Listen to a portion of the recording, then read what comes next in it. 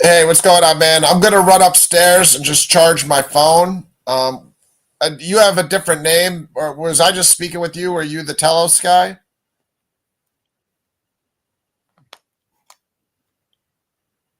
Okay, sorry. Yeah, no. Were you just on Ace panel, or are you just a new guest? Yeah, I'm Ligma FPV. Okay, cool, cool. Listen, I'm just gonna throw my phone in the charger and grab a drink. So if you want to give yourself 2 minutes to get whatever you need situated, feel free. But I gotta run upstairs just to charge my phone real quick. Okay. Yeah, I'll be take your right time. back. I'll be right back. Just hang tight. All right.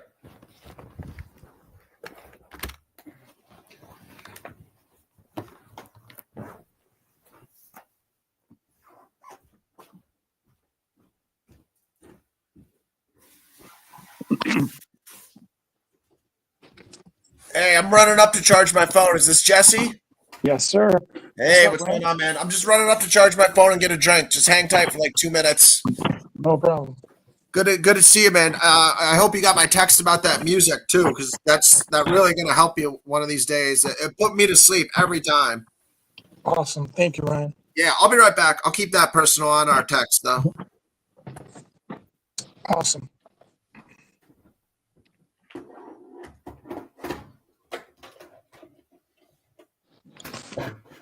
Peace, brother Andy. Is it Andy? Oh. Yes, it is, Andy. Nice to meet you. I'm making some coffee. I'll be right back as well. No problem.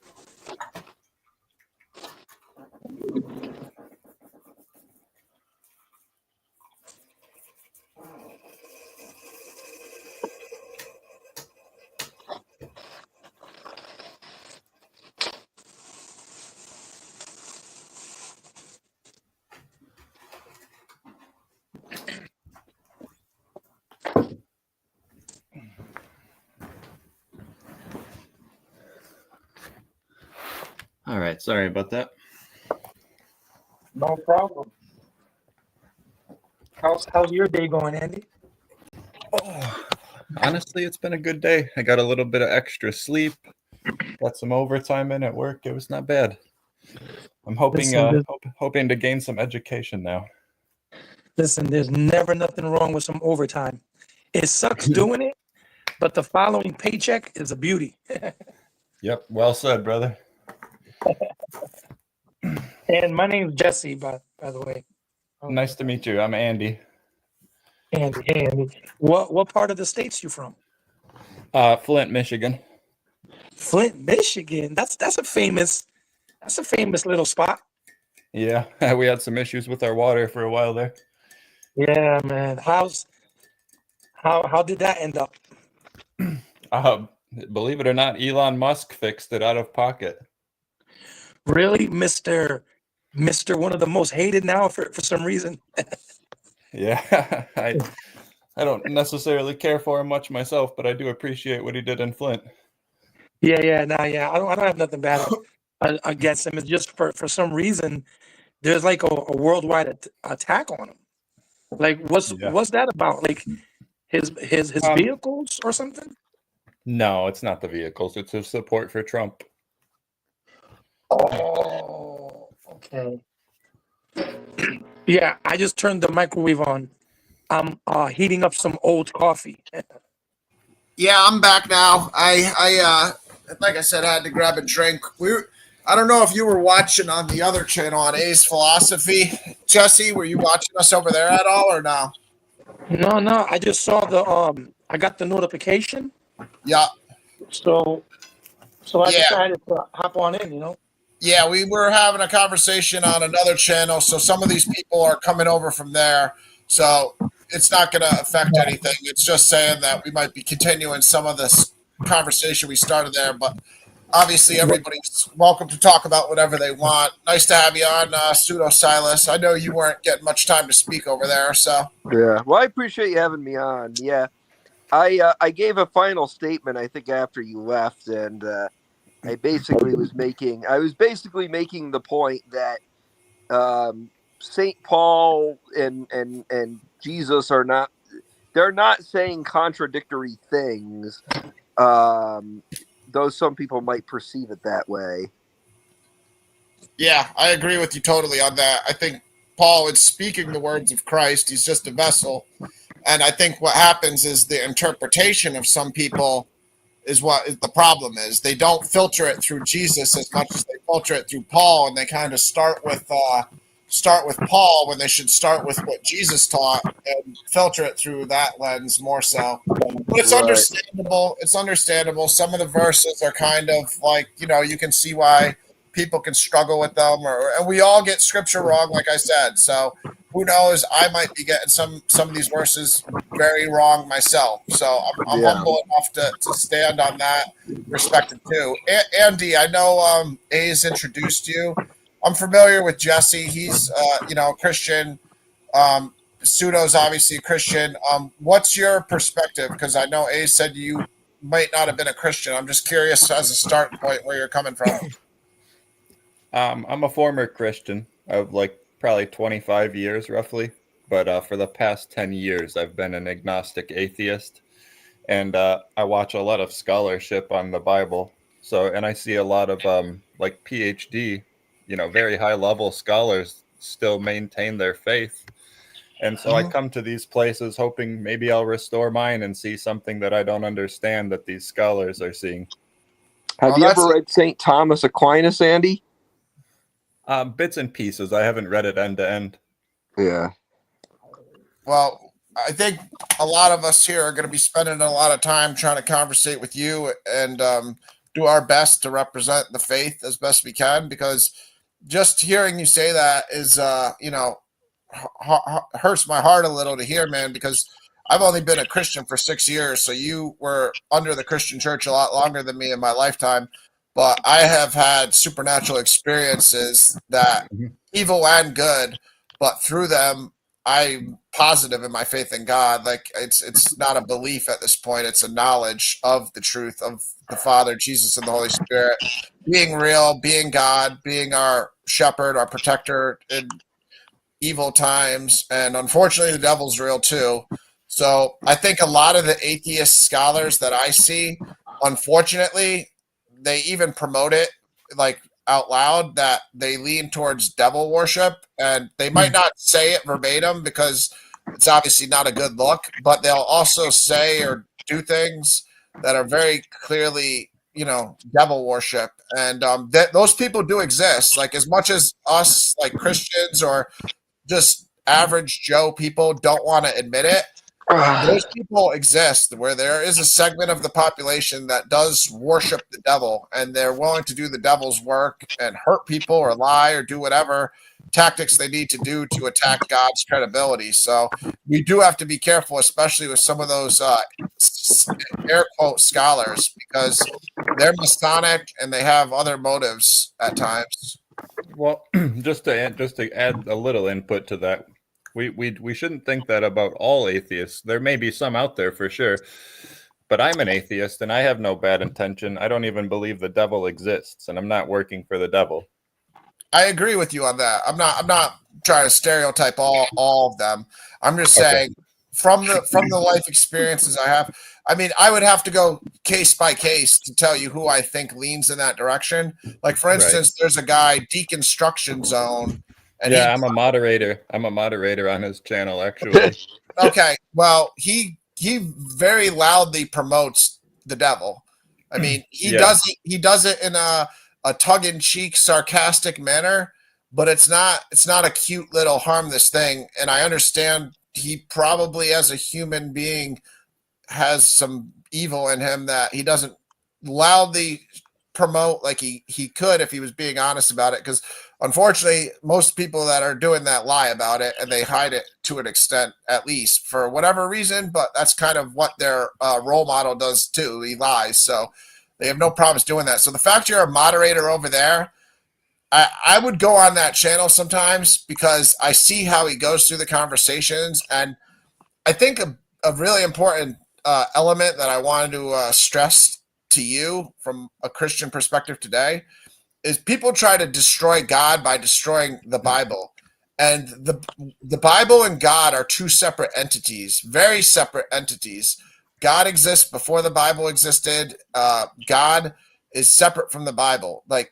So when people want to destroy God by picking apart what we have as the Bible, at times they're defeating something that is a straw man, essentially, because you don't destroy God, even if you could prove every part of the Bible has some sort of translation issue or some, logical issues at times. Like, I understand the Bible is very important for us Christians to have a foundation also. So I'm not trying to totally dismiss the Bible by any means. I'm not trying to do that at all. But what I am trying to do is, I think that sometimes people conflate God and the Bible, and we really do always have to have that separation in our mind that you can't destroy God by just picking apart the Bible. You have to do a lot more than that.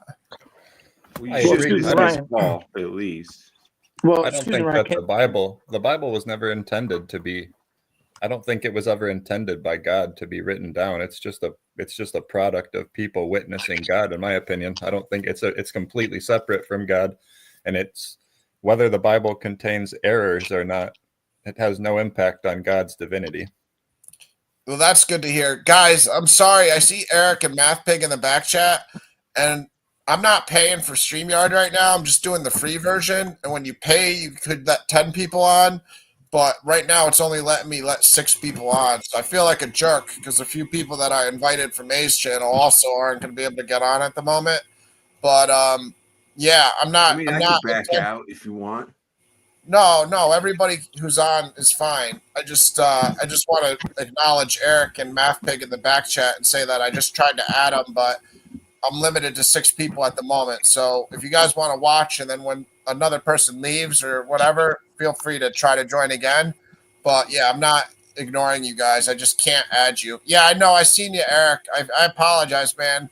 I'm not paying, and they're only letting me do 6 people. They used to let me do 10 when I paid. So I'll try to get you guys on when there's a spot. So I apologize. Same to MathPig in the back. yeah, and Ryan, like if you want, I'll hang out for like 10, 15 minutes, and then I'll hop off just to give them a chance, and then maybe like in like 45 minutes I can hop back on. No, But I don't mind giving. No, Mhm. I appreciate you doing the Chris saying you do that, but I rather talk to you, because you were here, and just because, I know I don't get to talk to you all the time. You're fine, man. Just stay on. Let's have a conversation. Everybody who, first come, first serve. I'm just letting the people know I tried to add them, and I can't add them unless I start paying for StreamYard right now, and I haven't been doing enough shows to bother with that. So maybe somebody else's channel, like Eric, might start a stream for some other people too. So if you start a stream on your channel, I'll direct some of the people that can't get on here to your channel too, if you want. So we can do that also. There's other solutions here, but yeah, whatever you guys want to talk about is fine. Dirty, you had something to say. I don't know what topic was on, but yeah, go ahead. I'm sorry you've been patient. Or maybe he's not by his computer right now. Regardless, guys, that's I'm also here. okay. Sorry. All right, just let me clarify too, because I just called on you like I'm a teacher or something. I'm in no way superior to anybody up here or controlling what we're doing up here.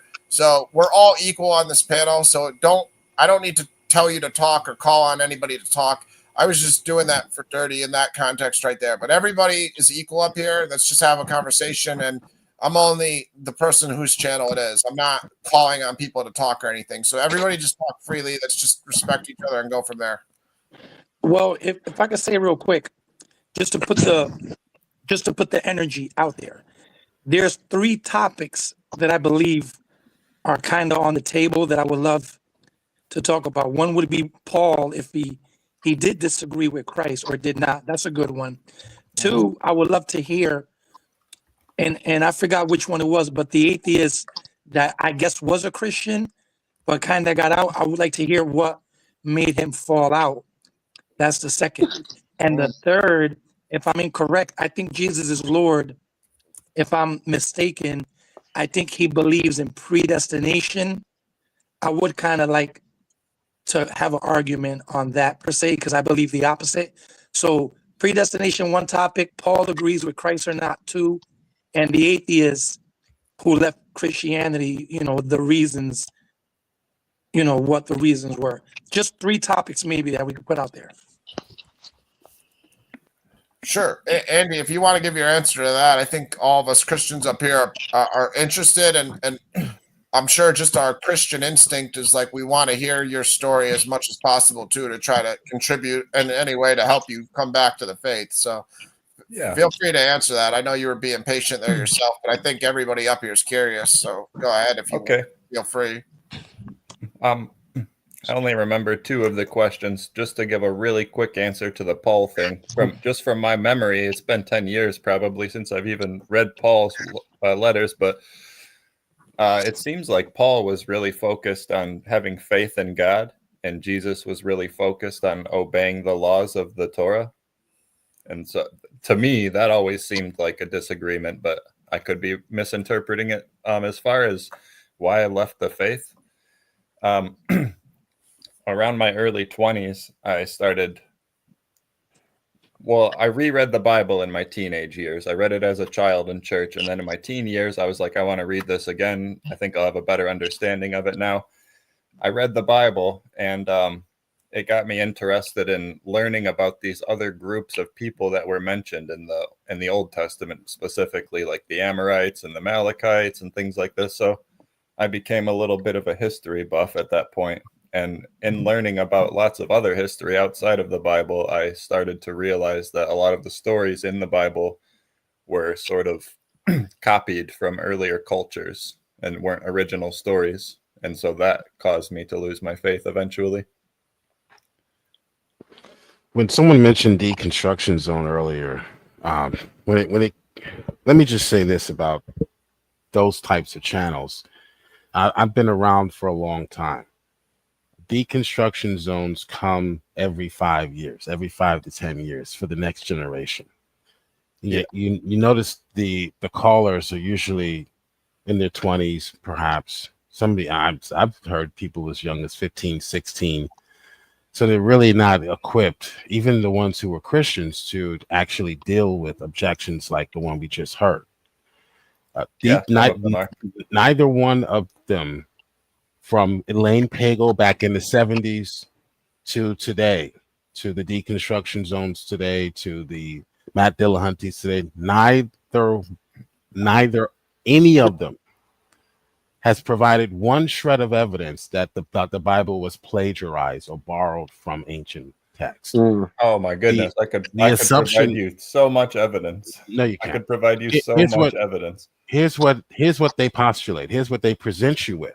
Okay, you got to know the difference between evidence and a claim that it's just a claim. They say that they are older, and they let the innuendo actually fill in your mind to tell you that this is plagiarized, but they have no example or hard evidence of plagiarism. They'll just tell you these texts existed before the Bible. Hint, hint. Yeah. But there's never any evidence of plagiarism.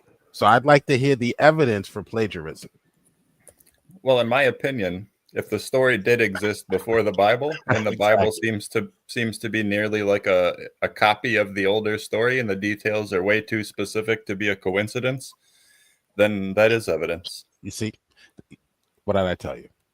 Wait, hold on. They've been doing it Well, for I- decades. They've been doing this for decades. And Hold writing on. books. I'm sorry. What did I do? Hold on. Yeah, Joe. You did exactly what I said you wanted to do. Let's not I stereotype. said if him. it's the Bible. I I said didn't if. stereotype him. I just told you what I experienced for the past 30, 40 years. And he Yeah, did yeah. the same But- thing again today. Yeah, think let what me he just exactly be what he clear. already- Yeah, but let me we've only just had be a clear though. conversation for 1 minute. Let's just be patient with each other. Sorry, Andy, to interject. I'm just trying to be an arbiter here for a second. No, Just No, I appreciate it. because I just all of us have our independent views, Andy. So what Jill just said, I'm not going to totally agree with, but I'd clarify from my own terms that I wouldn't use the word plagiarism. But I will totally admit that the Bible builds off of certain narratives that yeah. were from other cultures because it's logical, because they were in Egypt. They were around the Mesopotamian area. They're familiar with some of these stories. Even Paul quotes people in the New Testament. Of course, Paul gives credit more so, but that wasn't always the ancient writing style. But some of these motifs, even if they're borrowing from other ancient cultures, we have to recognize that if it's truth, this other ancient culture had truth. It's also a logical thing for the Bible to include it because it's true. For instance, the flood. You know, if a worldwide flood happened, let's just hypothetically say that, then every ancient text should include an ancient flood, like it pretty much does, because it's the truth. So we also, in the understanding of the Bible or any book, maybe borrowing from anything else, if it's an objective truth, they all should contain it. But the word plagiarism is where I'd agree with Jill that I want to use that because it's a strong word. Like plagiarism is saying it's just stealing and copying. So I want to use that word. But yeah, go ahead. I'm just And trying also to be there's in the middle. Go ahead. Go ahead. There's a fundamental error that they're not even realizing. You can't tell someone plagiarize from your account if you are those people in that region. Yeah. It's So not it's their plagiarism. book. It's not plagiarism if it's their culture. Yeah, it's Oh, not plagiarism. Abraham came out of the land of the Chaldeans. He was right in the midst of the Babylonian pagan, the epicenter of the Babylonian pantheon of gods. So this is their culture. And the interesting thing, and this has been explained to now, of course, Deconstruction Zone, you can't get on his show, but because his waiting lines are so long, because he's got a bunch of 18-year-olds waiting to call in. But this has been explained over and over again. This was purposely done. The author or the God of the Bible, who inspired men to write, purposely subverted the ancient gods of Canaan. So it's not that the God Yahweh was something that God of the Hebrews made up. No, these were gods that had already existed in Canaan, and the true God, is subverting them. Let me give you an example of what that would mean if God were to come today in our culture. If God were to come today in our culture, he would do exactly the same thing. He would take the heroes that we have propped up as gods, Superman, Batman, and he would say, I am the Batman. real Santa Claus. Yeah. I am Batman. Not that guy you I'm the see over real there in the black suit. I am Superman. I can leap. It's called the Cloud three-story Rider building. motif or whatever. It's called It's called literary subversion. So this was purposely done. But what liberal scholarship has done cleverly, because they're selling books, is they taking that actual intentional what we would call a strategy, or what we would call a polemic, and they've turned it into something nefarious. It's plagiarism. That's liberal scholarship in a nutshell. That's why I don't really read any. I do read it to just know what they're talking about, but I don't take anything a liberal scholar says seriously. And also, can I just say, excuse me, Andy, can I say that real quick? I'm short and right to the point. If people believe that the Bible is a copy or just like some book, Why aren't there other Bibles out there from all these other civilizations There are. that are impactful and powerful There are. as the Bible? So can you share a book that they have that's and hold on, and then this is what I mean. Not just any book, the impactfulness of the Bible. The Bible no. is 66 books written Right. from different time periods that connect to make a masterpiece. That Yeah, this masterpiece, The Bible's the most famous, no question. well, it's not just the most famous, it's the most impactful because there's judges that swear to it. The time we call 2025 is based off of it. And so many civilizations, this is their base, this is their nucleus. So is there any other books you could share with us that are even close to that impact? No, but I don't think that the impact it has any bearing on whether it's true or not. Well, if I could also, expand upon what Jill was saying, and I think Jill did a very good job responding to that. But if I could also expand upon that a little bit, the many of the pagans, the ancient pagan tribes, were engaging in superstitions. What is a superstition? A superstition is an attempt to try and link a material object, link truth to a material object.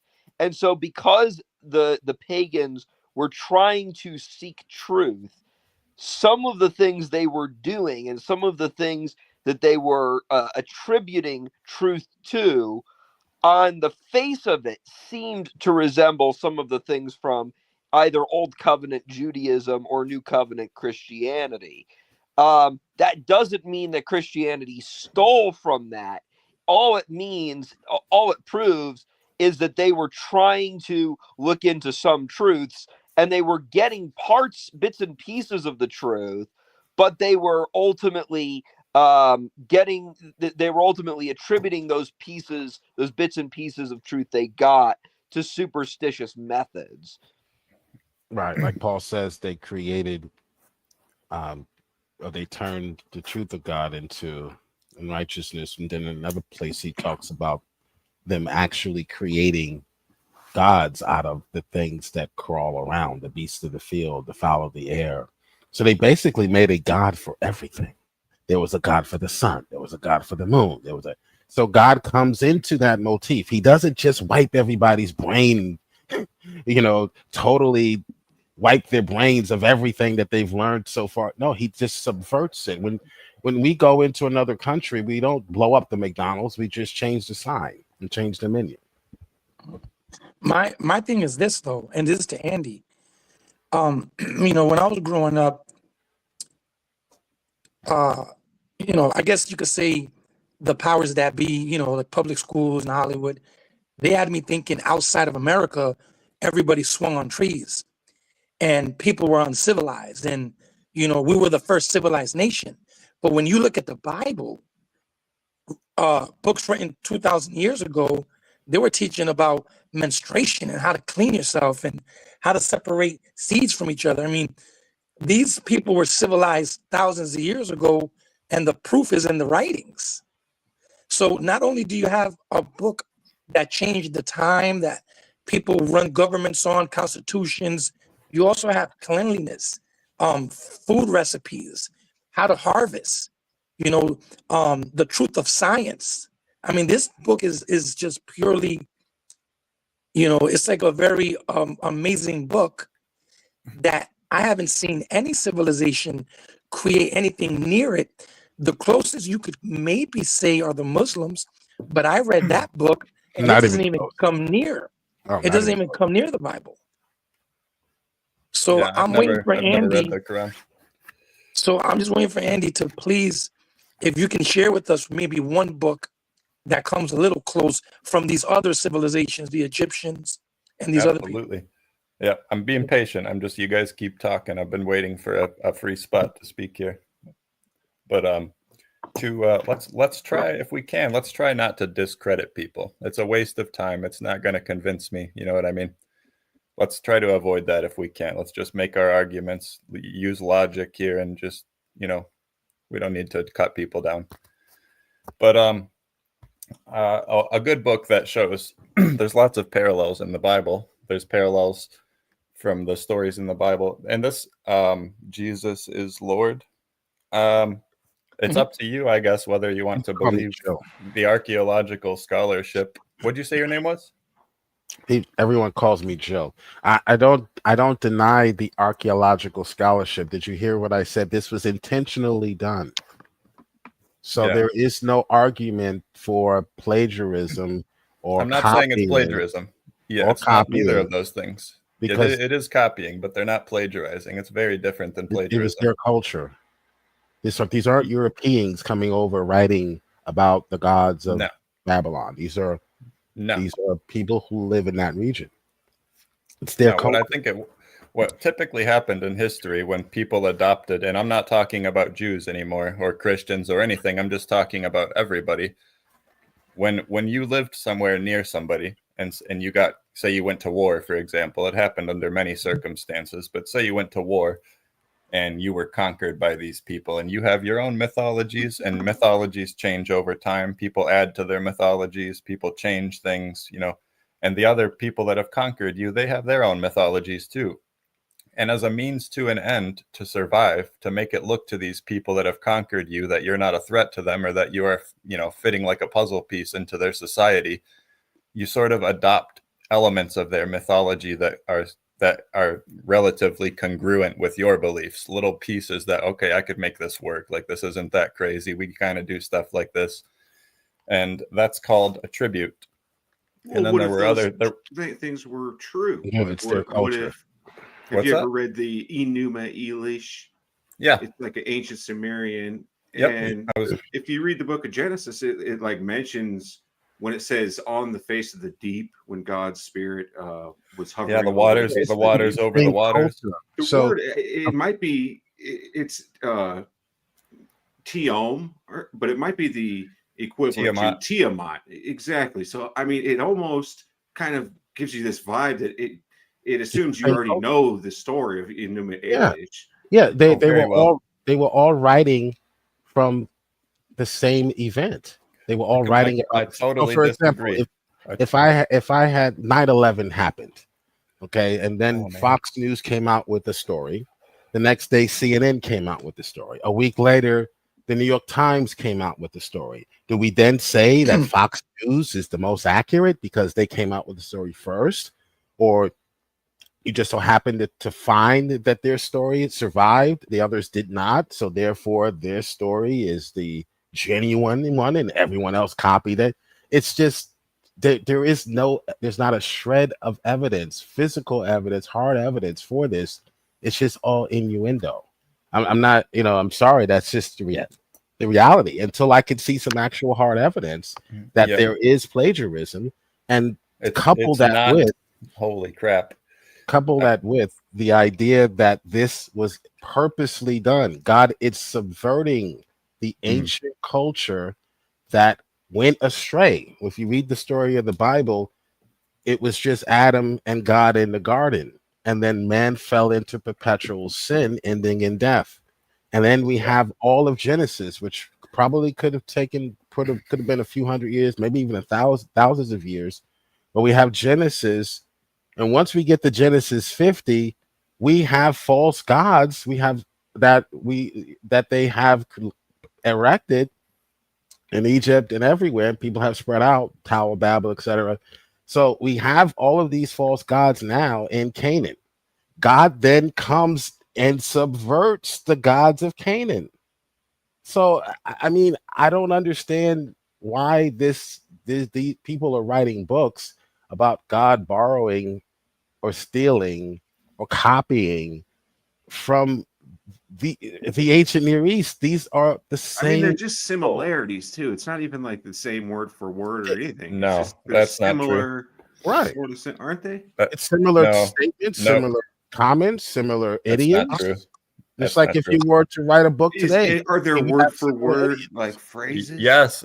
You guys got to let me talk, but I've been trying to give you an example for 10 minutes now. Yes, there are literal Well, Give for us a one, word for word. they're not word for word. They're not, Okay, so you don't. and polemics are never word for word. Never across any So- culture. They're never word So for word. it was purposely done. It is the seems point to I'm be, making. yeah. Okay. It seems So that more so then it's logical. not a knock on the Bible if it purposely subverts an ancient culture. And what God is saying is that all of these false gods that you created, all of their attributes are my attributes and belong to me because I am the creator. So he would do the same thing today. I wouldn't dare consider the idea, it's just absurd that God borrowed from Superman. Yeah. He copied Superman. He's not copying the Superman story with Lois Lane. He is saying that the powers that you attributed to Superman belong to me. And if you I want to look at understand. the, if you want to look at I totally get what you're saying. Like, you couldn't explain your point better to me. I understand. I'm familiar. You know what I mean? I deal with this all the time. well, let's take I the just- flood. Have you read the Epic of Gilgamesh? Yes. Okay, what are the similarities? So in the Epic of Gilgamesh, we have the most important parallels in the Epic of Gilgamesh are the flood story that's told in Water. the Epic Wow. of Gilgamesh. Okay, so what else? What's what that? else is a parallel? Water is one. What else? Can you mute your microphone while I talk?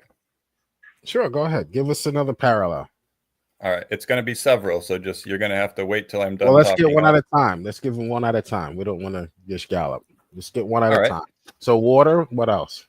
It's not water. The water A is flood. almost A major irrelevant. flood. A major flood. Right. Okay. So a lot of water. What else? Do you want to tell the story, or would you like me to? Well, no. You have parallels. I want to hear the parallels that I'm- There's a I- boat. Yeah, convince you that there was something wrong here. Go ahead. Give us you more than you have a problem with interrupting people. I've been trying to talk, and you want to talk over me. Am I wrong, everybody, or is he talking over me? You let him get a word in, Jill. Come on. I'm telling him to go right ahead, and he keeps saying, and I'm cutting him off. I'm I saying, know go you're right ahead. champing at That's the right why I ahead. asked. I That's know why I you're asked champing you. at the Go right bit. ahead. Go right ahead. Go right ahead. That's why I asked you to mute your microphone so that you Go won't ahead, interrupt bro. me. Just go ahead. Give us one more. Please forgive Jill. He's champing at the bit. It's okay. Yep. Okay. It's several parallels though. It's not one. You're trying just to. want You're one trying at a to. You're time. trying to. can- What you're if I trying to can do is respond. you're trying to separate it into a single parallel and cut each one down. But it's the whole story. All of the parallels taken is why it's so significant. So I Okay. have to give you No, all the well, you're parallels. trying to. I think you're trying to gish gallop. So can we get one at a time? Well, so that we Jill, can respond to each? can I say this, Jill? Just to be fair, let's at least give him time Okay, to get his give us thoughts. three. Give us three. Yeah, let's just let him Alright, get his thoughts because it is a deep question, and it might be kind of hard for him to get it all out. So let's just give him time. I'm So, only asking Andy- one parallel. That's all I'm asking for. Just give one parallel between the Epic of Okay. Gilgamesh. He said there were several. I'm not going to ask him to give a whole list. Just give us. I would one or like two. to. It would be Okay, much give us more one or two at a effective. time so that we can digest what you're saying and There respond was to. a plant that gave I everlasting can't life. even give you one at a time because you won't yeah, stop guys, talking. let's let Andy speak. All right, and listen, you have the floor, Andy. Go ahead, Andy. You have the floor. Yeah, All guys, I apologize. I was upstairs. I figured the ball was rolling, and I wanted to let everybody talk. So if you guys needed me, or if I say anything that's redundant to anything you guys just talked about, I apologize. I was just, like I said, cleaning upstairs. So, You're good. so I wasn't here to moderate. We're all, like I said, equal on this panel, though. So just, let's give each other time to speak and try to limit contentions. And again, none of us speak for the entire denomination. Andy doesn't represent all the agnostics in the world. Neither does Jill represent all the versions of Christianity in the world. So let's not label each other and what we believe, or try not to give generalities. Let's be patient, try to hear each other out, see where each individual is coming from, and just do our best to go through these things in a Christian manner. But go ahead, Andy. All right. So I guess we'll do it one at a time for Joe. So the first parallel is that God in the Bible, God is dissatisfied with humans. In the Epic of Gilgamesh, the gods, multiple gods, are dissatisfied with humans, right? That's the first one. Yeah, that's a good one. Yeah, there's very many. It's not just that. So it starts off with the gods are dissatisfied with humans, and then one god says that he is going to destroy the humans with a flood. He's going to wipe out all humanity with a flood. And one of the other gods goes to Utnapishtim and tells Utnapishtim, hey, God is going to wipe out humanity here. Now, You excuse need me, to- Andy. Yes. As you read them, can you share where the book, like what the book is, like if you can? Yeah, this comes from the Epic of Gilgamesh. Oh, okay. So both examples are from that book. Yeah, specifically Okay, from I believe it's either the Akkadian or the Babylonian version of the Epic of Gilgamesh, because the Epic of Gilgamesh changed multiple times. Okay, so we have God judging, okay, which is standard when it comes to the flood narrative. These are not all judging, not also judging, being dissatisfied, Dissatisfied, and saying he's and going to wipe therefore- out humans. right. Therefore, he judges. We call it judgment in the scriptures. He's judging because he's dissatisfied, so he pours out his judgment or wrath, we can call it. And then we have a flood. So those are the parallels so far. Go ahead. Yep. Okay. So God's dissatisfied. Another God comes and tells Utnapishtim, I'm gonna, the main God is gonna wipe out the world with Well, the that's flood. a You need to- difference. That's not a similarity, because in the But it's going to run out about 2 or 3 because there are only 2 or 3 basic similarities. There's a Noah-like or hero-like figure. There's a major flood, and God is judging the world. Those are the 3 parallels. and there's a boat, and I think there's 8 And a people boat. that come There you off go. it. A boat. Well, no, it's not 8 in every story. It's just Oh, okay. yeah, and there's a boat. So there are about 3 to 4. Of course, in the story of 9/11, if you were to take all of the accounts and look at them, compare them with each other, you'll see that there are parallels. That's So why don't that you believe be the the Bible, Andy? Come on. it's supposed to be parallels that they're all talking about the same event. Yeah, this is why I asked you to mute your microphone. Okay. All right. So You so got more? Andy, You got more parallels? so then that's from the book of Gilgamesh. Yeah, the Epic of Gilgamesh. It comes the from Epic- Mesopotamia. Okay. Now, do you have any other books that you could share? Yeah, I'm not actually finished with the parallels from the Epic of Gilgamesh. So he Okay, has- all right. he has Bring it more- on, he has Andy. more Bring it on. parallels. Okay. All right. I'm trying to think of where I was. Dissatisfied with humans. Got the other God You was says, on the boat. Your last one was Utnapishtim. something about a boat. Boat. There's a boat. okay, yeah, he comes and says the world's going to be wiped out with a flood. You need to build a boat to save your family, and something about animals. I don't remember how it words it, but just like a variety of animals, basically. I don't think it says 2 of every animal on the world like the Bible, but a variety of animals to repopulate the world with.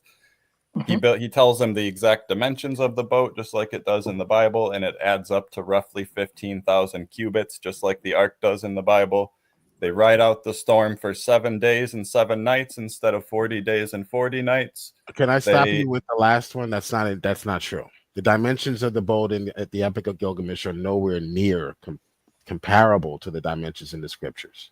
So that Yes, one, they are. right. They're 200 by 200 by 200 cubits. That adds up That's to not the 14,500 dimensions. cubits. Really? It's the same the amount Bible? as the Ark in the Bible? What? Yeah, they both Have you come read out. the Ooh. dimensions? Have you Yeah. read the dimensions of All the right, boat? hey, They- just I mean, they- how could you not believe it? If the first civilization said that that's what happened, how could you not Yeah. believe that there was a global flood? hey, that's just to not It's just the you story. know bicker over things that we Why can would all they say Google it and if it check. didn't happen? Yeah, we Why can would- Google Why it. would they just Yeah, make up this? Here it fake- is. Here it sorry. is. Genesis 6:15. Noah's ark was to be 300 by 50 by 30, What's that equal? not 50, 50, 50. Yeah, cube but boat- I didn't say they were both cubes. volume. Cube I didn't boats. say they were not- both cubes. Cube I boats. didn't say they were volume. both cubes. Okay, all right, but the Epic of Gilgamesh is a cube boat. The Bible boat Correct. is not a cube. But Okay. Rice said Yeah. the Okay, volume so was here- the same. here's He didn't what say I've they were done. the same shape. This He is said what the happens volume. every time. This is Here's what happens well, every time. You've given us several. Let's talk about some of them, okay? Instead of the Gish Gallop. Here's what No I would one's do. Gish Here's Galloping. what I would do. I think When it it's comes to the fascinating that they get dimensions the of the same volume on the boats. You know, See, No, Like, we how would don't, because we see that the that dimensions prove? are different. All right, right? hold on, because I'm unclear. I know Andy said they're the same. Jill, you just said they're different. 300. Let's Neither of us calculate have it. Can we shown an calculate article it? or anything. Everybody They're a can different share their shape. screen. We all have Google. If somebody Yeah, wants to I'll Google it. Google the dimensions and then Yeah, share their let's do it. screen. I guess I can also do it myself. I'm capable. What were the myself. dimensions again? But I I just also did a just quick Google search. I- He's dead wrong. I just want to keep going past that point so we don't go in circles over that one point. 'cause Well, we I can mean, all I think Google that's a it. good point to stop on for Andy, because if the first civilization said that's what happened, why would they make up some story so elaborate, and say, "Oh, the whole world was flooded," when it actually wasn't? Why would they say that? Why would J.K. Rowling write Harry Potter?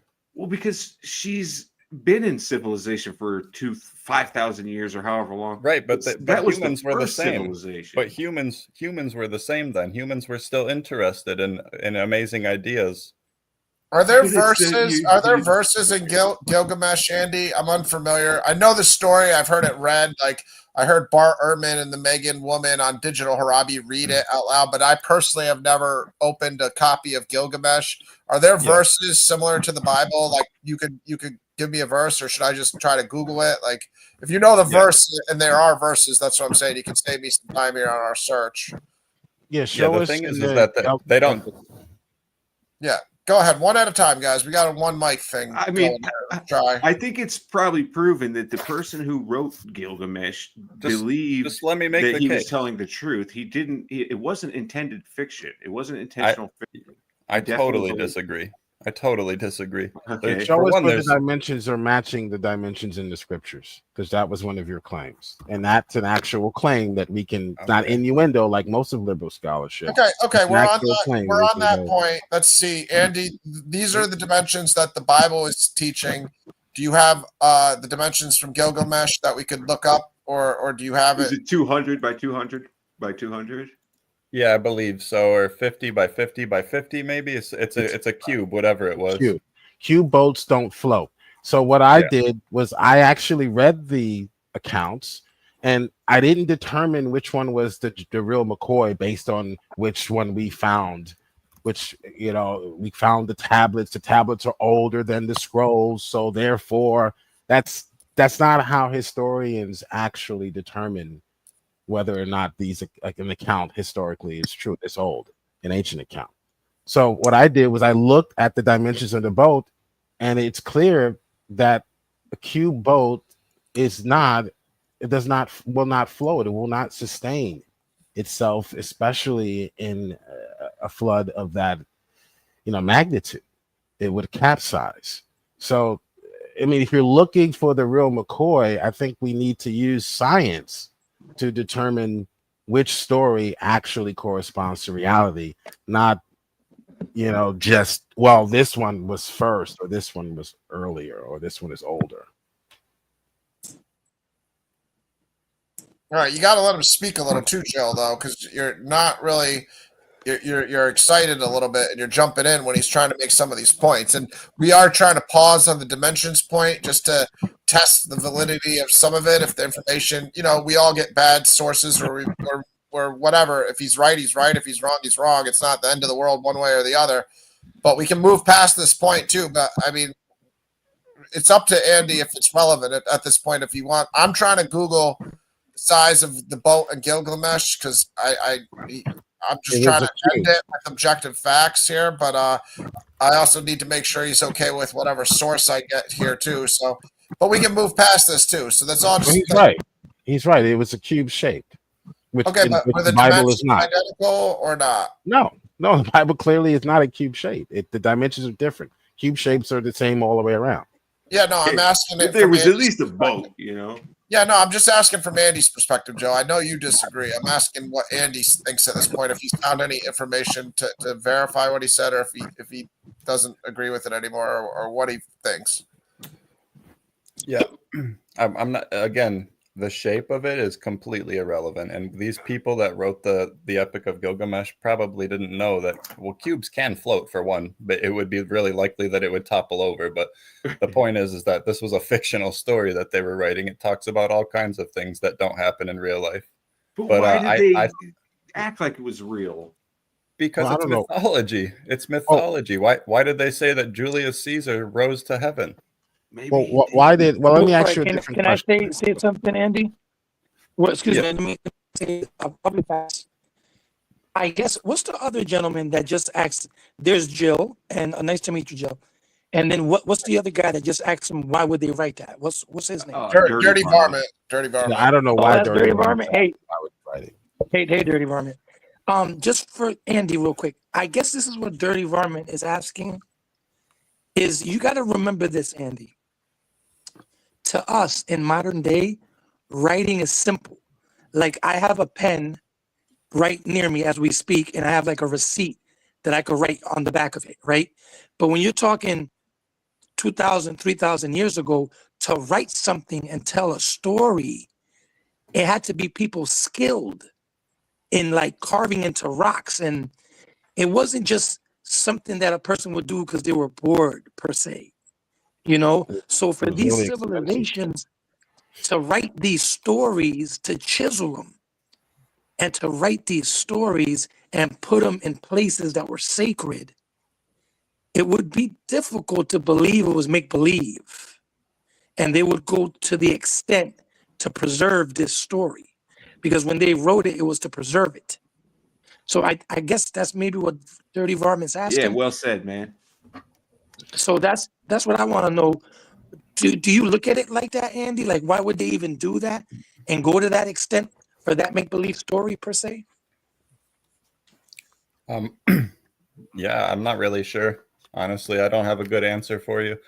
I'm not sure why they did it, but it seems that everybody was creating mythologies. And I think what this comes down to with Dirty Varmint's point is he's basically he's making the point that why would these people make mythologies? So I posed the argument about the Harry Potter example, and we his retort was that J.K. Rowling, grew up in a society where there was already mythologies. And I think I would just argue that that's not a necessity. My point is that humans have a tendency to mythologize regardless of whether they already know about mythology. J.K. Rowling was intentionally writing fiction. She wasn't intending these people for people to believe it was real. These people were too. Yeah, these people were writing fiction too, I think. Guess it was later worshipped, but I don't think the authors knew that it was going to be worshipped when they wrote it. They were just writing in a story. I mean, like he said, though, it was such a sacred thing to write something down. Only one or two people, like you have to think that there's only 1 million people on the whole earth, at that time during the Sumerian tablets at the beginning of the world. And they said that it was a flood. How could they even imagine that there would be a worldwide flood? I mean, because floods happened. Yeah, okay, I can explain that. I can easily explain that if you'll give me a chance to speak. Yeah, I want to definitely hear your response to that. Just for clarification, Andy, your position is you think that the authors of Gilgamesh went through the trouble of writing on the clay Sumerian tablets, putting all the time and effort into it. Their intention was to write a fictional story that wasn't meant to be any part of their religion or theology or worship. Can you just clarify if they wrote a fictional mythology that they based their religion upon, or were they just writing a fictional mythology for entertainment? Because I'm curious. I'm just curious what your answer is to that. Well, typically mythologies begin with oral tradition, and oral tradition can go for anywhere from, years to decades to centuries before they're written down, depending on how advanced the culture is. So it's more likely that these stories were well known by everybody long before they were written down in the area. But do you think the author's intent was to write a fictional story? Well, the author, if we're talking about the author, the first author, it would have just been the first person to write down this story that everybody already knew. Yeah, he might not have been the creator of the story, but you thought in his mind. Oh, I see. Like the original Ryan, creator. let me say this. Andy, let me say this, Andy, Ryan. The first Bible, not the first Bible. There's a Bible called it's the Latin one. I have a picture of it. Yeah, the Vulgate. I don't know if it's the Latin Vulgate. It might be the Latin. It's one that it weighs 80 pounds, and there was only 4 made to be given to 4 kings that ruled the world at the time. Okay. And one survived, which I think it's in some museum. Now, this Bible, I think it was fourth century. It took 600 cows to make. 600 cows that they used for the leather to make the pages and all that. So what we're trying to tell you is, and there was only 4 that could be made because it was so expensive and it was so. Yeah, they didn't do that for Harry Potter, man. They're not gonna. Yeah, they're not gonna do that. I don't believe they're gonna do it for a make-believe story. Now, Well, they when were you're doing it talking into about, clay. yeah, They but were hold doing on. it into clay. But when you're talking about 3,000-4,000 years ago, do you know the machinery to carve into concrete or rock? It wasn't something you can get at a hardware store. Like Yeah. these metals were rare, you know, at that time. Like I not totally everybody agree. had a Bible. Not everybody had the chisels to carve these tablets. So that's why if a civilization was going to do a huge project, there's a million other things they could have wrote, you know, instead of saying, hey, listen, I know that we're going to die, this civilization, but let's leave the world with a story about a flood that didn't happen. And you know, Yeah, why would they say that? I don't get it. Because the Yeah. stories had probably been around longer than they were alive before they were written down. Scholars call Right. it the one source theory, that It- they it- all are drawing from the same source, the actual event. It's That's definitely that's evidence best that there was explanation. a real flood. Yeah, and I have a position on that, by the way. okay, bring it out. Let's go. All right. Come on, man. I personally think, because the oldest stories that we have of the flood seem to come from Sumeria. That's where the flood story began, and it was later expanded a couple hundred years later in the Epic of Gilgamesh. But the flood in Sumeria, in my opinion, that if you look at Mesopotamia is pretty much, it's almost makes a circle around. Well, it does make a circle, but it almost makes a perfect circle around Mesopotamia, the Tigris and Euphrates rivers. And the Tigris and Euphrates rivers often dry up completely and flood really bad frequently. They do it often, and throughout history, you know, they've done it hundreds of times. And when the Tigris and Euphrates rivers flood, Mesopotamia is inside of that, and it becomes a pool, just like Louisiana, you know, or New Orleans. I mean, like it's in a really bad spot to where it gets flooded really bad when this happens. And I'm in my opinion, it was just somebody living. Mesopotamia is like 200 miles across. So if you're a person in the middle of Mesopotamia and the Tigris and Euphrates rivers flood, and no matter how far you go in every direction, it's water and you can't see anything, you're going to think the whole world flooded. So Abraham, Moses, all of their ancestors would have known about the flood. That's why it doesn't make sense to say that they borrowed. Right. I don't when think they're all Moses. living in the same But culture. he said it's a all local in the flood, same though. region. He just said it's a local flood. Yeah, it may have It doesn't spawned matter from a if it's local flood local. story. Doesn't matter. They're all living in the same region, so that you cannot Well, borrow. Moses, yeah. That would be like me saying, well, you borrowed from Thomas Jefferson because you have a tool that Thomas Jefferson used. Well, you all live in the same region, so we would expect you to have similar tools. Right, I mean, but I Moses don't get it. I really don't. Moses is telling there's things about Moses's life that already happened in Babylonian mythology, in the Sargon legend. Okay. Moses seems to be a fictional character that was kind of like drawn from a Babylonian character, according to liberal it's scholarship, but I would like to see the I'm flood. not drawing from scholarship. I just read this stuff for myself and I see parallels. You know what I mean? Yeah, like a hero-like figure, like water for the flood, and yeah, I got a hypothetical question for you, if that's okay. If we, like, before we even carry on, like I'm not even done with the parallels between the flood story and the Epic of Gilgamesh. We keep getting so off topic. Well, let me ask you about one of the parallels that were not actually a parallel: the dimensions of the boat. Yeah, I don't think. Let me stop you right there, because I may have been wrong about the right. The, Well, you were wrong. Not may have the been. dimensions. The dimensions. Right. So let me just ask you this: I think I was wrong about that. You were. Why didn't Moses copy the dimensions from the Babylonian text? If these are in truly borrowed copies of the Babylonian and Sumerian text, Why didn't he copy the dimensions? Wouldn't that make the most sense to say, hey, this is the boat. I need to put this in my story because this is the dimensions that came from the true story, right? Why didn't he copy the dimensions? And Jill, let me add this. And Andy, again, just, when excuse, can I answer him? yeah, and let me just say this real quick, Andy. Just I guess to kind of get you to understand, well, not understand, but to see what Jill's saying and what the world is thinking. You have a book called the Quran, right? And you're going to see tons of similarities with that book in the Bible. Tons of similarities. And you're going to see the same characters, same names, cities, people. So you can genuinely say that that book was plagiarism or the Bible because are like it mentions Abraham, Isaac, Jacob, the cities, Jesus, Mary, virgin birth. So it is plagiarism, right? All right, guys, let's let Andy answer so we can like get past each point. But That's that's what I'm saying, Andy. That you'll have situations like that. So can you you showed us the flood? That's one story. Cool.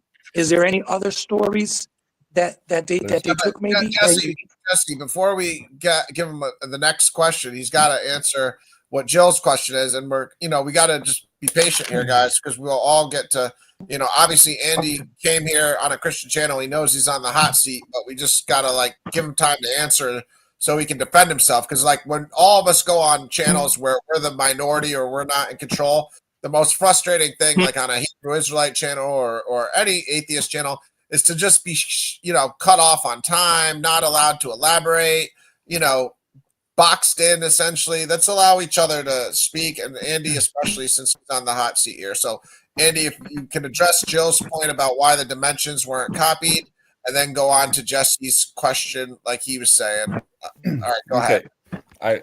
I'm mistaken about being mistaken about the dimensions, by the way. And real quick, before I go on to this, I just wanted to say that when people copy mythology, and I'm not even talking about the Bible, I'm talking about the Romans copying the Greeks, or you name it, they changed details to make them fit better with their culture. I already said that earlier. So you're not going to see a one-to-one copy of these stories. They're taking the bits and pieces that they liked. The dimensions fit better with their culture because they don't like your culture. The dimensions were roughly the same, though. No, not even close, dude. Yes, they are. Yes, the dimensions. I can answer you. Just let me answer. You said that they were similar. Just let me answer. Yeah, I'm a math teacher. They're not similar. Just let me answer you then. You can just let me answer and then prove me wrong. Yeah, let's for future, just to continue this conversation cordially, we'll save time if we just let each other answer and don't have to, slam dunk every point that we have. The facts will objectively speak. Let's just try to be patient, and we're gonna waste a lot of time. Save this slam dunking for when I start talking about. Can I say this real quick? Yeah. Oh, man. Let me say this. That's what I was trying to. That's what I started. I think he proved good evidence. Your connection was bad, Jesse, so we didn't really hear you. Go ahead. Okay. What I was saying was, I believe he did good with proving the flood. That's why I don't move on to other stuff he has. Because instead of digging into this flood thing, he already brought the proof. It is very similar. It is. The dimensions are different, but he did a good job. I agree. The dimensions are not different. The dimensions are not different. Though. Do we have a source? Do you have a verse or something so we can end this dimension thing? Because I was Googling it and I was just reading some quick comparison articles. It's the area, not the volume. The area. Of the boat all right. Do you have a source? Can you share your screen? Yes. Are you on the laptop? Please. I'd love to. Yeah, I'd like to move past this point. If you can share your screen and I could just share. No one talk. Yeah, because I think Andy did an awesome job with the 30 seconds. Well, just 30 seconds. All right, let him talk. Go. Okay, so when I said the dimensions were roughly the same, I was referring to the area of the boat, like how, the width by length. And in the boat in the Bible, it says 300 by 50 for the area, which is 15,000. And in the Gilgamesh story, it says 120 by 120, which is 14,400. So they are roughly the same. So you weren't talking about the dimensions at all. So the dimensions are not the same. The area are dimensions. The area is not It is area. a similarity. It is Area a is similarity. not It is dimension. close enough, guys. Guys, it's close enough. Close enough. Andy, No, do you have another? So Why are I'm you mincing an words? actual math teacher. Dimensions are not the same as area. Okay, then I misspoke. Nice try. I misspoke. Then I'm not a math teacher. So I was just trying to say that the area of the boats are nearly the same. That's but the not the parallel. dimensions are the same. Okay, So, we're past. We established Some this of the point. dimensions. That's Right. Let's move past it. Let's get to the point where we 14, all okay. can heed as Christians that other creation stories, like I'll mispronounce it, but the Illuminati Nuisher, I can't pronounce it. The world was created out of darkness or primordial waters. Like there's other civilizations besides the Bible that share with some of these stories, like the flood, the creation story. Maybe some of the characters had similar roles at times. We can all grant that as Christians. It doesn't destroy our Bible. That's fine. That's that Andy continue build upon that point. If cultures do share these stories or they overlap somewhat, go ahead, Andy, and build upon why that leads you to not believing the Bible. Go ahead. Yeah. So it was just 14,000 versus 14,400 versus 15,000 area. That was what I meant. And I'm sorry. I didn't mean dimension. I'm not a math teacher. I misspoke. That's my fault. But what I was trying to get at is that the story in the Epic of Gilgamesh has the god being frustrated with humans. A different god comes and says, hey, God's going to flood the world. He tells him to build a boat that's roughly the same area and to save his family and a variety of animals. They ride it out for 7 days and 7 nights. When he thinks the flood's over, he sends out a raven and 2 doves, or a dove and 2 ravens or something, 3 different birds, just like Noah does. The bird doesn't come back. He knows that the flood is over. They land on top of a mountain, just like in the Bible, and they sacrifice an animal to the god, and the god loves the pleasing aromas of the sacrifice, just like in the Bible. So my point is if this story is older than the Bible, the authors of the Bible copied the story. That's logical. Or the story is true. Right. I just looked up the dimensions of the boat. Again, you're maybe you're not familiar with the dimensions. The boat was 200 feet in length, I guess he's width, just saying and height, which is hold on, let me just finish. It was which means that the area is not the same. It's not even close. It's 120 cubits. No, 200 by 200 by 200. Where are you getting this from? It says in the story, it's 120 cubits on each side of Utnapishtim's boat in the Epic of Gilgamesh. 120. Well, maybe cubits. You have a different story because I'm seeing 200. Yeah, I'm sure there's 100 different sources on the internet. Yeah. So we all, like we said, we have to look at the same source at the same time. But again, guys, they didn't even use feet. Feet didn't even exist. Well, I translated it to dimensions, though, guys, because we got really a have hypothetical question.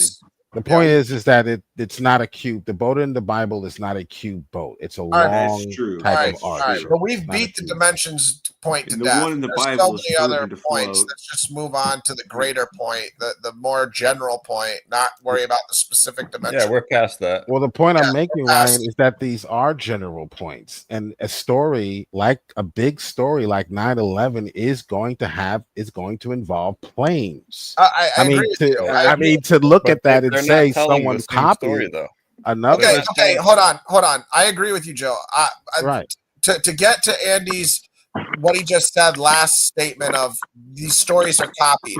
Andy, we're all human beings and we understand certain things are necessary for me to copy something. I need to be familiar with the language. I need to have that source in my possession, or I need to have an oral tradition passed on to me of that story from a neighboring people that became my actual neighbors.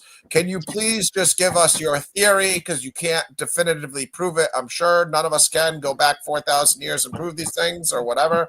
but in what manner do you think the Israelites or the Bible authors copied? Did they have possession of the actual text and they knew that language and they copied it? Did they have an oral tradition of neighbors that they copied it from? Give us your theory on how they copied it, because that's a logical step on. They have to have the information in some way. Tell us how. Yeah. Well, in some cases in the copying, we get examples where it's literally there's certain parts of the story that are almost the exact same details in the exact same order, and the only thing they change is the name and the time period. That seems to be a clear indicator. Wait, hold on. Can you just repeat your question? My question was, how would I copy that? Because if I sorry, something's written in Spanish, I Yeah. can't just grab this Spanish book and then copy it unless I speak Spanish. So your theory is these Israelites they were able to interpret the clay tablets. They had possession of the clay tablets. That doesn't seem likely. That's just probably, you can address that if you think that's the theory, but I don't think that's the theory you're going to promote. Are you saying this was just an oral tradition that was very specific and that's why it's so similar? Like, can you tell us how they can copy it? You know what I mean? Yeah, the Mesopotamians and the Judeans, like the Levant and Mesopotamia are neighboring, so there would have been all kinds of intermingling between the two civilizations constantly throughout the years, and there would have been people that spoke the language of the Babylonians and people that spoke the language of the Israelites in Babylon, and vice versa. And there would have been all kinds of mythology sharing, in my opinion, whether it was verbally or maybe some of them even read and wrote the language of the other one, but it probably varied from person to person, I would say. Okay, that's fair enough. I mean, that's all I was curious on, because it is a methodology that we have to address. Like, I think it's kind of a low percentage chance that they actually had the clay tablets themselves and then read them and knew the language and then went and wrote it down. If you look at Abraham, for example, like Abraham came from the city of Ur, and Ur was in Mesopotamia, like right in the middle of Mesopotamia next to Babylon. So that's an example. If we're taking Abraham coming over to the Levant as truth, then we know that people were traveling from there and sharing the stories, if that's what we're assuming was happening there. Sure. And again, like logically though, as Christians, again, we'll say, like, if a flood happened or a creation happened, which creation clearly happened, and a flood is pretty likely. If there's overlap and these stories exist in all these cultures, that doesn't necessitate these stories aren't true. So when you say that the stories are very similar, is it okay if it's a true story that they're similar? Should they vary, or are you just saying it's a mythology, which it seems to be that you're saying it's a mythology that they just copied and there's no validity behind it? Where do you stand on the validity behind it? There's just zero behind the Gilgamesh account. Just in general, the flood and also the creation stories, like the overlap of there being primordial waters and darkness before light. Like all these creation stories have these components. How on a 0 to 100 mathematical scale of percentage, do you think the overlap means there's 0% chance these are true, 50% chance, 100%? Like, just give us a range so we can see where you're coming from. Because it seems to me like what you're kind of presenting here is like, well, the Bible's got a very identical story to Gilgamesh, so that means the flood's not true. It's like 0% true. Where I wouldn't. Excuse me, Ryan. Yeah, can I say this real quick? ahead. It's funny. And Andy, don't think like me, and I'm pretty sure I speak for everybody. We're not pointing fingers or anything. We're all learning from each other, and this actually, steel sharpens steel. So we're not attacking or anything. This is a beautiful thing. I'll tell you something that just came to my mind, and I can only speak for the scientists in America because I'm an American, and I'm here in America. I notice that when the scientists in America find ancient cave writings, they never really take it as mythical. They always take it as fact. This is how the people lived. These are stories of them gathering sticks. These are the families they had. They always make it as the people aren't gonna, do it just to make up a make-believe story. And I guess what Ryan is saying is, when you found out the flood story transcended outside the Bible to other places, and you yourself said all these places intermingled, wouldn't that also prove the validity of the story versus it not being real? You know, like, wouldn't you say, okay, if the Bible's speaking of this flood story and the Mesopotamians also speak of it, wouldn't that kind of like add to it being more truthful?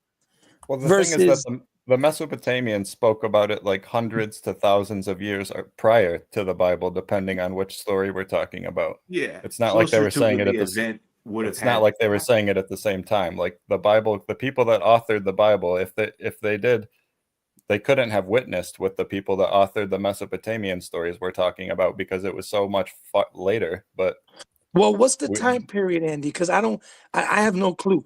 What's the time period of Mesopotamia? If I'm mistaken, wasn't that the first like true civilization or something like that? no, there were civilizations way before that, but they're the no first writings. Sumeria. Yeah, well, Sumeria is in Mesopotamia. Sumer is in Mesopotamia, but That's the first civilization. no, there were civilizations way before that. It's yeah, actually, Is there? we could say you're right. Yeah, actually, I agree with that. We could call that the first civilization. But there were people that were doing complex things and making jewelry and doing they had likely had religions and complex cultures. Yeah, but They just hadn't. what's the rough time period, Andy, of Mesopotamia? It doesn't have to be an exact number. Roughly 3,500 to 4,000 BCE, I think. It could be earlier than that. That's when their stories started popping up. That's the oldest writings we have. I mean, it could have went way before. It could have went way before that. Yeah, for Sumer. Okay. Yeah, just kind of move past the flood narrative. And 'cause then the we've Hebrew talked about writings that. are what, like 2,000 years later? Well, the Bible claims that they were in like 1500 BCE, roughly, for the flood story, or for Moses's account, or something. No, I can't remember. Moses' account. Yeah, Moses Moses is is- around the flood- 1500 BC. The flood would have been like 40, whatever. 4,000 years before. But Moses' story does say that the flood occurred 4,000 years before, like during the same time that the Mesopotamians said it occurred. Well, actually, Isn't that about a right? year before, about 1,000 Yeah. years before Mesopotamia. Because if Well, yeah, Andy's yeah, I saying mean, Mesopotamia, But Moses said it 4,000. occurred during the same time that they said it occurred. So they both say Correct. it occurred at the same time. yes, they're both around. Sorry. All right, no. I'm just saying, guys, the flood narrative, the story of Gilgamesh compared to Noah's flood, that's just one specific instance here. That's trying to address. Yeah, but if you could prove the just global real- flood happened, Andy, wouldn't that prove that God exists? Because there's no way all the animals would not have survived. If there was a global flood, you would have to have foreknowledge of the event. Otherwise, there's no way you would survive unless you were on a boat. But there's no way you'd have all the animals happen to be on that boat. So if there was a global flood, hypothetically, that would prove that God exists or that some divine entity warns a human being, right? Well, excuse me, Dirty. That's a beautiful point, and that's what I was trying to tell Andy. The logic behind that story is unbelievable because that's the only way the animals could, be around now if there was a massive boat that protected them. So and the only way to get that knowledge would be to divine. Perfectly said. Nobody would think that 4,000 years ago. Nobody. I just think would. it's way more likely that there was not a global flood and that the people that wrote the flood story were either mythologizing or mistaking a local flood for a global flood. One of those. Okay, two. but I mean, I was hypothetically, if there was, that would prove there's a God, correct? Yeah, so but from all what we I have to do is understand, prove there was a global flood. I mean, I think you should look all that up. There's a bunch of flood geology videos on YouTube that seem pretty darn good. Why would there's always to be a flood would prove that God exists because there's no way that the animals would survive that, and the person there would have to be God telling someone foreknowledge of the event in order to survive. The only way a human could survive. Okay, all right. I see your point. I don't think Andy's going to agree with us about animals being able to go onto the boat themselves and all the but I'm saying hypothetically, if there was a global flood, that would prove. Yeah. Go ahead. My first question to that, I guess, would be how did the kangaroos get to Australia after the flood if Australia is not connected by land? Because there was like a land bridge. The water was a little Well, bit lower. hold on, because of the Dirty. ice age. I think a fair Yeah. response also is to understand as biblical believers that we can accept that when the flood is being written about, it can be a more localized flood. No, we can't. Well, it cannot.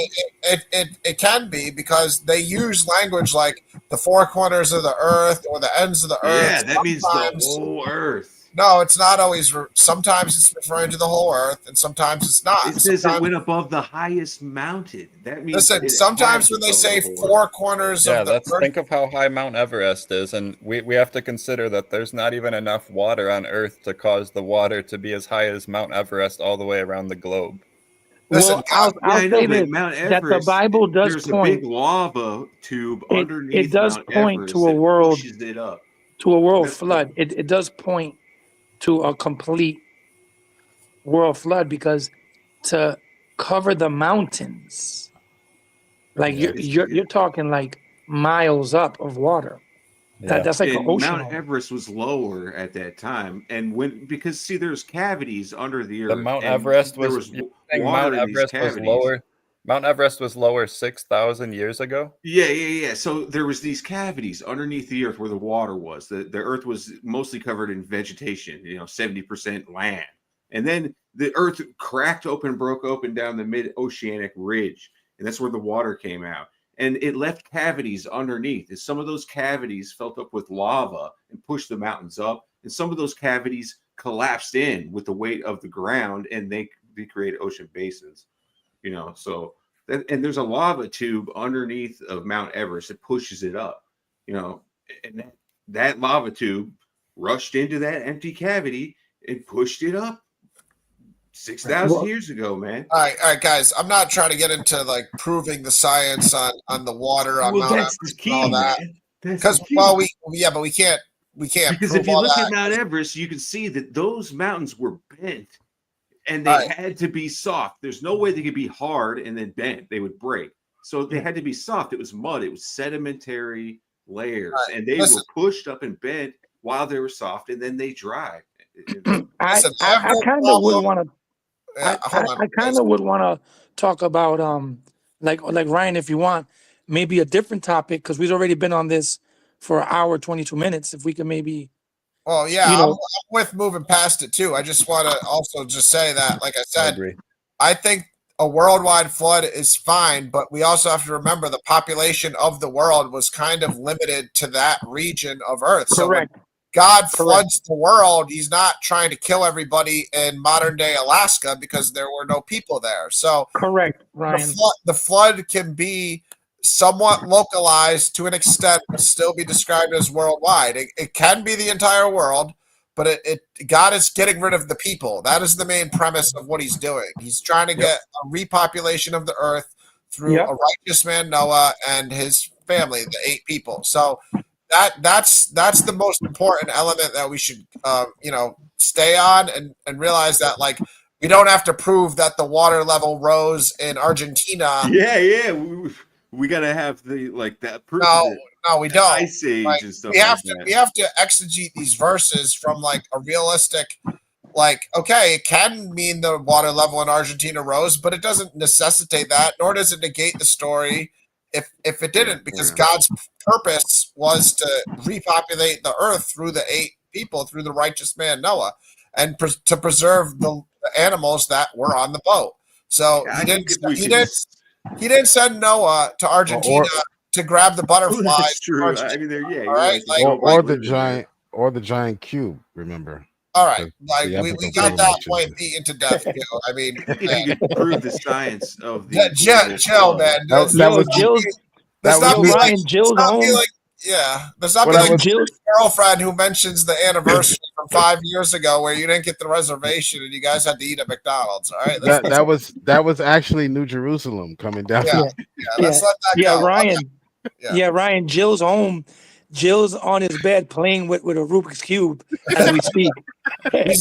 He's made a recreation of the arcs to compare them. He's got 3D models already built to compare for his next live Jill's stream on ready. his channel. Actually, that experiment has already been done at Lancaster. I'm sure. Okay. So since Andy's still on the hot seat, let's move on to like some other aspects of, these stories overlap. You view some of them as possibly being mythological. You do obviously agree that some of the Bible is historical and accurate. I'm sure you'd say the Persian, Babylonian, Assyrian, Book of Kings, Chronicles, some of the prophets are speaking of realistic events. Can we fast forward a little into some other reasons on why you would throw away the whole Bible as truth, Andy? Well, the parallels from other stories are the only reasons, really, that I don't believe. Well, that's good. But there's many. I mean, there's a lot of them. Yeah. Can you share some with us, Andy? Yeah. So I guess you would say the flood story is probably done. Then we can move on. Yes, please. Nobody talk about the flood again tonight. Let's let the flood go. Another good one that I noticed parallels that are pretty strong are in Sargon legend and the birth and upbringing story of Moses. Okay, go ahead. Present it. And Jill, try to restrain yourself. Jill. Go ahead, Andy. Go ahead. All right. So the parallels are that in both stories, there is a baby that's born. They're both what stories? The one is the Moses story in Exodus as him as a baby with his mother, and then the other one is Sargon legend, I believe it's called, or legend okay, of can Sargon. you make sure you're precise on what story you're comparing it to so we can precisely compare it, like if somebody's going to Google this? So that's an important variable here before we get into the stories. You need to be correct on who you're comparing Moses to. So can you make sure you just Google real quick you're getting the name right so we can start? Yeah. It's Sargon. Sargon what? Sargon of Akkad. Wait, hold on. Say it again or whatever if you want to type it in the chat so I can share it with you. Sargon, Sargon of Akkad. Okay, Sargon of Akkad. Okay, let's start there so we know who you're comparing Moses to. Go ahead. Okay. So in both stories, there's a baby, and the baby is saved by being put on the river. In the Bible story, it's the Nile River. In the Sargon legend, it's the Euphrates River. They're scooped up, and they're both brought into a royal household, raised by someone that's not in the royal family until they're done nursing, and then rose to power, I believe, in both stories. Do you believe that the story of Sargon is true? Well, whether it's true or not, that's really not. No, I doubt. Well, maybe it could be. Yeah. You know what this reminds me of? This reminds me. There's so much mythology in the old stories that I don't really. I mean, they could be true. It could be just completely made up. You can't prove mythology. You can claim it's mythology, but this reminds me of the Zeitgeist. Remember the Zeitgeist theory? Yeah, I hate being associated with Zeitgeist because Zeitgeist has a lot of false information in it. Yeah. Well, it's not false information. It's doing the same thing you're doing. It's looking for similarities.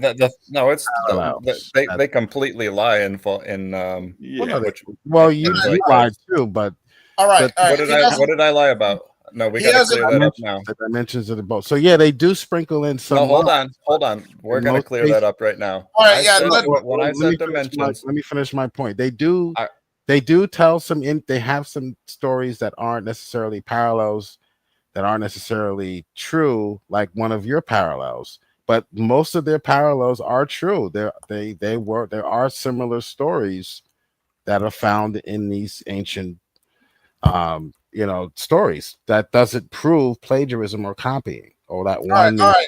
I think you should probably think about, maybe rephrasing the word lie, because nobody should be called a liar, especially if he just made an honest mistake or he was, just viewing the situation differently. If he thought the dimensions were similar and that proved his point. So lies. It was just a misunderstanding about the word dimension. Like I'm not a yeah. scholar. that I'm could just have been saying that the space with the the area is nearly the same. The area of the No, it's not. It's not even close.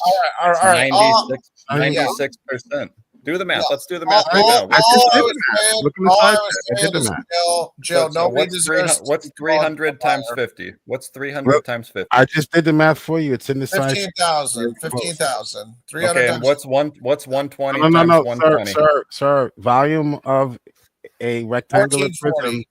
Hold on, guys. Volume of a rectangular prism. You multiply all 3 dimensions, not 2. Area, not volume. Area. Area. You multiply the surface Length by area. width. Length by width. No, Yes, you're a math teacher. Don't lie. surface area.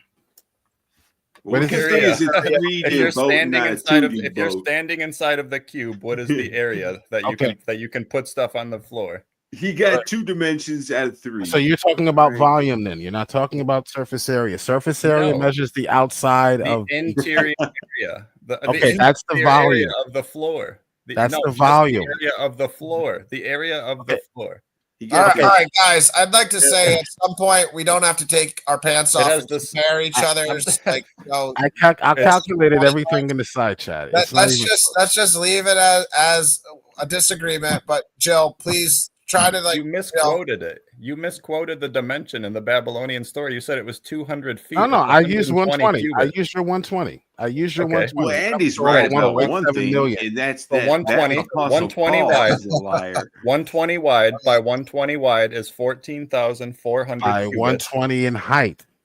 We're Trees not have measuring 3 the height. dimensions.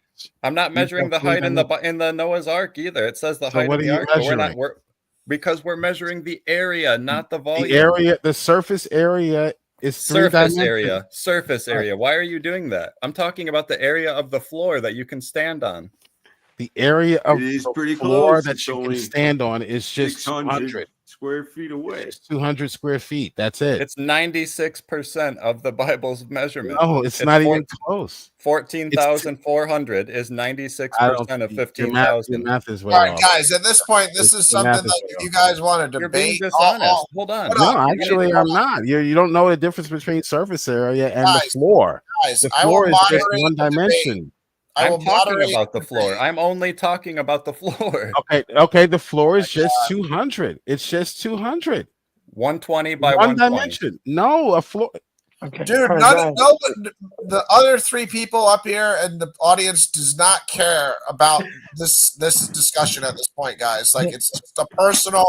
I'm You're right. lying. You're right. It's not a disagreement. He is lying. He is flat out All right, lying. listen, guys. You're If trying I can to say this, find because I'm something neutral. mathematically to help you out. To help your Guys, argument. if you disagree about this, you really want to settle it, we can make PowerPoints. You can have a debate. I will moderate it on this channel. If you're both I'm still not adamant going about to your debate the position, point. if you But the want to point- do a short debate on this in the next week, I'll host it. If not, let's just stop debating it right now without showing actual facts and information, because none of us can prove what either of you are saying because you're not showing it on the screen. We don't have the sources. I showed you in the side Waste chat. everybody's time because we don't know whose word is I think true. you better take We don't the know what deal source is true. because you So we can't got to debate stop you me. saying, "Oh, it was 10 by 10, or it was 9 by 9, or it was 6 by." I It granted. doesn't matter. Right, I None of us granted are his. looking at your sources, guys. And we I don't know if granted the his source is dimensions. credible.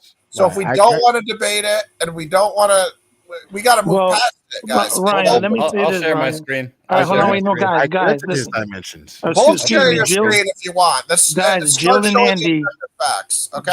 Jill and Andy, right? Or stop talking. Because about I'm it. neutral, guys. Because I'm neutral. And let me say this. The points Andy are bringing up are very good points. He showed proof of a similar flood story. He showed proof of a similar Moses birth story. I'll give him that. The concept of, are the numbers correct?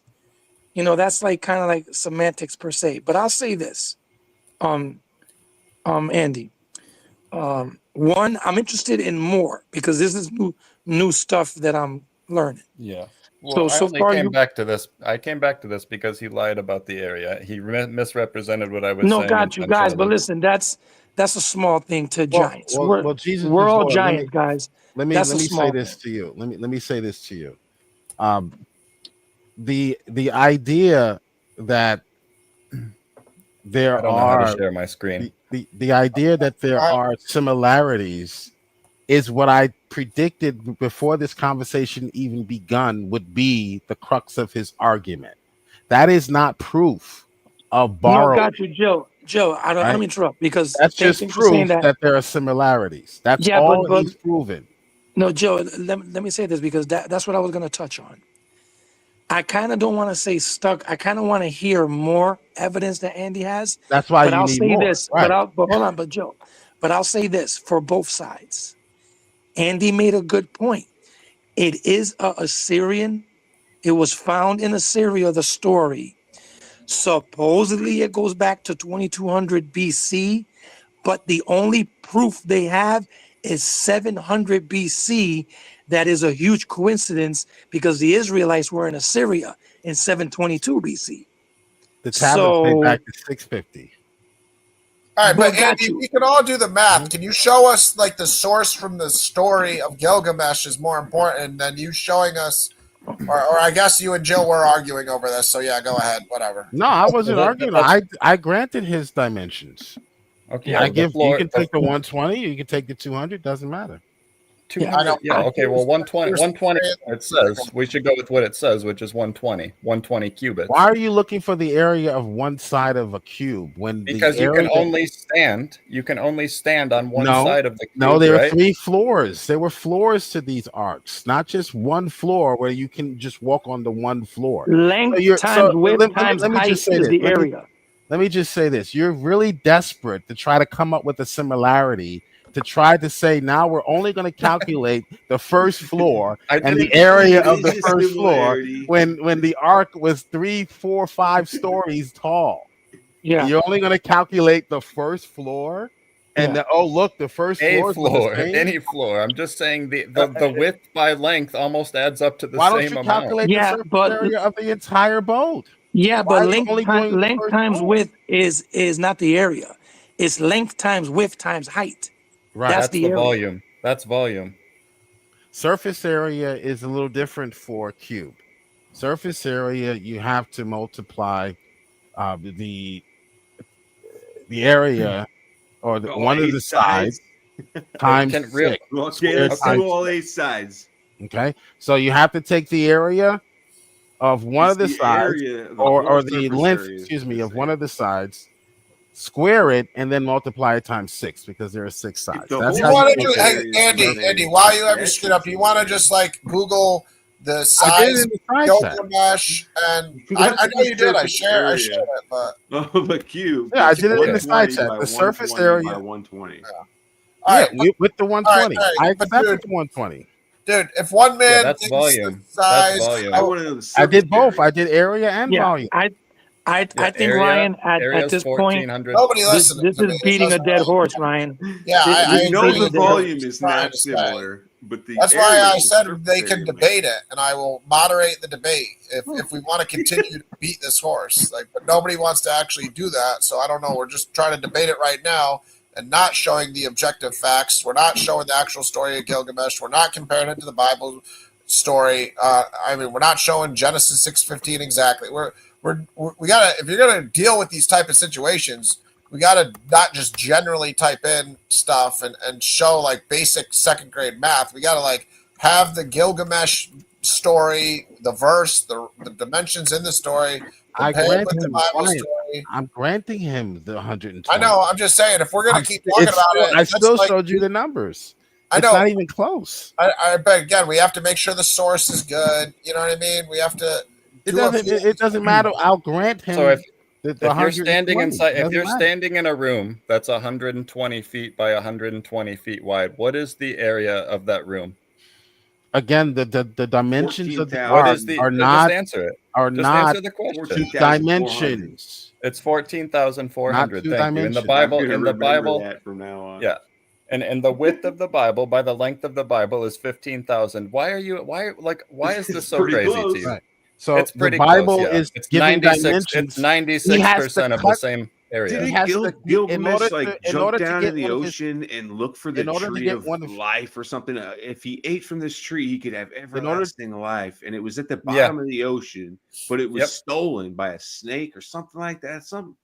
I remember Yes. that's a similarity too, and I always wondered about that. I'm like, was that true?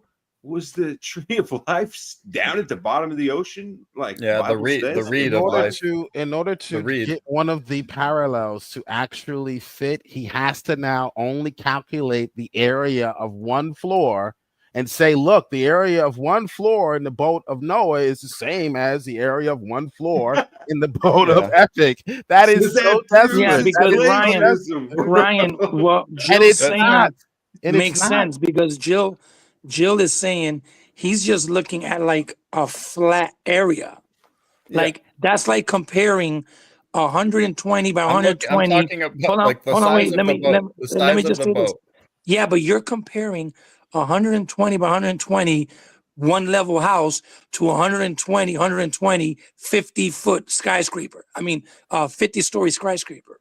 And you're saying, Okay. look, the area is the same. Yeah, but this is a 50-story skyscraper. Because It you're was not 120 cubits high. Yeah, the U.S. That's Naval crazy, Observatory says guys. that the Noah's Ark is actually the crazy. perfect dimensions for that type of travel. Right. Whereas That the is cube, I don't even insane. think a Like, cube can float. And that's the thing about polemics too, is polemics when somebody typically does a polemic about another story and there's not a threat of violence from them, the story always increases in like complexity. And that's Right, but there's exactly never what we been a see in the boat that Bible. big up until like 1800s or something, or 1600s or whenever. 120 cubits high? Okay, Yeah, guys. yeah, He It's just showed the incredible. 120. The Bible has different cubits here for Genesis 6:15. I That's just don't believe The I don't Bible don't believe the actually flood make story. sense. Yeah, That's but just how like- would the Guys, author of the book guys, of Genesis know dude, I'm not that on mute. those When are I the talk, can perfect you somewhat dimensions dirty, for chill. a boat that to I'm float trying on the not water? to mute anybody, but like dirty, seriously, when I'm talking, like I'm not. I know you can hear me. Like just shut the fuck up. All Like right, please, sorry. respectfully, shut the fuck up. Seriously, I mean, I don't know what was wrong with you. It's like I'm talking and I'm on mute, and you just keep talking over me, like you bug out. But anyways, listen, I just showed the qubits here. He just showed the qubits there. Let's get out. Let's get on with our lives. All right. Let's move Yeah. past this point. All right. We're I past. agree. This point, all right. Never mention it again. You and Joe do not agree on it. We got that far. Yeah. I think I learned that. Okay. So let's move past it. I'm just whatever giving that- my reasons. Like you guys asked me why I'm convinced, why I lost faith. Like these are what convinced me. You don't have to be convinced. I'm not asking you to. You asked me what are my reasons for leaving the faith. These are my reasons. This is what convinced me. Yeah, You're we agree with your That's true. reasons. They're good reasons. You brought out the flood. You brought out an awesome similar Moses story. So you brought out two headbangers. Do you have a couple? You have more that you want to share with us? Did we even Yeah. look at the Moses story and whether or Yeah, not I looked into the Sargon. Yeah, it was Sargon supposedly legend. written in 2200 BC, but they only have evidence of 7th century, which is the same time period roughly that the Israelites were in Assyria. So maybe they took it from the Israelites, or Right. maybe not. But we can move on to another possible story, Andy, if you have another one. Yeah, okay. So another one that I notice a lot of parallels in is in the New Testament. Actually, it would be in the Gospel of John. I notice a lot of parallels to Dionysus mythology. Oh my god. Oh man, that's kind of painful to hear. I mean, you're watching a lot of Myth Vision to start making that connection. To be honest. No, I'm telling you, these No. are the same people that these are their sons and daughters who are now grown up, and now they're coming out with their own zeitgeist, their version of it. But they call it why do you Negro's why power. discredit it? Why discredit it? It's already been discredited. That's the point By I'm making. who? By who? scholarship over since the 80s. I'm telling you, Really? this is Because the third training. PhD It's just scholars because- are holding these opinions. And Like, PhD scholars like Elaine Pagel held those opinions in the 1980s and sold a ton of books. It's just Yeah. the same stuff regurgitated for the next generation, as I started out the conversation by saying. And All you're right, just But, hold on, but hold on, hold on. that's my point, though. It has Let's- not been discredited. yes, All it right, has. let's leave the The highest stereotypes out. ranking scholars, some of the highest ranking scholars in the world hold these And they opinions. will They're do not it the next discredited. 10 years again to sell you some more books. But let me just say this about Sargon. There's not one shred of bibliographic evidence that the latter one is borrowing from the early one. Same thing with the flood. So it's a We have coincidence, or- actual bibliographic support and evidence showing that Muhammad plagiarized. You don't have that with the Epic of Gilgamesh. You don't have that with Sargon. There's just What about all Dionysus? innuendo. Yeah, don't mention Gilgamesh again, How please. about Nobody. Dionysus? Yeah, Dionysus. Go ahead and build upon what you're saying. Yeah. We're in the How, book of how's John. that spelled, Ryan? How's that spelled? So I I can mean, Google it. to DIONSIUS or something like that. Okay, I know it's D-I-O- I know it's DION. Yep. Like No, got it, Ryan. Got it. Yeah. Okay. Done. Look. Build upon that, but be clear with your points. Who are you comparing Dionysus to? Are you comparing him to our Lord and Savior Jesus? Like, who are you comparing him to? Jesus? just John's account of Jesus. Okay, go ahead. Build upon it. Let's give him, dude. Everybody sees the clock in the upper left, right? It says 1:45.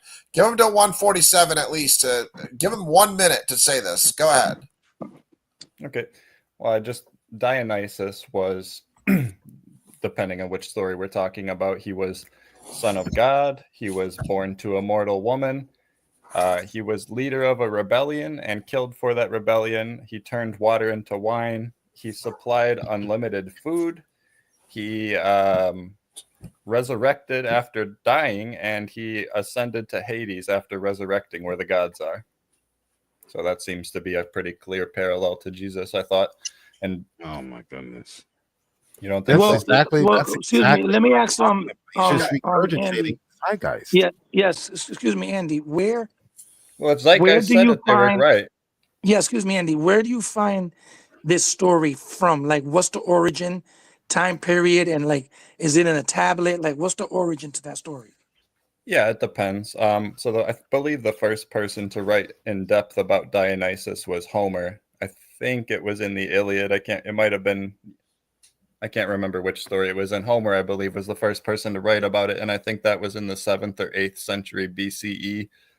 And then a couple hundred years later, in like the 5th century, I believe, we get Euripides. He wrote a pretty famous couple of plays about Dionysus, one of them being called the Bacchae. In the 1st century, like when Jesus was allegedly a small child, we get Ovid writing a bunch of stuff about Dionysus, a few different people. If I can, because you were really fast and you didn't even need the full minute there. I appreciate you being concise. It's important for all of us, if we're going to say similarities, to also acknowledge objective truths of the differences. So can you just point out some of the differences that also exist that you're aware of, so we understand where you're coming from on why you think the similarities are persuasive for the truth? Like, are there differences that you find significant, or what are some of the differences? Because you seem to know the similarities. Yeah, a lot of the differences, I would say, would be like Dionysus. Well, Jesus, for example, pushed for like peace and, obedience, and Dionysus was quite the opposite. He was like a god of revelry and mania and violence and rage and orgies and stuff like that.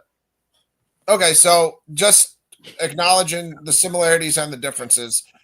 What were the similarities? Do you still think the stories are a similar story? Like, if I told you a story about a peaceful person that never did any sexual things in their life and only wanted peace, and then I told you a story about a drunkard who had a lot of sex and did a lot of kinky stuff and wanted war, would I then say those stories are similar, or would I say they're different? Or would I then compare some of the things, like they were born in the same city, they were the same, they had a bunch of similarities too, but would I still read those stories and say it's copying each other or the same overall?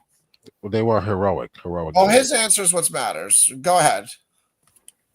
Yeah, I think that if there's that many parallels that are that specific, regardless of how many differences there are, it's logical to assume that there was copying from one person to the other, regardless of who it was.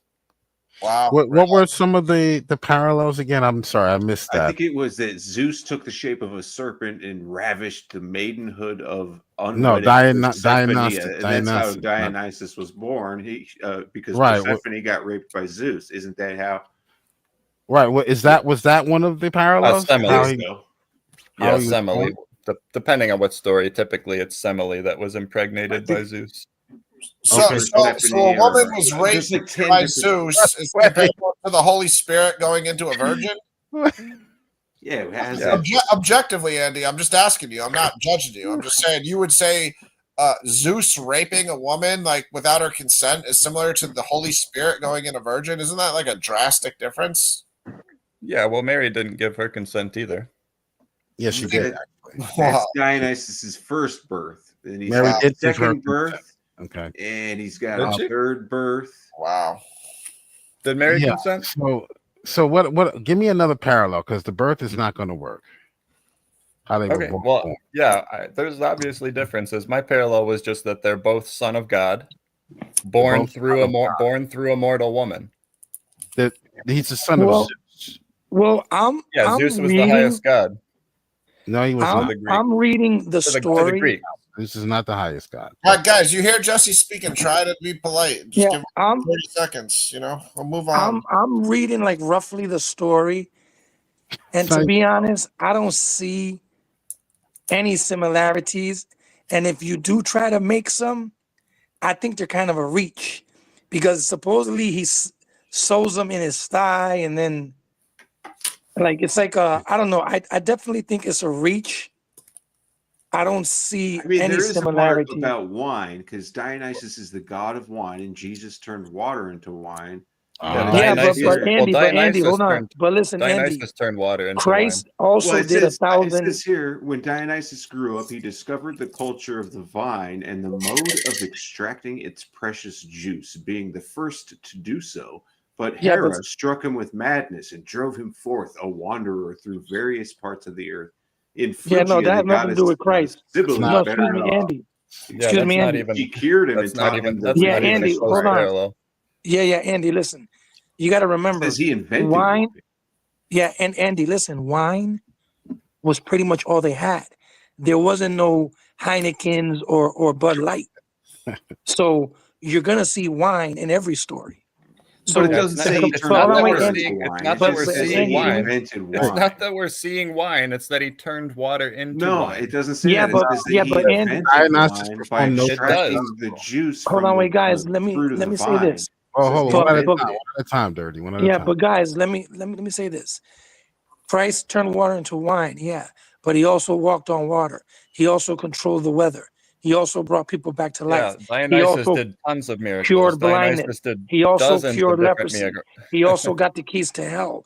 He also spoke with this angel. He also created Uh, the earth. He also Well, hold there's on. a Hold on. million there's a million things Christ did.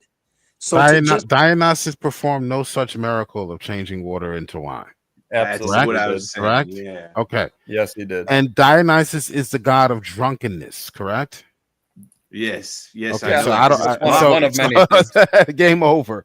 Okay, there's no It parallel says he between the invented god of wine. drunkenness and somebody turning water into wine. That's not a That- parallel. I Well, don't e- that is well, the give me parallel. some. Give us another. Give us another one.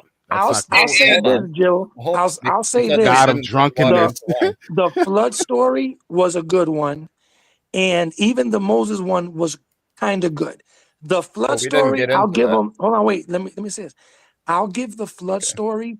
I'll give it A minus in comparison. I'll give the Moses story a C plus, but the Dionysus, that's definitely an F. Yeah, Well, that's- objectively speaking, I agree with that. I mean, I didn't hear much of the Moses story, so I won't even give a grade on that. But I'll say, yeah, comparing Gilgamesh to Noah, you're in the same ballpark. You're in the vicinity of an A or a B.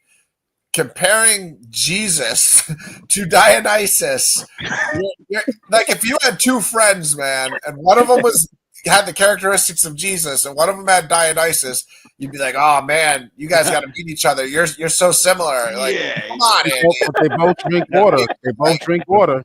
So Bro, there you go. Andy, Right, get it right. Andy, come on, man. If They you had both two drink- friends, one was Dionysus, one was Jesus, you guys got to meet each other. You're so similar. Yeah, you just have a strong misunderstanding about how polemics work. No, I You're- don't. I'm not trying to satire you, and I understand when there's similarities, there's also differences within the stories. Like I understand that's a part of the authorship that's like very understandable.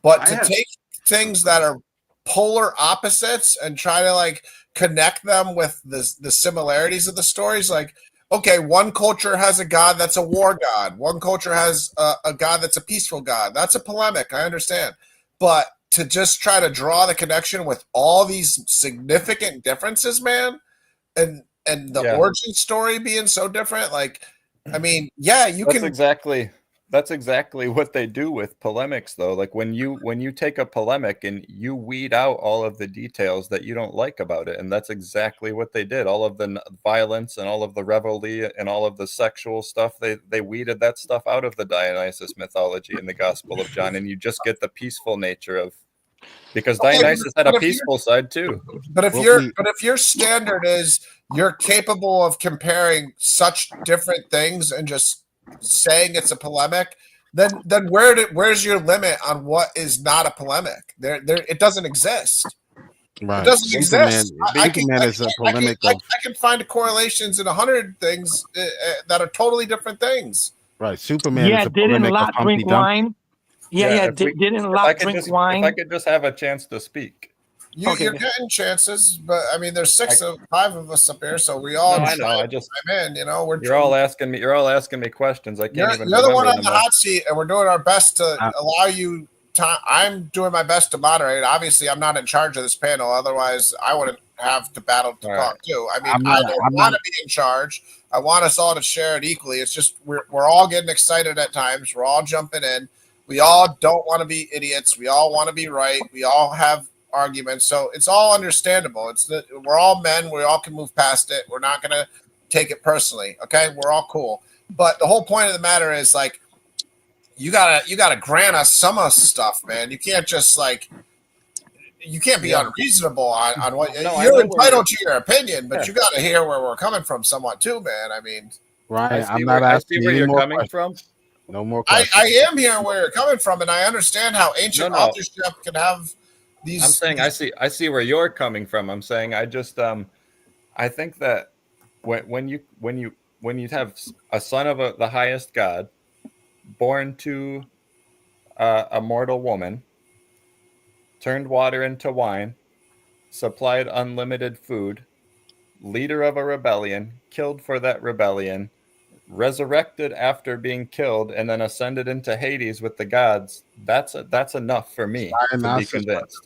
Regardless of how many differences there are, That's because the story of every Greek guy. No, but hold on, wait, guys, hold on, wait. Question, Andy, where does it say that he turned water into wine? Because I googled it, it never said that. We already believe in that one. Yeah, in Euripides' Bacchae, I believe he causes a whole river to flow with wine. He replaces the water in the river with wine, and it says it was by miracle. It literally says that, but that it was a miracle. Yeah, but here's the problem, Andy. Listen, Andy, here's what we're trying to tell you. The water into wine Jesus story is 0.001% of everything Christ did. Yeah. So you're taking false anyways. Desperate attempt, just like with the dimension. Yeah, I'm only referring to said, John's Joe. account. I'm only referring to John's gospel, though, not the whole Bible. You could throw John out. That's fine. Where did Dionysus rise from the dead in any of these stories? I can't remember. I would have to Google that. It's been a while since I've read them. He had like 3 or 4 births. I'm trying to do this off memory. Stories. All right, so guys, let's give Andy. All right, so listen, Andy. Well, let me give him the story of Dionysus, quote unquote, rising from the dead. He was torn to pieces, and there are several versions of this story, by the way. Zeus' mother reassembles the pieces. So she puts them back together. So this story should be maybe Humpty Dumpty. You gotta realize that there's like 50 different stories by 50 different authors. hold on, let me they finish. all have the details different. So Exactly. Zeus swallows. Hold on, we're not done. Zeus swallows his heart. What? Then, one of the pieces is his heart, of course, was one of the pieces that he was torn into pieces. And Zeus's mother reassembles him, but Zeus decides to swallow Dionysus' heart. And then he gives birth to, or he gives birth to him again. What the heck? It's a second time, but another one of these details, hold on, Andy. If these details are accurate, does that matter to you that it changes the resurrection narrative? And the thing I was going to ask, which is very relevant, is do you believe Jesus was a historical figure? Because I don't think you're arguing Dionysus was a historical figure. Do you believe Jesus was a historical figure? And comparing a historical figure to a fictional mythological figure, doesn't that weigh into your comparison too quite a bit? Do you think Jesus was historical foremost? Maybe. What about Dionysus? No. 0%? 0. Okay. So now you're saying that the maybe for Christ, which you would agree, scholars, most of them, they would lean at least towards the majority saying Christ was historical, correct? Yeah, I do agree with that. Okay. So if we just lean towards the majority in this sense, Christ was a historical person. Dionysus, you agree, is 0% historical. So you think that in order to make Christ more of a god, the ancient Israelites decided to copy some of the story of Dionysus to make Christ seem more divine. Is that your theory? Yeah. That's a good theory. I think I agree. John copied the story of Dionysus. Yeah, just John. Yeah, just John. I mean, I'll say this, guys. From a fake story. He did awesome with the flood. You did good, Andy. I did like that one. The Moses one, that's a little reach. This one, I don't know. That's kind of like out the park as far as not even similar. Hey, if you guys are do you have on any differences? If you're focused on differences, you would throw the Moses and the flood story out too. There's tons of differences in those stories too. Yeah, but I'm giving you credit for that, just to give you credit. I understand, but you shouldn't. I mean, if this is your standard, you shouldn't give me credit because you would throw those stories out too. Listen. What I'm saying is, as far as what you presented as evidence, the flood story, I'm telling you, I'll give you a B+. It was good. The Moses one was a reach. But this one is definitely not even close. Right, so but what is he providing? When you say he provided evidence, what is he providing evidence for? What was the claim? Because I didn't see any evidence. They have similarities to previous stories. Yeah, and I'll give him this. Yeah, but Joe, this is what I'll give him credit for. It was a world flood that they created a boat. And I think there was animals in the boat. Is there animals in the boat, Andy? And Gilgamesh? Yeah, I don't remember the wording used, but it was like a variety of animals to repopulate afterwards, basically. Yeah, but was there animals in the cube, Andy? Yes. Okay, so it's close. Jill, you got to give it is close. It is supposed to be close because they come from the same event. Okay, so I don't have a problem with that being close. Yeah. But this is just zeitgeist here. This is weird. I mean, I agree with him that the Book of John, at least, is spurious. You know, whereas Matthew, Mark, and Luke, those are more trustworthy. Oh God! I would agree with that. More baseless claims. I personally, even when I was a Christian, I questioned the Book of John, but as an atheist, it's absolutely insane to me. And you still can't explain why. What's insane about the Book of John? Can you just questioned it because I guess that was in style. You're just not convinced by the things that I'm convinced by. Is all. I don't think you're convinced by Dionysus. Yeah, but Andy, can you share what makes you question the Book of John, please? those things that I just listed, how the parallels Dionysus mythology. If he's taking from older stories, Andy, Dionysus' there's no heart- parallels. Andy, listen, I'm neutral. Dionysus' heart was grounded up, turned into an listen, ocean. Andy. you're not And focusing on ingested the by a similarities. woman. You're not Yeah, focusing but on the Andy, listen, similarities. listen, Andy. You're focusing on the The differences. similarities are superficial. No, It's a hero-like Andy, listen. figure. It's a Andy, I'm hero-like being figure. neutral. All stories have There's a too hero-like many figure. differences. for Yeah, hero Jill, like let me what say the this, heck? guys. Is that what I said? A hero Yeah, like but I never excuse me, even said the Andy. word hero. Well, that's Yeah, all but you Andy, have. listen. But I think No, every listen, guys, Greek hold on. god I fits never that said that. description. You're That's all misrepresenting. you have. That's He a wasn't straw- born that's Guys, a of a hold on, straw wait. man. virgin. Just give it That's one a quick straw second. man. He wasn't. Because He didn't rise from the I'm dead. being neutral, guys. Listen, I'm being neutral. Andy, I'm coming to you as a friend right now. The Dionysus, that's a reach and a half, brother. Like you're reaching now. I'm being fair. I gave you the flood. I might even let the Moses slide if I myself have a bottle of wine that night. I'll maybe give you the Moses a little bit.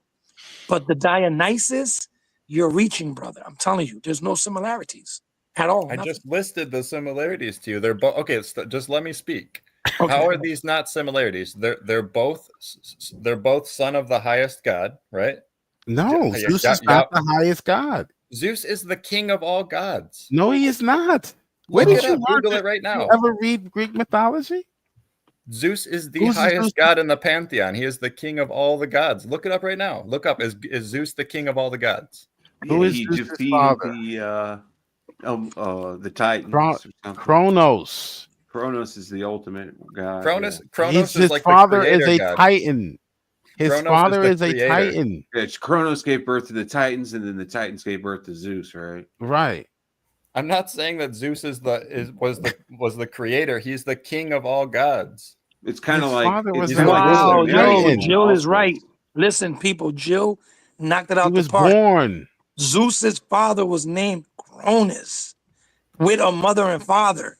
Oh, But brother, didn't Jill, Zeus that's kill a his headshot. father? So Okay, fine. We can became reduce it to the son of a chief god then. Son of a Oh god my then. If God. that's Everybody's better a for son you. of a god. Everybody's a son of someone except Yeah. for Jesus. Well, in this story, the god directly impregnated a mortal woman, just like in the And- Bible. And by the way, the Son of God is not a Yeah, but it reference doesn't to say in his the Bible birth. that he like had intercourse with her. You know, It's not a reference to she him just being became born. When I pregnant say by- son of God, I mean that the God caused the human being to Yeah, be but pregnant Andy, with you him. got to be real with yourself that's a pretty and admit that generalization. you're reaching with this Dionysus thing. Yeah, I hear That's a you. You've reach. said it like 10 times. Like I disagree. I don't think it's a Really? reach. A lot of scholars disagree with you too. I mean, Really? he There are drank no water. scholars that disagree with me. That's a Dr. similarity. Joshua Bowen. The Dr. only Joshua Joshua Bowen. Bowen. I've debated Joshua Bowen. He does Joshua disagree Bowen's with not me. a debater. Oh, I know he's He's not. right. I mean, there are some similarities between Dionysus and Jesus. Okay, I know mean, he's not a debater. They I both found that drank out. water. So, I mean, I don't think it's a good enough reason to disbelieve or believe that they Listen. copied.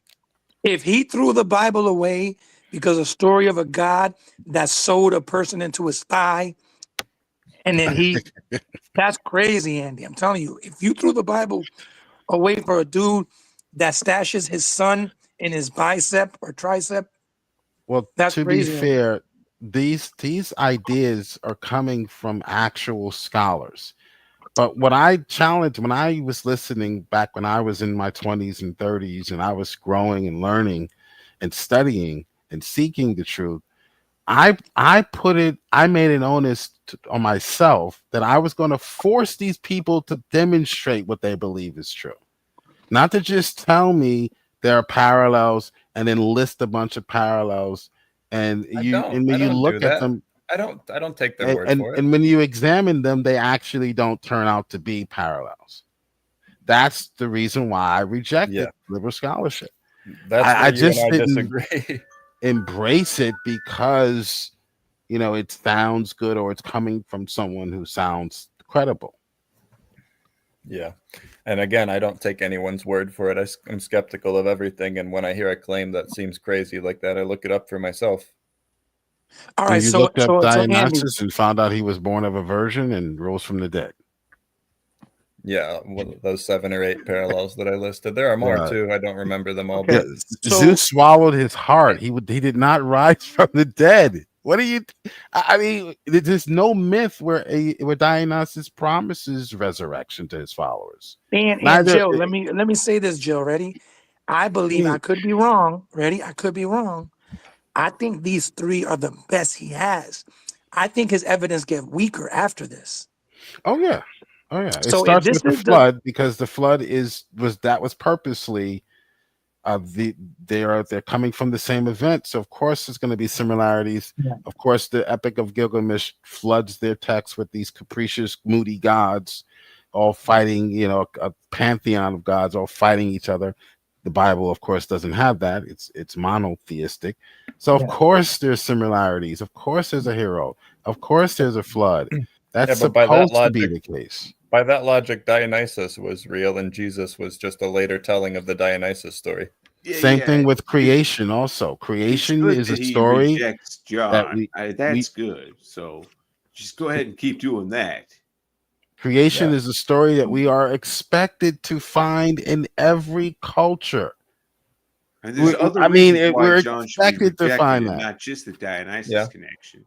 I mean, I don't have a problem with those, but this is Andy, ridiculous. Is this your three strongest points, or do you believe you have stronger points than these?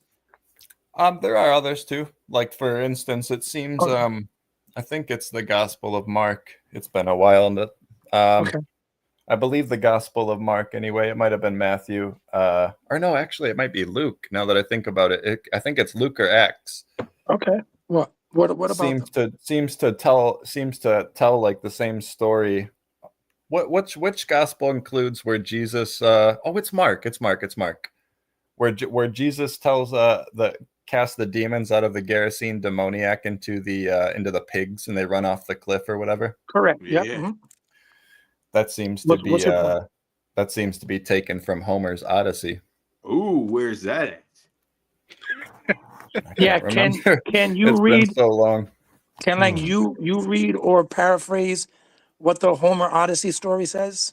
I honestly wouldn't be able to. Well, let me just ask you Hang a on. general question. I said I wouldn't ask you any more questions, but in general, do you base what you believe upon innuendo?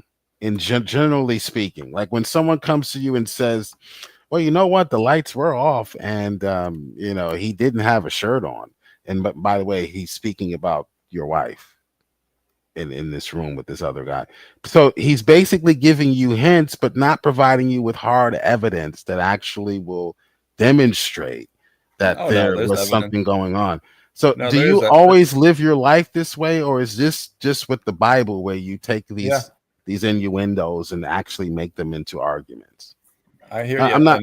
I know you think I'm not trying to be facetious. I'm seriously asking because that's really all we've gotten so far. Well, Jill, let me with you. say this, Jill, right?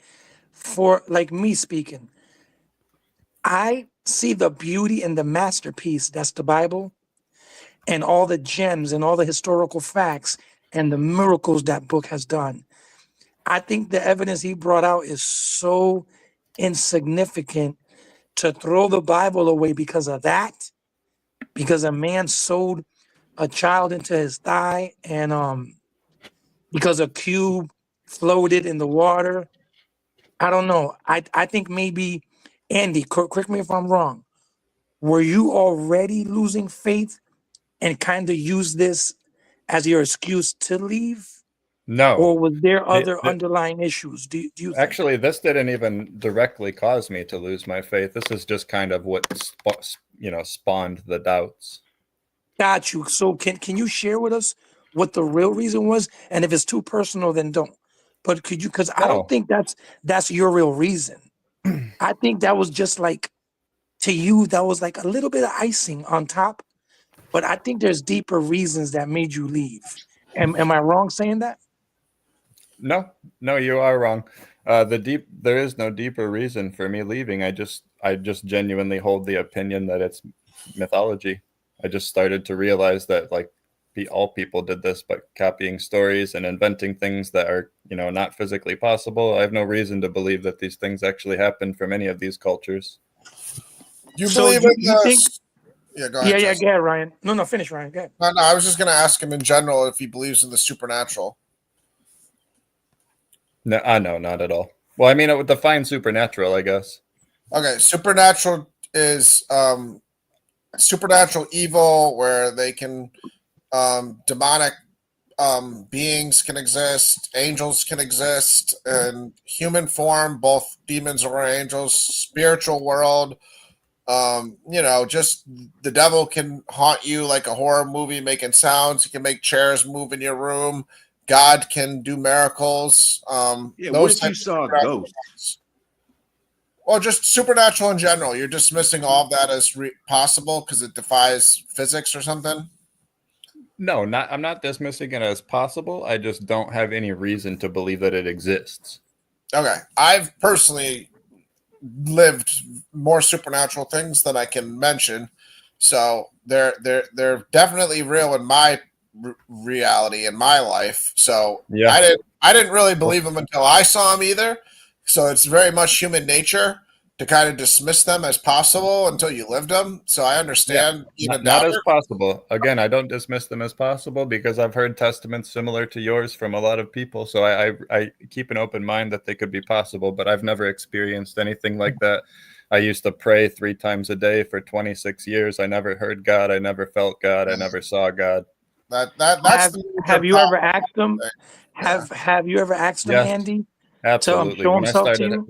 When I started having these doubts, I begged for almost 10 years for God him to give you to a show me sign? some kind of, to give me something that would convince me that this wasn't. Give you a sign. Yeah, that's the problem. You can't ask God for a sign, man. Yeah, No, I did. no. Listen, you can though. No, and I'll man, tell I you don't this. think so. No, Go ahead. listen. But here's the thing too. You gotta knock, I mean, not to judge you as a person, but do you think you're a righteous person, Andy? Do you think that you're a loving person and merciful and a caring person? Not perfect, because none of us are perfect. But do you think that you're a caring and loving person? I think so. Yeah, I'm good to people. Andy, can you cash out me $20? I'm playing. I'm playing. But the whole point is, try Andy one day. Really say, you know what, Lord? I've lost faith. I'm losing faith. I need something, Lord. Some kind of sign? That feels insulting to hear you say that. No, Why? don't ask for a sign. Well, he said hold on. Let's be respectful, guys. He just told us his testimony, and he told his heartfelt truth that he said for 26 years he prayed 3 times a day. So if somebody says that, they're not lying about it. They're not making it up. We have to respect the fact that in his life, whatever he was looking for from God, he didn't seem to receive. I mean, it's heartbreaking to hear him say that he never had an experience with God, because I don't know about everybody else on the panel, but I've had the Holy Spirit moments where I've been brought to tears because I just feel the presence of God from moments like that. So it's heartbreaking to hear somebody, with a genuine pursuit of God didn't receive that. What I can say from my own personal testimony is sometimes the signs are very subtle for me. And like the Bible says, like Jesus says, a wicked and perverse generation asks for a sign. So Dirty has a point saying you're not supposed to ask for a sign. But what I notice is I'm not asking or demanding a sign from God, but I'm very open to subtle communication from God. So it could just be a coin on the ground. It could just be a T-shirt that somebody's wearing when they pass me. It could be somebody that said something at the gas station. It could be something very subtle, and I can interpret that as a sign. And maybe somebody can say you're wrong, you're misinterpreting something that had nothing to do with God. That's their opinion. But I think the more you're open to subtle communication from God, I think God is constantly, obviously, all around us and willing to communicate with us in ways that, as long as our senses are available to him, he's more open than we sometimes think. But I understand him not coming in your room and a voice coming to you. I've had that experience. So, and God was warning me from evil. A lot of my experiences unfortunately came because I was fighting supernatural evil.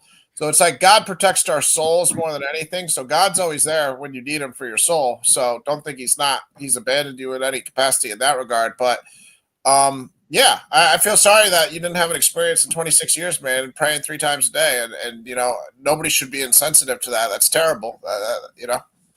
Yeah, I I mean, don't think so. I I felt like think there were times I you shouldn't believed, you know ask. what I mean? I believed that I was really talking to God and that he was there listening, but I'm just saying I never felt like anything, like you said, that brought you to tears or anything like that. I felt that way reading the Bible, but never during prayer.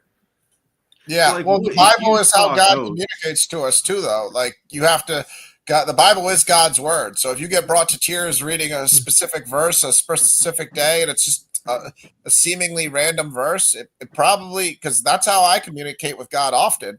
I have my Bible right Yeah. next to me, and I open it to a random page, and I could stop at any verse on that page. There's a lot of verses on each page, right? Or my eyes could go to the right side or the left side.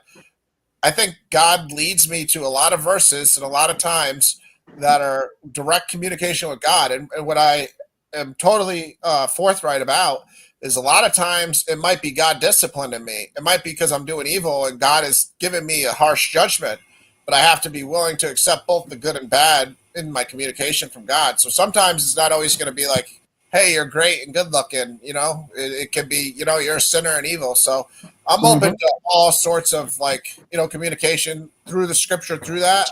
But again, I would also just be open to like subtle signs, just like a T-shirt that somebody's wearing or a coin on the ground, or it doesn't have to be the Goodyear blimp saying the world is yours. The world is yours. Yeah. It At the end of we're all convinced by different levels of evidence, I think, and to me, subtle Sure. signs are never going to do it for me. You know what I mean? That's God fair. knows that. what if you If saw God's a real, ghost? Would you believe that there's a God then? if what? If you saw a ghost, Would I believe there's a God? yeah. No, I mean, would you? No. Would that logically follow that there must be a God? No, No. No. Okay, there could be like an afterlife or something without a God. I think maybe. fair enough. Well, All right. I mean, Can I ask you? Yeah, Let go me ahead. let me ask him this. Do you believe in outer space? Yeah, Have you ever seen it? yeah. You've seen outer space when? I see it just looking up into the sky. I see it in telescope No, I images. said outer space. Yeah, we can see outer space from Earth. No, brother, what you're seeing is lights that been there Yeah. since the beginning of time. People been using those same lights guiding through the sea. Have you seen Jupiter, Mars, galaxies? You've seen all Absolutely, that? yes. No, Really? I've seen Jupiter, I've seen Mars, I've seen Saturn, I've seen the moon. No, brother, those are stars that been there. Those are luminaries. No, I'm not like talking about that. like with $150 telescope, you can see that it's Jupiter. You can see the big red stripe and everything. Correct, but those stars been there since man has been here. The North Star has been here. You have to Yeah. remember, we're moving 666,000 miles per hour, correct? Yeah, whatever it is, I don't know. I thought it was Right. 23,000. So you don't think that the sky would change after 4,000 years of moving? Well, no, because the stars are light years away from us. They're so far away. I get it. And what are you've you seen, hold on, Jesse? I'm confused. What are you Okay, trying to get at? because what I'm saying is he's never seen outer space. What you're seeing is the sky. I get that. But have you seen the galaxies, all these galaxies and galaxies? You've never seen them. You've seen them on Absolutely, I've seen television. them. I've seen them through a telescope with my own eyes. Really? Yes, it's not expensive to do it. Yeah, but what's the point even if he has or has not seen him, Jesse? I'm kind of confused. Because he believes in something that he hasn't seen. He has faith because people tell him that they've sent satellites there. People tell him that they're going on missions to these places. But with his own eyes, he's never seen them. What he's seen is the sky. Now, I'm gonna ask you a question. You have faith that there's galaxy whatever 1.898 and there's these black holes. Like you've seen a black hole before? I've seen images of one. You can't really see them with your own eyes. Okay, now we're getting somewhere. Have you seen images of them, or have you seen Oh no, okay, perfectly said. you know that an image is a computer generated. It's like a cartoon, right? No, not what I'm talking about. This came directly from a telescope. It's a camera taking a picture through a telescope. And you seen a black hole? Yes. All right, listen, I'll give you $500 if you send me that photograph. And It's everybody one of has. Yeah, I thought black my- holes were invisible. I kind of felt like it was unfair for you to even ask The him thing- about a black hole. That's a distinction. That's a distinction that I was trying to make, is that we can't even see a black hole itself. All you Correct. can see is can just see that's the what I light. The light. You can only see the light being swallowed Yeah, by so the you black hole. don't feel pressured to say you've seen it if we all understand you can't see it. Well, I Like that. misunderstood. I misunderstood what you meant. I mean, Yeah, the whole anyone would point see I'm that trying picture. to say is, Anyone Ryan, would see that picture and say, Ryan, that is the just a only picture thing of a he's black seen. hole. We're being pedantic Listen, here now. Ryan, Yeah, the only thing he's seen, because I've done the Nokia P900 and all that. I went through all that phases. Have you seen a star close up? There are no stars close up except for our sun. No, brother, with the telescope, have you seen a star close up? A star through a telescope looks the same as it does when you're looking at it through your eyes. Brother, do you know that a star close up doesn't even look like a star that they tell us it looks like? I've looked at stars through telescopes. They look exactly like they do when you look at them with Are your you- eyes, a little white dot. are you doing the Yeah, water? nobody thing has here, seen the Jess? surface Yeah, of okay. any And star that except white for dot, the hold on, sun. wait, Andy, that white dot doesn't twinkle and change? Yeah, of course it does. That's because of our atmosphere. Really? Well, okay, whoa. Our atmosphere is invisible, so why is the atmosphere changing it? Our atmosphere, are you serious? Our atmosphere filters light like a prism. That's why we see rainbows. How? If explain how an atmosphere fizzles. What did you just say? It works like a prism and filters out light. A prism is a solid object. How can an atmosphere act like a solid object? Well, an atmosphere is filled with particles, right? And what particles are these? Explain these particles. Like water molecules, and I don't know. I have no idea. I'm not Whoa, a okay, scientist. listen. Whoa. No. Perfectly said. The atmosphere is full of water. What happens to a light if water ripples pass over it? What does the light do? You get, Yeah, now this is where It you're getting twinkles. confused It- here. No. Water, Listen, hold on. atmosphere is not filled with water. Water is different than water molecules. Water is a whole body of molecules, and light acts completely differently Well, over you just water than it does admitted the molecules. sky. You admitted that the atmosphere is water molecules, correct? Absolutely. Okay, so these water molecules, are those solid or are they not solid? No, molecules are not solid as far as we know. They're made up of atoms. We don't even know if atoms are solid. So how could they be water if water is solid? They're the molecules that make up water. They're just vapor. And They're what are not a- these they're not a molecules? body of What's water. the element? What's the element of these molecules? I guess liquid. I'm sorry, liquid would be the better word. They're not. Brother, they're not liquid in is still form. liquid is still a tangible something you could touch. Yeah. So are you saying you could touch the You can touch. atmosphere? Yes, you touch air molecules. Yes, that's why when you stick your hand out the window, you feel wind. Yeah. So you're telling me the atmosphere is a water liquid that's what, hovering around the earth? Yes. Really? No, it's a gas. Why It's is a this gas. surprising to you? This is what all of science believes. I There's just a like wall of water outside of the Earth's atmosphere. outside of our atmosphere? No. So at what point does this water, what level high is this water that you're claiming is in the sky? I don't know. It goes for miles. I'm not sure how tall the atmosphere is. You can Google it. It goes through Yeah, different but, layers. okay, It gets thinner if- and thinner if as it I'm a goes out into plane- space. Got you. If I'm a plane and I'm going straight up, how far from when I reach outer space is this layer of water that you're claiming? That's what I'm telling you. I have no idea. You'd have to Google it. And you I'm not believe a it's scientist. real and you don't even know yourself, brother. I think it's like because I 30 don't know miles how high or because I don't something. know how tall it is. I don't have No, memorized because the brother, number, because how you've tall it never is. seen it. You've never 3 miles? seen. 3 You've miles? never seen this liquid wall water of If wall that you're you're just claiming. trying, if you're trying to make the point that I trust science? Absolutely. Like I would And just no, tell no, you no. that. You What's the don't have word to- trust? What's another word for trust? Faith. I have faith in science. I have faith in science. Science is your God, brother. No, it's not a god. Gods Just are like different. how Gods Jill are very said specific that things. you hear a scholar says it, you go crazy for it. Your God is science, because Yeah, there's no such a thing god. as A god is an immaterial being that created the universe. Science did not do that. brother. You believe an immaterial being of liquid water that's supposedly in the atmosphere. Right, but I don't believe it's the creator of the universe, so it's not a god. But brother, do you even know that that liquid barrier is even there? Yeah. I trust that But- it's but there. I mean, I can't you- see it, hey, but I have no hey, reason. I have no guys. reason to doubt science. What would be my reason Correct. to See, doubt guys, science? let's do what Andy said. He has faith in an imaginary story that he has no proof of, but he believes these scientists won't lie to him.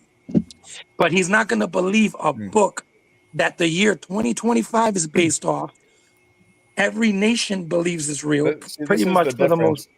This is the difference, though, is with science, all of the evidence for these claims is available. Like if I wanted to go find some sort of proof that there's water molecules in the air, like that's not unavailable to me. I can. I don't have any interest in checking to see if there are air molecules in the air, but like I trust that there are, and there are ways to test that there are, but I've never tested that. I just trust scientists because I have no reason to believe that scientists are Well, lying I'll to me. tell you this, right?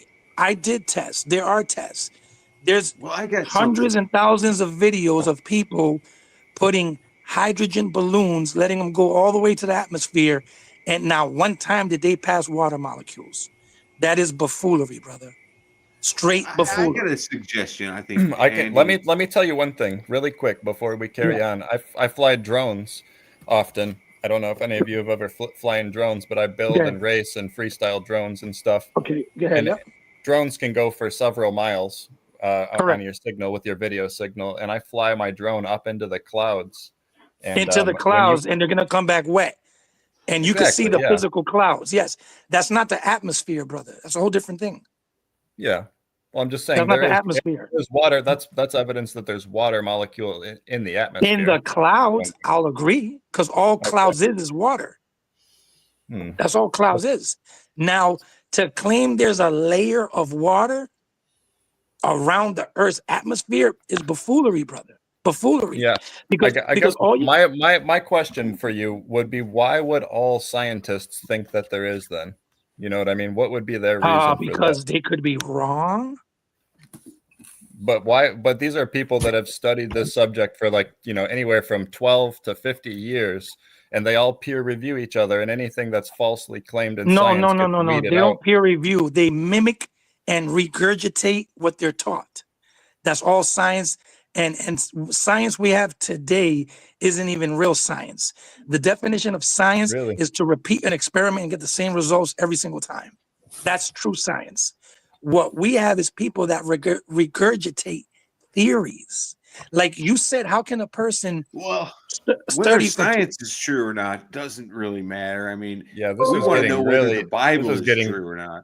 And I this think is No, getting well- conspiratorial. if you No, treat because the I was Bible proving like- to Andy that he has complete faith in something he has no evidence of. Well, yeah, that's a fair point.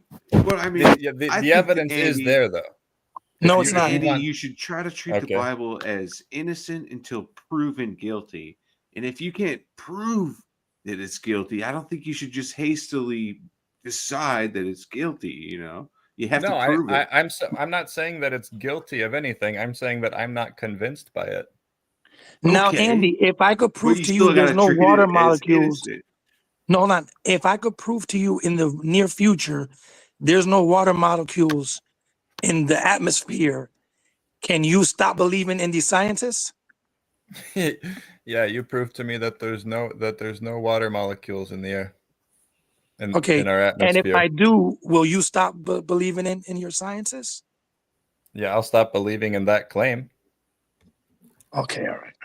So I mean, I wouldn't stop believing in all of science because you proved that they were wrong about air molecules. That would be irrational. Okay. So then why are you irrational about the Bible? Because you read about a guy sewing a baby to his thigh.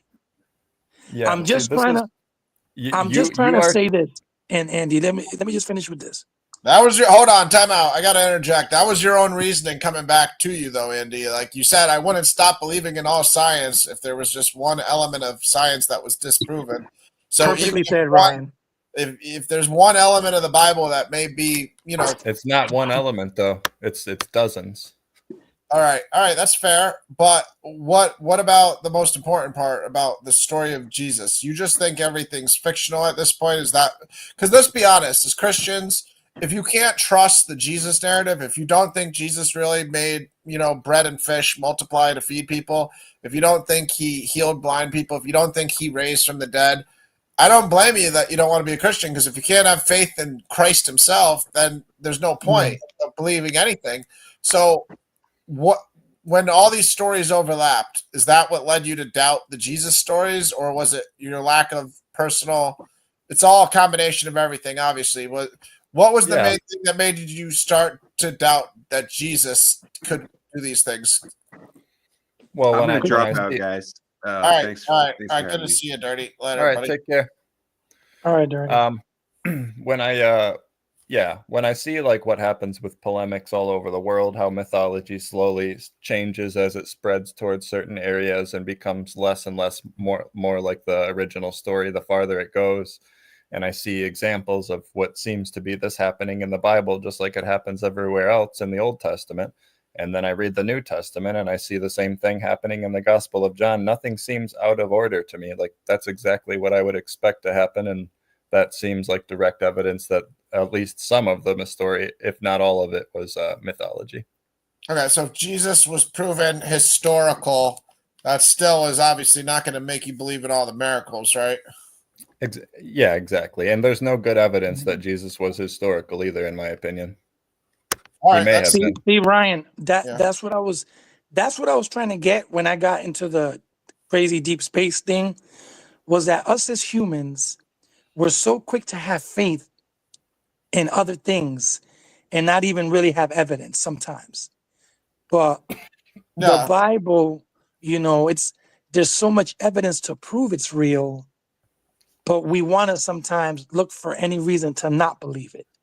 We'll Yeah. Yeah, look we for got to any look at reason. both. We got to Yeah, look at correct. both. Correct. And that's the only point I was just trying to get at, because I believe in science too. But I'm saying a lot of times I believe in faith, like blind faith on science too. Like I'm taking meds, let's say, right now. A lot of times, do I really look at the ingredients and find out what's in there? Hell no. I put it in Yeah. my body. But do I really, really, really know what's in there? Like, what I'm trying to say? I'm blind faith following the doctors. Yeah, we all took, not all of us, but a lot of us took the COVID shots. It's not like we had the ingredients on what we were putting in our body. We just, this is the consensus. You know what I mean? That type of thing. So, I mean, we all do that with a lot of things. We put a lot of trust in our water. We put a lot of trust in our toothpaste. We put a lot of trust in all these basic things that we all know could have certain things that are bad for us just from other studies and information. And I understood what you were doing somewhat with the space argument, Jesse. Sorry. But I thought you were going a little far with it, where you were almost sounding like a space is fake flat earther for a second. No, That's what I thought too. no. That's what I thought I too, was brother. trying to prove the point that at the end of the day, we don't really have evidence on a lot of things. No, I understood your point to an extent, because it's just like we take for granted that we're trusting in a man's opinion about what is in our space, how old the universe is. Correct. Like secular society will trust in all sorts of things, like, oh, this dinosaur existed, but then 90% of the fossil bones are fake. Like I get there's a lot of stuff where secular people are trusting in secular sources, and they're not as easy or receptive to the faith-based sources, because they don't have the same standard almost, where they'll accept a secular source. And again, most of us, we believe what we see and we believe what we hear. Like, that's just human nature. Let's be honest, So I didn't believe in a lot of supernatural things until I lived them, but I lived them. So now I believe in them. So I don't expect people that haven't lived them to understand or to get it. But, once you do get that far and once you do realize certain things about the world are true, the good and evil aspect, and there is a creator, there is a God, and you realize it's the Christian God, the Bible being like perfect, like from thousands of years ago, in the preservation of every story, every word. It's less important to me as long as because God Himself is allowing so many different translations. It's impossible to just have one translation be perfect. Like God Himself is not throwing lightning bolts down when they make a paraphrased version of the Bible. Like He's allowing it. So I have to sort through imperfections within the translations, but I understand if you're an atheist or an agnostic or whatever, and you start doubting the stories and you can't trust that Jesus said something or did something, you really have nothing at that point. And it's sad. It's tough. Yeah, I gotta get taquitos out of the oven. I'll be right back. You guys. yeah, and Ryan, if I could say this to Andy, first of all, I commend you for your courage to stay on the hot seat. That takes a lot of courage, and that takes a lot of strength, and you did awesome. I have a question for you, Andy, if I may. What are your thoughts on this? Because, all right, I respect your thoughts on the Bible. I do, because we all have our own thoughts. You know what I mean? Being on the hot seat is literally that. You're under pressure. But that being said, I have a question for you. What are your thoughts on courts having people put an oath on the Bible, like using the Bible to oath, like swear that you're telling the truth with your hand on the Bible, which I would suggest it means that the governments think that the Bible is real, because why would they swear presidents and people in court, etc.? What are your thoughts on that? Them using the Bible for that? Yeah, I agree that whoever started that tradition definitely did have those feelings, and a lot of people didn't have those feelings during that time too. I don't think it really means much. Our country has always had religious ties, if that's what you're asking. Yeah, but that's a good point. And there are a lot of people that don't believe. I'll give you that. I'll definitely. And listen, I'll tell you this. And I'll keep it real. The Bible has a verse for atheists that says it's Romans 2. I don't know if you ever read it, but it tells you if you are not under the law or have the law of God, but you're a good person, you're still good in His eyes, bro. So, I don't ever try to force people. You got to believe in the God. No, listen, just be a good person, and that's it. Treat people with respect and love people. I definitely don't think God's gonna be like, Andy, come up here. You did awesome and treated people, but you didn't believe. Like you know what I'm trying to say? I don't think God would do that. And Romans 2 definitely suggests that if you're not, actually, let me see if I can read it real quick. Yeah, go ahead. Because I think this is for the atheists. Romans 2. KJV. Oh man.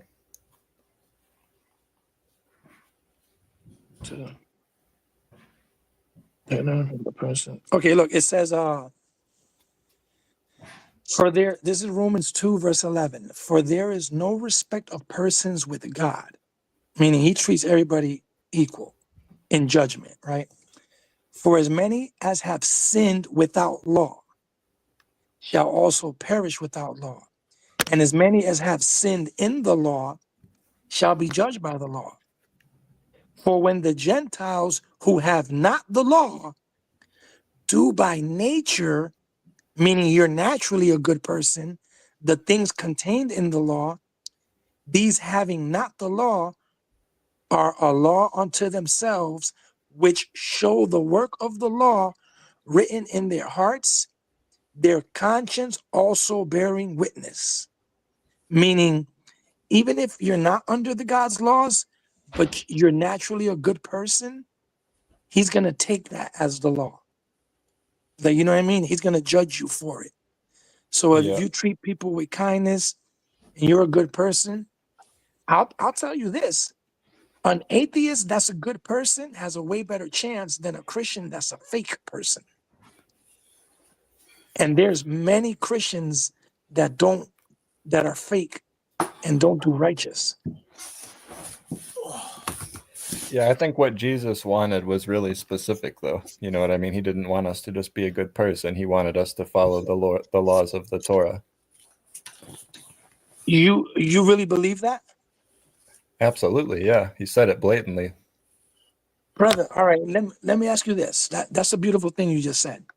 Do you believe the Sadducees and Pharisees taught that too? Well, according to Jesus, they were teaching some bastardized version of the law. A bastardized version? Yeah. They were manipulating the laws, it seems. Do you think Jesus came to say that you can't mix two fabrics because that's a law from the Torah? Do you think Jesus taught that? Well, he just can't. He didn't specify. He just said he did specify that every single letter of the law would stand until the heaven and the earth fell, though. So yeah, I would assume Christ never said that, Andy. Yeah, he didn't say that. Yes, he did. Where, Matthew. Andy? You're quoting no jot or tittle. You're quoting the no jot or tittle verse. Yeah, he's quoting Matthew's 5. Do you mind if I read that, Andy? Yeah, go ahead. Because a lot of people get that mistaken. What's he quoting? What do you know? What verse? Matthew's 5, verse 17. All right, let me go there. Yeah, go there. Because this is where a lot of people get it mistaken. Christ never said, keep Moses' law till the heavens and the earth. I don't know if he's quoting Matthew 5. He might be quoting the jot or tittle verse. Is that Matthew 5? Yeah, Matthew's 5:17. Yep. Oh, okay. Okay, so watch what he says, Andy. It says, do not think that I've come to abolish the law of the prophets. I have not come to abolish them, but to fulfill them. For truly I say unto you, until heaven and earth pass away, not an iota, not a dot will pass from the law until all is accomplished. Now, I'm going to ask you a question, because you're a very intelligent guy, Andy. Yeah. If I tell you, Andy, you could never leave your room. You could never leave your room till, no, you know what? I'll quote it just like Christ said it. Andy, till heaven and earth pass, you could never leave your room until you clean your bed. Does that mean you're never going to leave your room? He's not saying to leave your room. He's saying to obey every detail of the law, every letter. Yeah, but Until what, though? Until all is accomplished is the point. That's the analogy of cleaning your bed. Until all is accomplished. Right. So when all the prophecies of the Messiah are fulfilled. All right, that's perfect. No. Jesus, hold on, that's perfect because this is what Jesus said in Luke 24:44. Until you just said till all the prophecies of the Messiah are accomplished. All right, this is if you accept this, here's Jesus saying in Luke 24:44. This is Jesus speaking to the disciples after his resurrection.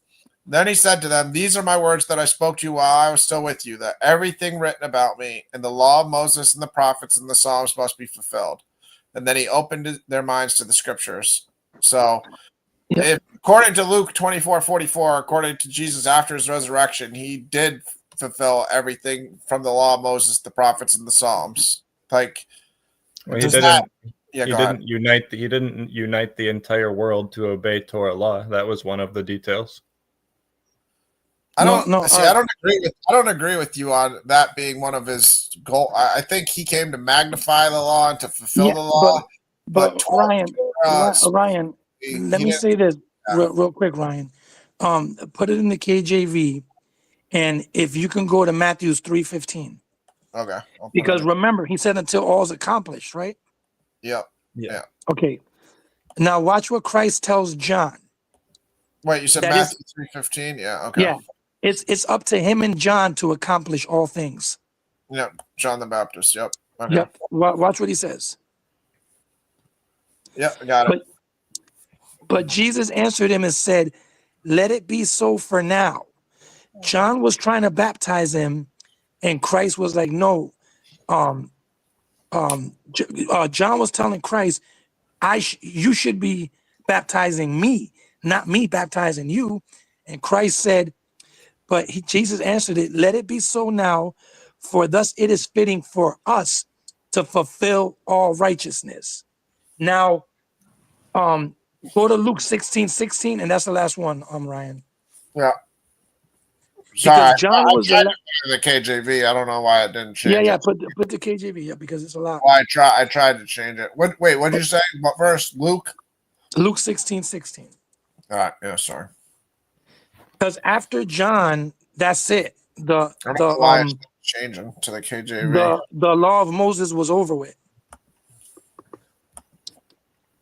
All right, here we go. Luke 16:16 says, Gotcha. Go ahead. "The law and the prophets were until John." That's the red letters of Christ, right there. When Christ sacrificed himself on the cross, he fulfilled all things. He fulfilled the law and the prophets. I don't know what else you think he needed to fulfill in order for him to accomplish his mission. His mission was to die, be resurrected again. That's what he came. So and you're not gonna like my answer, honestly, but it comes down to the credibility of Luke, in my opinion. Luke's the only one that's making this claim, and Luke seems to be lying. Or no, I'm sorry, I said the word lying. I didn't even mean to say that. Luke seems to be drawing from older mythology, almost directly, from what I understand. So I don't really trust what Luke says. Luke also wasn't a witness to Jesus. Yeah, the problem is sometimes you can't accept, like, you know what I mean? It's like if you accept some of it as factual and some of it is not factual, and then you get something that disproves something, and then you can't trust the credibility of the source. It's just like it's an impossible task for us to really persuade you at that point. You know what I mean? Well, no, it's not tough. Go to Luke 18, and why he don't like the book of Luke?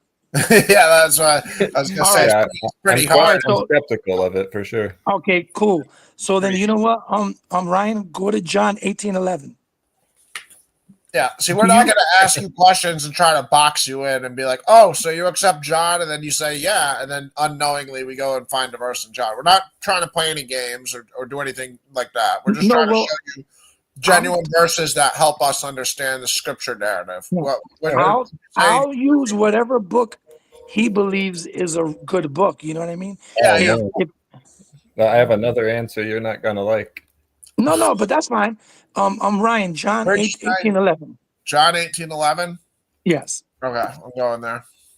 To show Christ accomplished all things. Yep. Yeah. All right, here we are. John and 18:11. verse 11, if you may. All right, there you go. Hold on, wait. I think I got it in the KJV now. I hope. Then Yeah, is this hold on. KJV or no? Hold on, wait. Hold on 1 second. I tried to put in the KJV on the other ones, and I don't know why I wasn't. Hold on, wait. Just give me a second. You should really avoid. You should avoid the KJV when possible. I don't prefer the KJV myself, but I like the ESV. But I think the KJV is still a decent translation. I just don't like it. I typically use the NRSV myself. Yeah, that's what most scholars, like if they teach in college, recommend. But they're all comparable. I mean, as long as they're not paraphrased versions, Yeah. Realizing. Yeah. Hold on, wait. All was fulfilled. Hold on, wait. Because I don't have my Bible. I got it on the screen. John 18:11 says, "Then said Jesus unto Peter, Put thy sword into the sheath. The cup which my Father hath given me, shall I not drink it?" Hold on, wait. I think it's John. I think it's 19. Hold on 1 second. Well, John 18:9 says that the saying might be fulfilled, which he spake of them. Thou givest me a loss, I lost none. That's just speaking of a prophecy. Hold on, wait. I don't know. Okay, no. Okay, sorry. It's John 19. I apologize. Okay, John 19:11. No, yep. No, go to John 19 and go to because you got to remember, right? John 19 verse 28. Because remember, Christ said until all is accomplished, right? Isn't that Matthew 17? Yeah. John 19:28, similar to what Luke said. Yeah, go Yep. ahead. After this, Jesus, knowing that all things were now accomplished, that the scripture might be fulfilled, said, I thirst. And then it says, that he gave up the ghost. It was finished. Yeah, he's talking Christ about on the cross. Yeah, right there. Yeah. I thirst. Christ fulfilled all things, Andy. There's not like Christ didn't come down here and do half a mission. He completed everything that he had to fulfill. So when Christ says in Matthew 5:17, let me read it in the KJV, right? Watch what Matthew 5:17 says. Matthew 5 in the KJV. Think not that I've come to destroy the law or the prophets. I am not come to destroy, but to fulfill. Ready?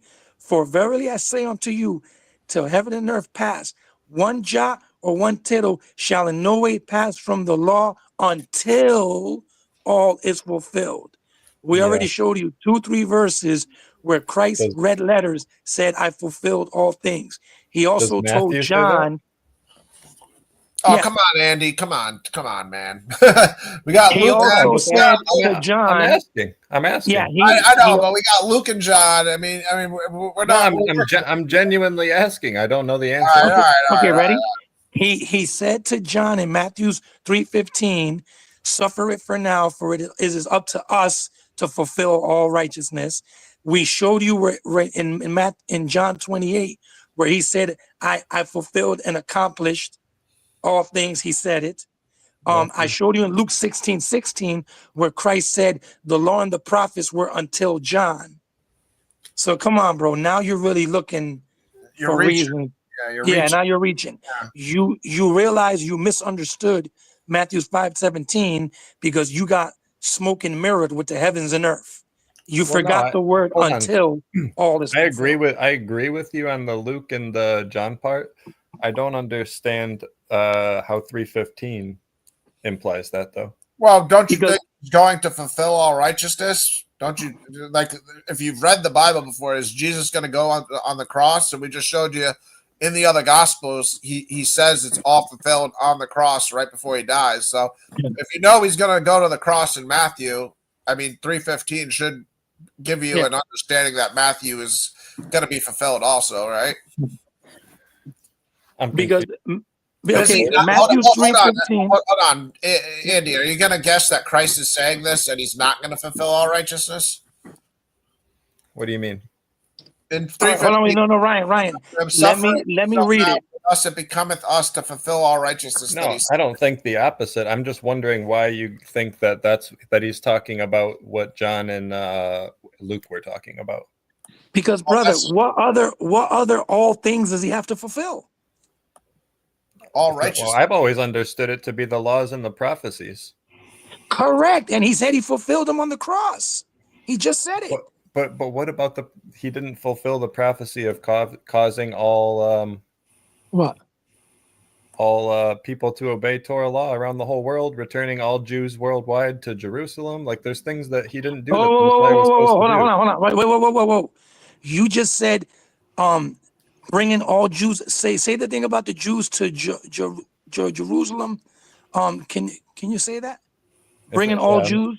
I hope I'm not misquoting it. I'm just going off memory here, but I believe one of the prophecies told about the Messiah in the Old Testament was that they were supposed to return all Jews worldwide to Jerusalem. Okay, no, hold on right there, Ryan. Acts 2, please, because that was fulfilled.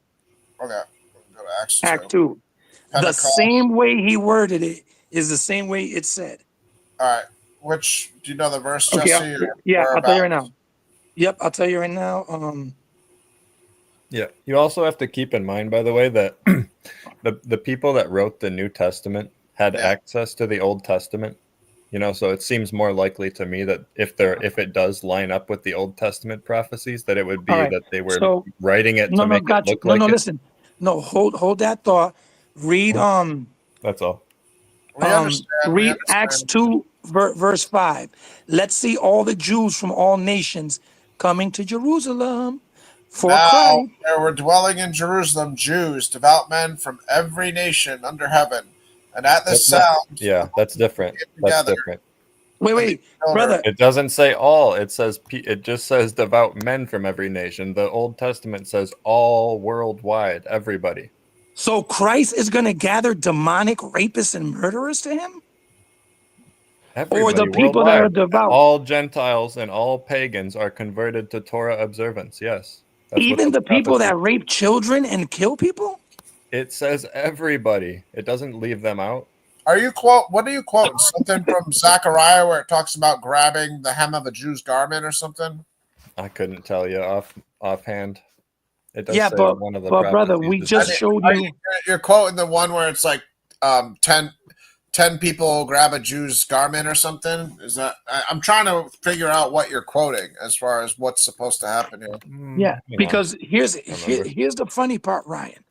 He just admitted, he goes, the fulfillment of all the Jews from all nations coming to Jerusalem didn't happen. You just read a verse word for word that said Jews out of every nation came to Jerusalem. Yeah. I mean, the problem is the standard is Yeah, what you're saying are two different things, though. It says that all Jews will be returned to Jerusalem, not some Jews from every nation. All Jews will be returned to Jerusalem. that's not what Jesus taught, though. The Bible is never listen. Listen, that's an interpretation of some Jewish people, human beings today. That is not what Jesus taught. God never said that in the Old Testament. That God even said only a remnant shall return. Yeah, God never in the Old Testament said every Jew is going to be brought back, even the murderers and the bad people. Yeah, God said he was said- only going to save a 10% remnant many times Remnant. in the Bible, and Yeah. remnant of Israel, because he said they were the righteous ones and he was destroying the Yeah. other people. But the point of the matter is Jesus is the true interpretation of Judaism. So a random Tovai singer rabbi today, he's not the one who's accurately exegeting these verses to tell you, oh, this is supposed to happen in Judaism. He's some random dude that hates the Messiah. He doesn't think the Messiah came, so he clearly doesn't understand the Old Testament because every messianic verse got fulfilled by Christ. So Yep. you can't take them as the authority on what's supposed to occur in Judaism because they misinterpret the Bible blatantly. Yeah, don't believe any Jewish rabbis. They don't have no clue on the Bible. You have They're the lowest. They're the lowest on the totem pole. Well, when it comes to I the wouldn't Bible. go that far. I mean, there's some Jewish people that There's some, are very Ryan. well Yes. learned, and they may be, genuinely just mistaken because of their upbringing and where they grew up or whatever. I mean, there's a lot of reasons why people lack faith or don't believe certain things. So we don't want to stereotype anybody, especially people that might be very well learned. What I'm saying is the fact they deny the Messiah is a big problem in making them any sort of authority over the text because that's a very blatant thing that got fulfilled. So just to clarify, the verse I was referring to is Isaiah 11, Isaiah 11 through 12. Yeah, see, that's when he's going to gather, that says he's going to gather Judah and Israel. It doesn't say. It says from all four corners of the earth. Yeah, got you. But it doesn't say every one of them. Why would he leave I'm some going to of go them to it out? right now. He's just said Isaiah 11:11, and this is a messianic section. It's talking about peace, and it's using symbolism, and it's not talking literally at a lot of points here. But now we'll get here. 11, 10, and 11. In that day, the root of Jesse, which is Jesus, who shall stand as a signal for the peoples, of him shall the nations inquire, and his resting place shall be glorious. In that day, the Lord will extend his hand yet a second time to recover the remnant, the remains of his people from Assyria, from Egypt, from Pathros, from Cush, from Elam, from Shinar, from Hamath, and from the coastlands of the sea. He will raise a signal for the nations and will assemble the banished of Israel and gather the dispersed of Judah from the four corners of the earth. The jealousy of Ephraim shall depart, and those who harass Judah shall be cut off. Ephraim shall not be jealous of Judah, and Judah shall not harass Ephraim, but they shall. All right, we continue on here. All right, you don't think God did this. He didn't gather Hold all. on, no. Go Judaism? go No. down more, Ryan. Go to verse 16. Keep going. Hold on, All we'll right, stop. I'll keep reading. Because All right, it says a remnant. It says only a remnant. all right. Let me keep reading from 14 so I don't skip Wait, anything. yeah, see if we But they find it. shall swoop down on the shoulder of the Philistines in the west. 11. Together they shall plunder the people of the east. They shall put out their hand against Edom and Moab, and the Ammonites shall obey them. And the Lord will utterly destroy the tongue of the sea of Egypt, and will wave his hand over the river with his scorching breath, and strike it into 7 channels. And he will lead his people across in sandals, and there will be a highway from Assyria for the remnant that remains of his people. Wait, Ryan. When they came The out remnant of what? of Egypt. And there will be a highway from Assyria for the remnant that remains of his people. So that right there destroys all of them. So hopefully he can see that and at least realize he was mistaken. Well, I think what's important to also keep in context here when you're reading this is the chapter starts off with talking about Jesus, and it's talking about talking in symbolism. Hold on. It's talking about the Messiah, not. Yeah, it's talking about Jesus, the Messiah. Well, no, Ryan, because that's kind of deep for him. That's no. I mean, he doesn't want to accept. If he's saying the Messiah didn't came, then because if you interpret the wolf shall dwell with the lamb, and the leopard shall lie down with the young goat, and you're actually waiting for these events to occur, then you're not reading it accurately. You're missing the entire poetic symbolism. It's God giving you a spiritual understanding to what this is where you and I are gonna deeply disagree. That's fine. Hold on, Ryan. About the symbol, only about the symbolism. Yeah, but Ryan, that's totally fine. Indicator. That's totally fine. But God is what I'm telling you is my interpretation is God is using spiritual language, symbolism, to give you a context of what the Messiah brings as far as the peace on earth. And I don't know why you would read this and think that God is literally trying to tell you that he's going to turn all animals into herbivores, and he's going to control every animal's brain and make them peaceful, dwell together as domesticated animals. Hold on, Andy. You really think that is the intent of these verses for a literal? It doesn't say that they're going to become herbivores or anything. And what it's describing may only last for moments. We don't know, but it's saying that they will lie together. If they don't become herbivores, what are they gonna eat? McDonald's? Like I said, it may only last for moments. We don't know. It might be just like a moment of peace we're talking about it's referring to in that verse. We don't know. Yeah, Ryan, can I ask him this, because we have to see where his mind state is, so we can at least address him on the same level. And it's Andy. Okay, Andy, you were adamant that all Israelites were going to return. And in Isaiah, the same verse you brought us to, 16, it says the remnant of his people are returning. What does the remnant of his people returning mean? What's left over? Okay, so now do you agree you was mistaken? No, I don't. Explain yourself. What do you mean? Wait, Ryan, hold on, because we have to slow walk him, because we're gonna figure out what his spirit is right now. Yeah. You said adamantly, and that's why you brought us here, that all the Israelites were gonna return. Me and Ryan said no, it's a small remnant. Ryan even said literally 10%. You said no. I read it was all of them. You took us to chapter 11, and 11:16 says only a remnant will return of his people. You just admitted a remnant is a small group. So are you going to admit you was wrong that all of them are going to return? Can you go to the remnants verse again? Yeah. I just want to read it. 16, 11:16. I'm genuinely just trying to understand what you mean. Well, before we understand that, do you admit you said all Israelites were going to be brought back from the four corners?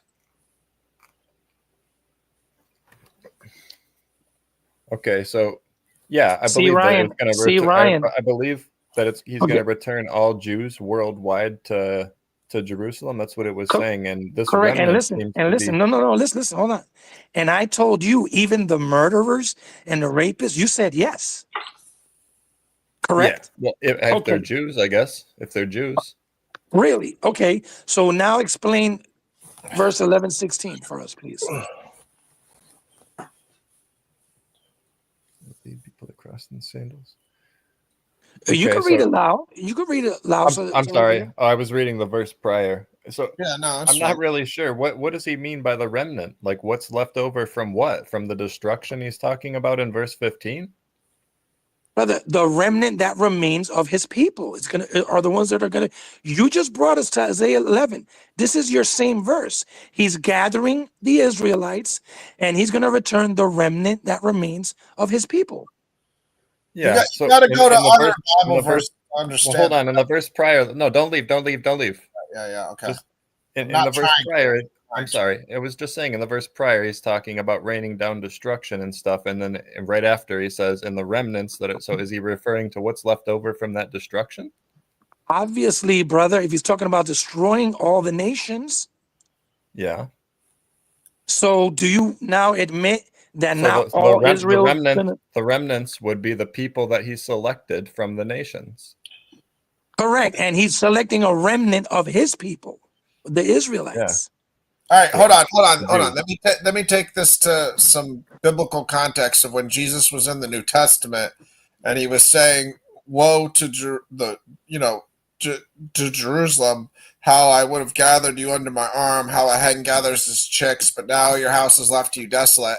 You don't think Jesus is teaching that every Jew is supposed to be saved? That he had to save every Jew in order to fulfill the messianic prophecies, right? You don't think Jesus was teaching that, right?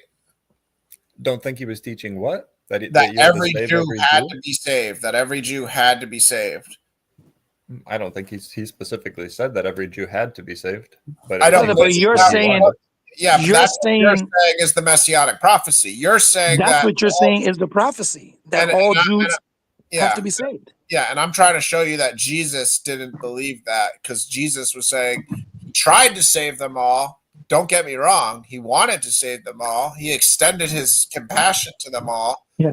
But So he said, "Woe to Jerusalem," Yeah. because he tried to gather them under his arm like a hen gathers their chicks. But now Yeah. their house is going to be left to them desolate. They didn't recognize the time of their coming. Yeah, So, we're proving to you that there's a prophecy you're waiting for that's never going to even happen. Like it's a prophecy that doesn't even exist. Yeah, Jesus didn't teach it. What do you mean?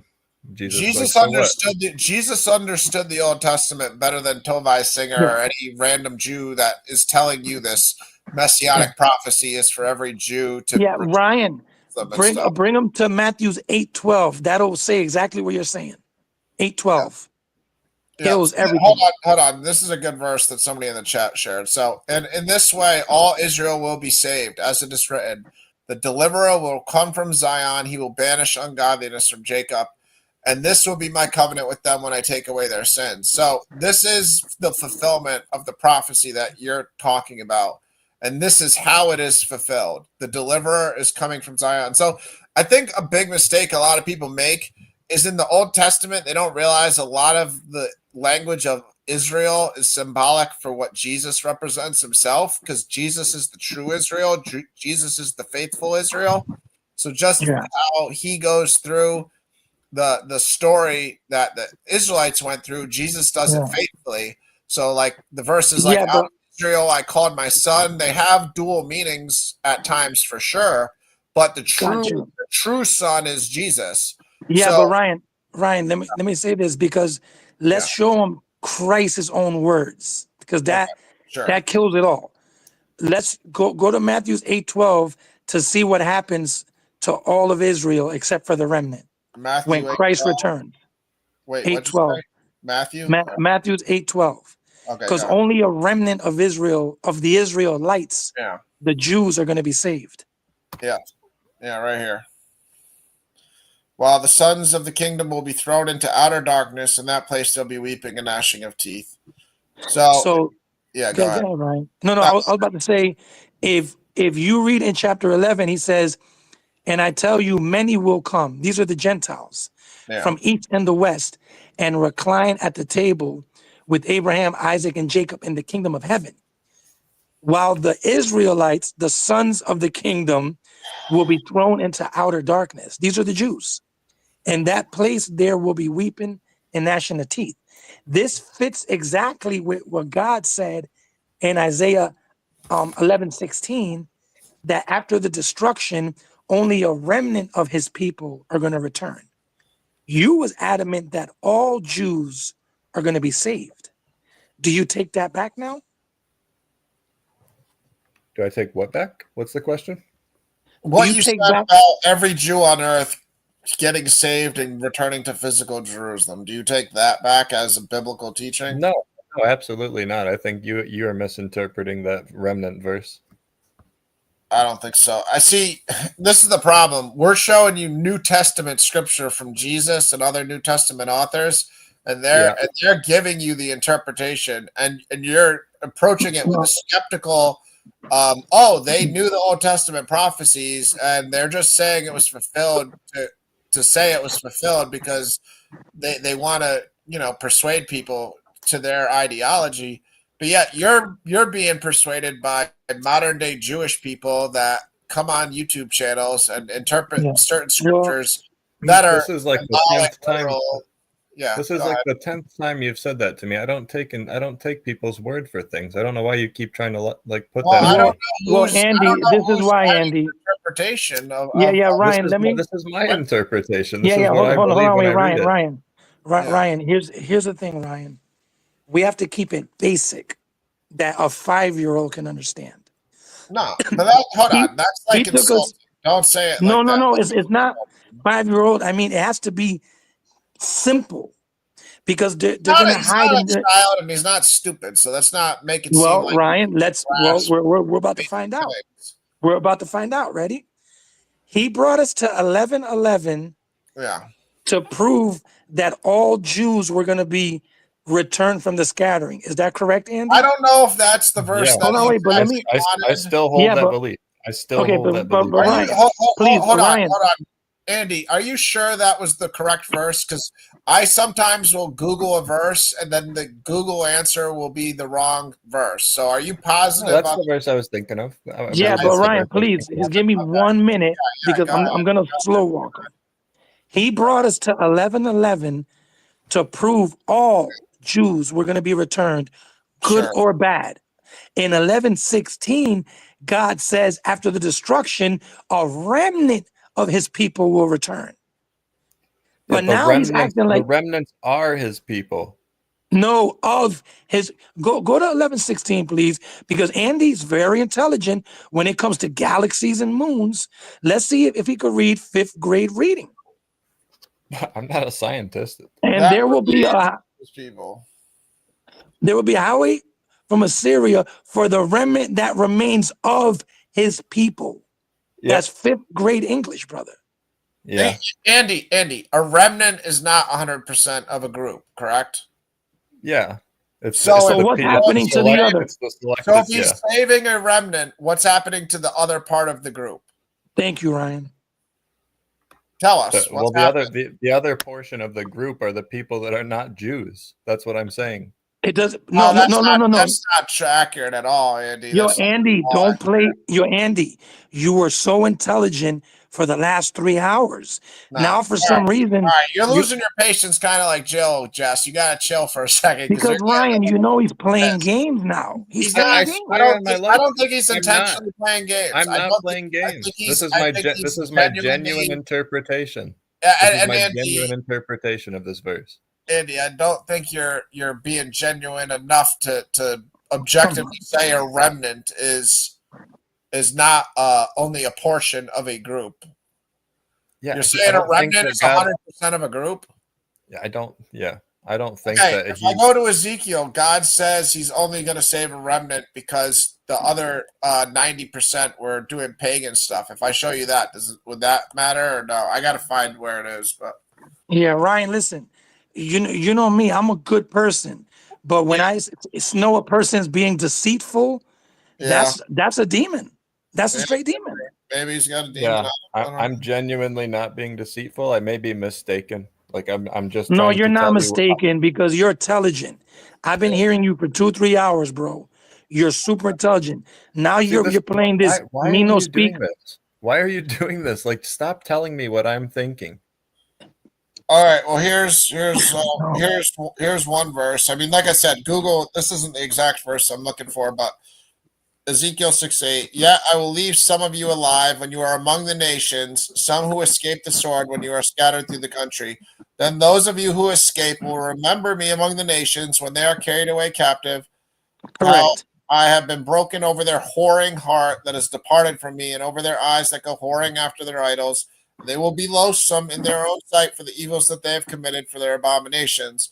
They shall know that I am the Lord. So this is just one verse showing you, because you're aware, obviously, Ezekiel historically is hundreds of years after Isaiah, or we can dispute when Isaiah was written, but it's later than Isaiah, no matter how you want to look at it. If you want to say the historical dating of Isaiah, I agree there's two different know what? Isaiahs. Let's stay away from all those tangents. Let's just accept that Ezekiel's written later. This is the fulfillment of the remnants being scattered and so on. God is destroying a lot of the Israelites here in this context, correct? Israelites, but not Jews. I would say. I What would do say you it's mean? What's referring the to like, difference between Israelites and Jews? well, obedience would be the distinction. I would say. So who's the obedient one? I'm Well, confused. no, Ryan. The disobedient Now ones are he's the ones being changing it killed. because now he's saying it's the obedient ones, which is what we said in the beginning. Yeah, I don't So know is if it? it's genuine at this point or not either. I So can't. is it the obedience one, Andy, or is it the child rapists and murderers? Which one is it now? Oh, I see what you're saying. What? I think you're right. Wow, thank you. That's it. Yeah, you're right about Finally. Guess what you showed a sign of? Hey, Andy? whatever. If he admitted, You know, if he admitted he was wrong, Maturity. that's more I than didn't realize 90% that's what of you were people can saying. do on the internet. So that's You a positive you step. showed. Listen, Andy. That's fair You enough. showed a sign of maturity, right? Yeah, that's And fair. I'm super happy for you. Thank you, That's brother. fair. That's fair. I mean, Yeah, it as wasn't far as- intentional. I promise. My disagreement. I genuinely didn't understand. If you would have brought it back to that point that I said in the beginning, I would have been like, "Oh shit, you're right." all right, that's fair enough, man. Nobody's It mad was at you. unintentional. I'm not taking it personal. I'm not mad So at yeah, you. only the obedient Jews then. So Yeah. what? Yes. I think we get caught in the weeds sometimes in some of these. I think what the bigger point is, which is important to bear in mind from what we just did there with that misunderstanding, is you have to be open to the fact that maybe you're misinterpreting some of the messianic prophecies wrong in general. Yeah. Always. I'm no expert. You know what I mean? I'm just. I a know, dude that wants I to know, church. but that's a very significant one that you just misinterpreted, right? Like we'll agree that was like really significant that you were saying the Messiah might not have come because this had not been fulfilled, right? That's very significant, right? Yeah, well, the distinction made was that he would return only the obedient Jews and not just all Jews, good or bad. That I was wrong about. Yeah, and if you just took the New Testament as more of an authority at times, I think just listening to what Jesus thought of the Pharisees at times, and that's the lens that I would go through if I were you, to try to sort through what Old Yeah, Testament I have a lot of trouble doing that just because I see that the stories of Jesus are, in my opinion, from my logical view, or what I view as logical from my view, they seem to be copying from older stories. Yeah, I mean, so I can't take them as a real account because of that. Can I get into like a little bit of like what made you a moderator on Deconstruction Joe's channel? How did that come about? Well, just because I went through a really big struggle when I when I left the faith. It was really hard. It took the better part of 10 years probably for me to completely let it go. And so what even though he is relatively rude sometimes, but he, oh come on, relatively rude. Well, if you really watch him though, and you find people that are actually not there to argue, he has been quite open-minded to a lot of Christians that are willing to talk respectfully. And that's what I admired about his channel. And so if you ever see me in that channel, my name is Ligma FPV. You'll never see anything but me trying to be respectful to Christians and, God bless. And when they say, I'll pray for you, I tell them, thank you. I appreciate the gesture. And I try to influence that behavior on other atheists. That's why What about the times on the channel where he labels the show your God is imaginary or Satan is Lord and those type of things? Are those him being a mature, respectful host? No. So why would you be? To provoke people. Yeah. Okay. So you don't think the devil is real? Do you think he also shares that? Shares what? Do you think he Who shares shares what? that the devil is an imaginary being that doesn't exist? Do you think he shares that? Yeah. What if he didn't? What if he knew the devil was real? I'm just walking you through hypotheticals. What if he knew the devil was real and then he labeled his show that? What would you think of him then? I don't know. I would. What do you mean you don't know? Would he be? I'm answering. I'm just thinking. I guess I'm. Yeah. Take a minute to ponder. Go ahead. Take a minute to ponder. So can you rephrase the question in like okay, one let me sentence? rephrase it like gently and slowly because I got a little irritated by your answer. Okay. If somebody's supposedly this genuine person that's just a scholar that used to be a Christian that somehow discovered the scriptures weren't true through his avid studying, but then what you really found out about him was he understood the devil was real, and on his channel he promoted, instead of Jesus as Lord, he wrote the devil is Lord. And he told you initially that he didn't even believe in the devil, but he really does worship the devil and he knows the devil is real. What would you think of that person? So you're saying like if he secretly knew that the devil was real? Well, it's not a secret to him. He's just a liar and he's lying to you. So I'm genuinely not trying to be difficult, but I don't understand the question. If I'm having an affair on my wife or I'm cheating on my wife and I tell her, I don't have a wife, first of all, but if I was cheating on my wife and I don't tell them, and then I tell you, I don't even want to make an analogy, dude. I don't know what's so hard about the question I just asked you. Just he's lying to you that he's a devil. Give an example. Give a real example. Like, what are you talking No, about? I don't understand what you're asking. He's lying to you that he's a devil worshiper, and he's telling you, "I don't believe the devil exists." Yeah, he's joking. He's joking about being a devil worshiper. Okay, so you trust him. You trust him about him not thinking the devil is real. But if he believes it, that's his belief. What if he knows? Ryan, can I ask Andy something, Ryan? I just want to take it as a joke. Ask Andy a question. Just to pick his brain, because he is an intelligent guy. And I really meant that, Andy. You're a very intelligent person. Yeah. Let me ask you this, Andy. Just to pick your brain for a little bit. You do agree there's millions of different species on this planet, from insects to fishes, etc. You think there's millions of different species? Yeah. Okay. Do you agree that out of the million species, we're the only species that are at the level of logic and thinking on this earth that separates us from all the other species, correct? Yeah, we're the only species alive today with that capability. There may have been species before us that were smarter than us. We don't know. Okay, perfect. See, you're a wordsmith. I'll definitely give you that. Perfectly. Well, no, I'm not a wordsmith. There's evidence of that. They had larger brains than us. They could have been smarter than us. We genuinely don't know. Yeah, but I just love the word you use, capability. That's the word that I wish you got to keep an open mind. Like, it's an answer. It's something that science doesn't know, but we can't say yes either way. That's all I'm saying. Now, do you agree scientifically, mathematically? Big Bang happens, millions of species are created. Wouldn't there be a larger amount of species that could do what we do if everything happened at the same time in this planet? Like, don't you agree that we're so unique from all the other millions of species? Yeah. You don't think something did something that was against nature? Because if this was natural, wouldn't out of the millions, 50,000 species would have been as smart as us if it was all natural. What do you think? And then now I'm gonna get to the question. The way we're gifted with this capability that you agreed, you think that's supernatural? You think that's something that just accidentally happened? What are your thoughts on our difference from all the other species?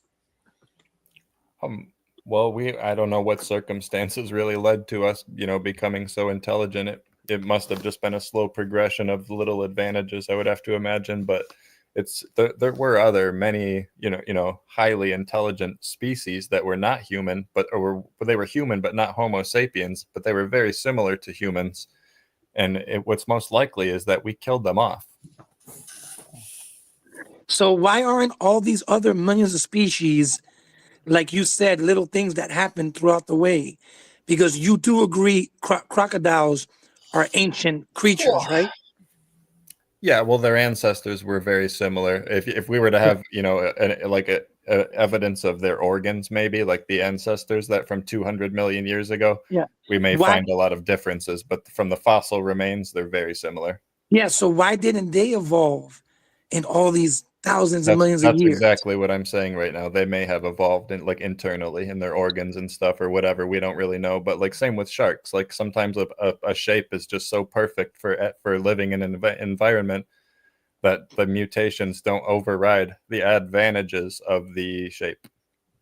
Do you think there's a designer of this whole entire experience on Earth, or it was just an accident?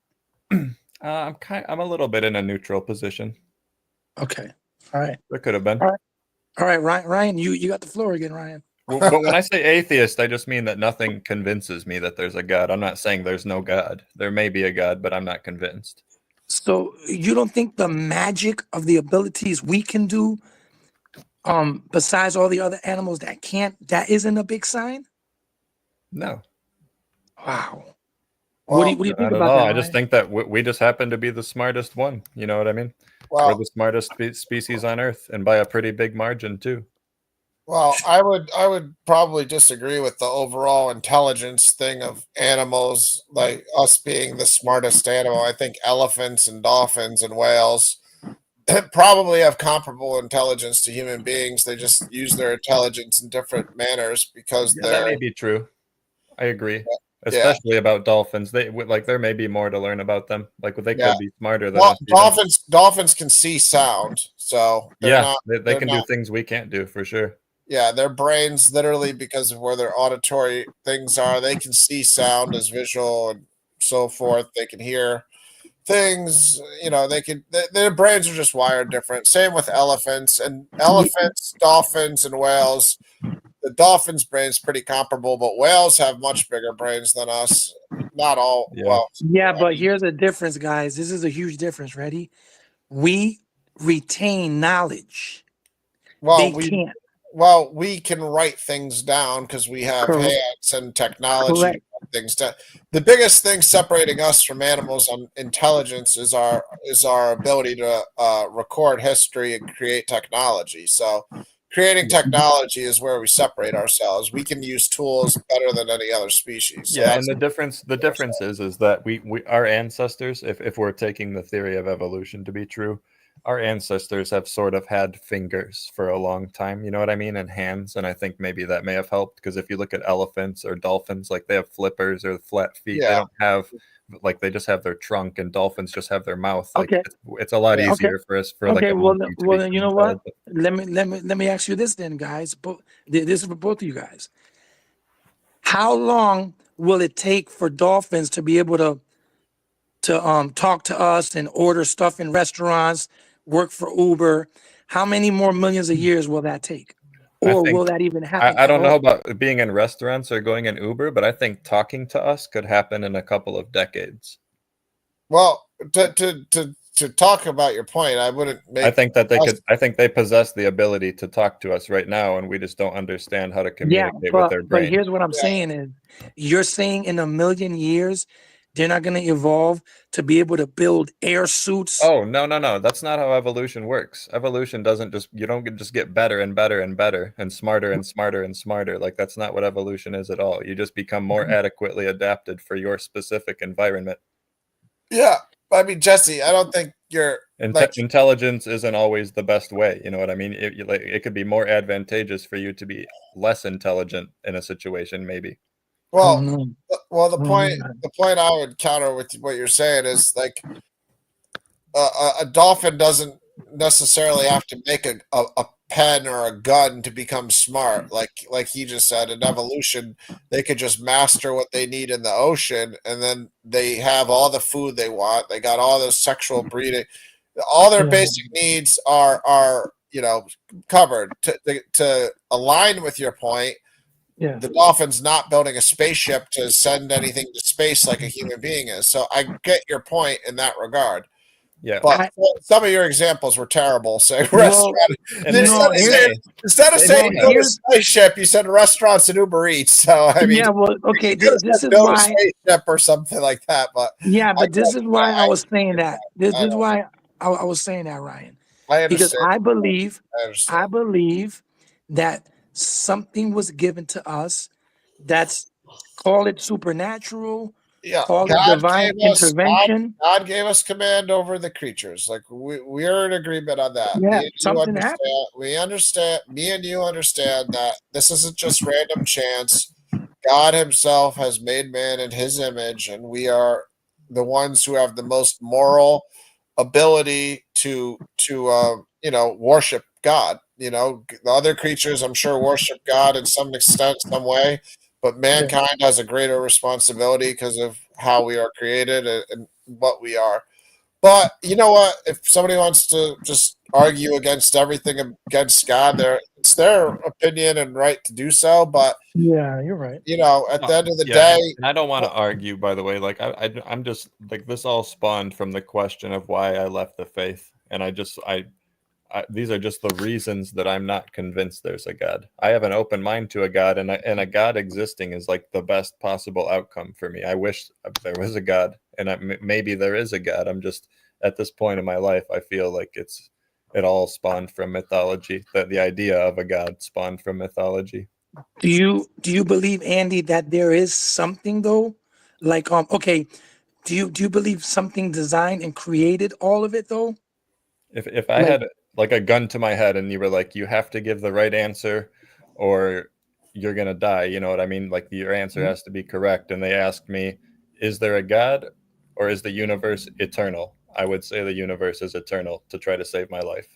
yeah, see, people that don't have a God, like when random things happen, they'll give credit to the universe. It's kind of like, that's one thing I noticed with like girls that are like, not to insult you, but like girls that don't have a religion but are like, I'm a spiritual girl. Like if they meet a guy on a date, they'll be like, oh, the universe aligned to bring us together. Like it's kind of just the agnostic atheist way to say something like a believer would say God did. You know what I mean? Yeah, I don't think the universe is conscious though. That's what I mean. So if you're The universe, I don't believe in spirits either. Like, I don't believe in the afterlife or any of that. Really? No, nothing. Yeah, No. you're kind of not understanding reality. No offense, but don't take it personal. But yeah, you're Yeah, missing. no, I you're missing- understand. I used to think the same thing. Like, I've been So in your Andy, shoes. yeah, you're So, missing Andy- a whole side of life. Just honestly speaking, like the realer side of life, like the realer side of reality. So yeah. it's So kind of important to at least be open minded. At least, hopefully, you don't close the door on those realms. Yeah, like I said, I keep an open mind, and I lived that life for a long time. Yeah, I think your problem's understandable, man. I mean, I feel bad that you were looking he for said your God. problem. He said your problem. I think your problem. Well, I'll- I mean, I'll say it is his problem. It's not my Yeah. problem. I mean, I'm not the one who's not gonna worship God for the day because I don't know He exists. Like that's a problem. From my perspective, I feel problem free. You know what I mean? I don't No, feel like there is a problem. I mean, ignorance is bliss. I mean, you know what I mean? Yeah. It could be that could be the case. I feel like I feel the same way towards Christianity sometimes, though. Like, Christianity's a harder life.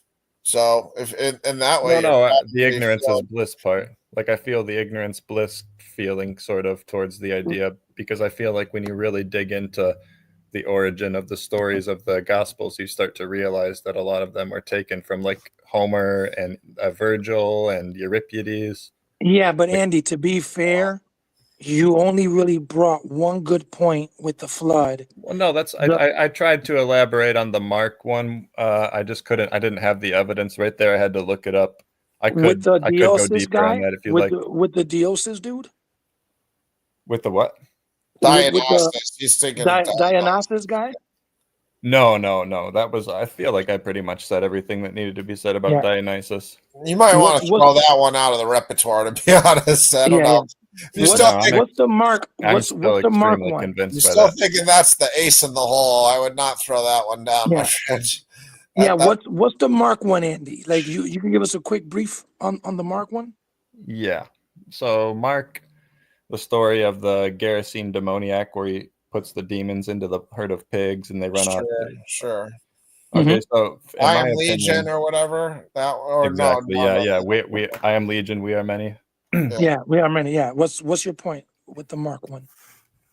That seems to be taking from a story in Homer's Odyssey, and it comes from book 9 of Homer's Odyssey. Can I just get like Go ahead. maybe like Go ahead. 1 minute of uninterrupted time? I'll just Go read ahead, the buddy. parallels. Go ahead. Okay. Go ahead, Andy.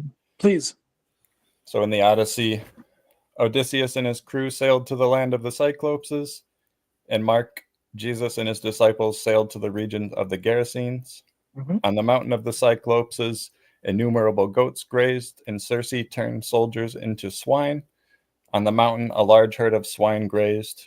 In Mark, in Homer, Odysseus and the crew. No, brother, of, listen. Hold on, wait, Andy. You didn't give him the Can- minute. You didn't give No, him no, the but Ryan, but hold on, no, because minute. just to make it easy, Andy, just read the Homer one straight through. Like just read Yeah, it. I don't straight have through, the book in front of me. Oh, okay, I have okay. Sorry about that, Andy. what I have in front of me is a professor has drawn these parallels already and listed off the parallels comparison. You know what yeah, I mean? I Comparison apologize, by Andy. comparison. Read it. So Yeah, read it. Sorry. well, we can dispute it afterwards, I guess, if we want. Okay. But so it says the next one is Homer. Odysseus and crew of 12 chosen men disembarked. Mark. Jesus and his crew disembarked. Homer. They encountered a savage, lawless giant who lived in a cave. Mark. They encountered a savage, lawless demoniac who lived among caves.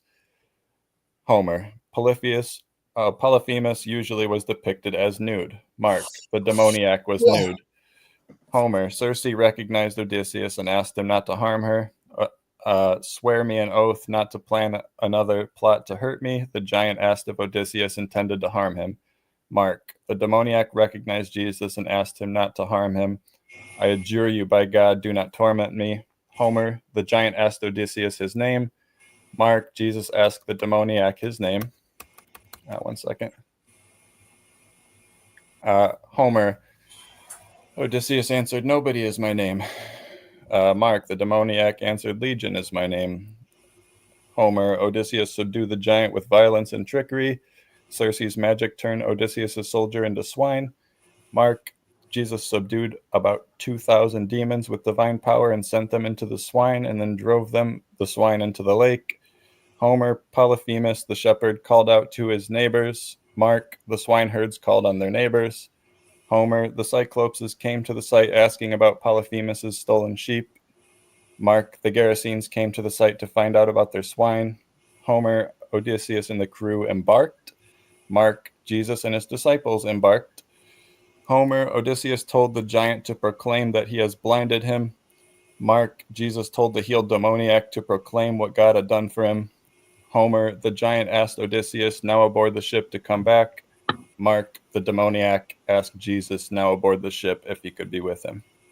So that seems to be like a pretty much direct parallel of the Homer story to me. I mean, there's a lot of them there. I'd have to go through each one case by case. I mean, some of them seemed like the guy was looking for connections and reaching a little. Like, obviously, that's what you do when you're making a chart like that. You know, like the one that stood out. I mean, I don't remember them all off the top of my head, but you know, the one about the swine called out to the people when the. This comes from Dr. Dennis McDonald. He has a lot of books on this. Okay. He graduated. He got his PhD from Harvard University and has taught as a professor at Harvard University for like 30 years. He's one of the most respected scholars in the world on the subject. Sure, I'll Google him at some point. Dennis McDonald. It's an easy one to name. I eat plenty of McDonald's, so I can remember that one. Yeah, let me say this, Ryan. Ready? Because I'm looking at Mark McDonald right now. This Dennis Odyssey of McDonald. His Homer. name's Dennis McDonald. Yeah. Okay, this Homer thing was it written by the Greeks? Yeah. Yeah, it was written. Homer's not a real person. It was written by a bunch of people, but yeah, over the course of like a few hundred years. So the Homer story should be in the original Koine Greek, right? What's that? The Homer story should be in the Koine Greek. Should be in the Koine Greek then, right? I assume, yeah, it would be in some form of Greek if it was written by by the Greeks. Correct. Do you have the Greek form so that I could see it? I know. I don't even read Greek. I couldn't. Well, I read a little Greek. To me. Jesse, if you already have the answer to the question, just get to the. You don't have to box them into it. Like, are you saying Okay. manuscript doesn't exist till a certain century or something? Why? No. What I'm trying to ask them is, I would love to see if they even have it in the Koine Greek, because what I'm guessing is the Homer story came from the Greeks. I'm guessing that, and that's why I'm asking them, because I don't know. Yeah. I'm guessing the Homer story is BC, right? Like 400, 500 BC? Yeah, like 700 or 800. Okay, so that's Koine Greek. So they would have to have the Homer story in the original Koine Greek, would you think? Yeah, I would imagine. Or maybe it was translated into a newer form of Greek. We don't really know. No, because the Koine Greek stayed all the way even to Christ's time. So what I'm going to do is this. I'm going to look into if they have it in the original Koine Greek, and I'm just going to compare the Mark Koine Greek, because Mark is written in Koine Greek too. Nice. So if they're that similar, Dennis, the words... If I could just really quickly interject, I wanted to say, like, Dennis McDonald does actually, and again, I don't speak Greek, I'm relying on him here, but he does actually point out that when you compare the Greek to Greek, these parallels are much more apparent because they choose the same words. That's perfectly said, Andy. That's the point I'm getting at. If it's because he's making it seem like he's using words in English, embark, like how Mark said embark and Homer said embark. Yeah, his readers all speak English. Like he has to. No, say got you. in Yeah, English. but listen to my point. But remember, he's saying similar English words. I'm curious to see if it's similar Koine Greek words as well. That's why I was asking. Jesse, that's what he just said. He seems to say that the parallels are even more striking because they do use the same exact descriptors in Greek and stuff. Yeah. I don't speak Greek. I wouldn't know.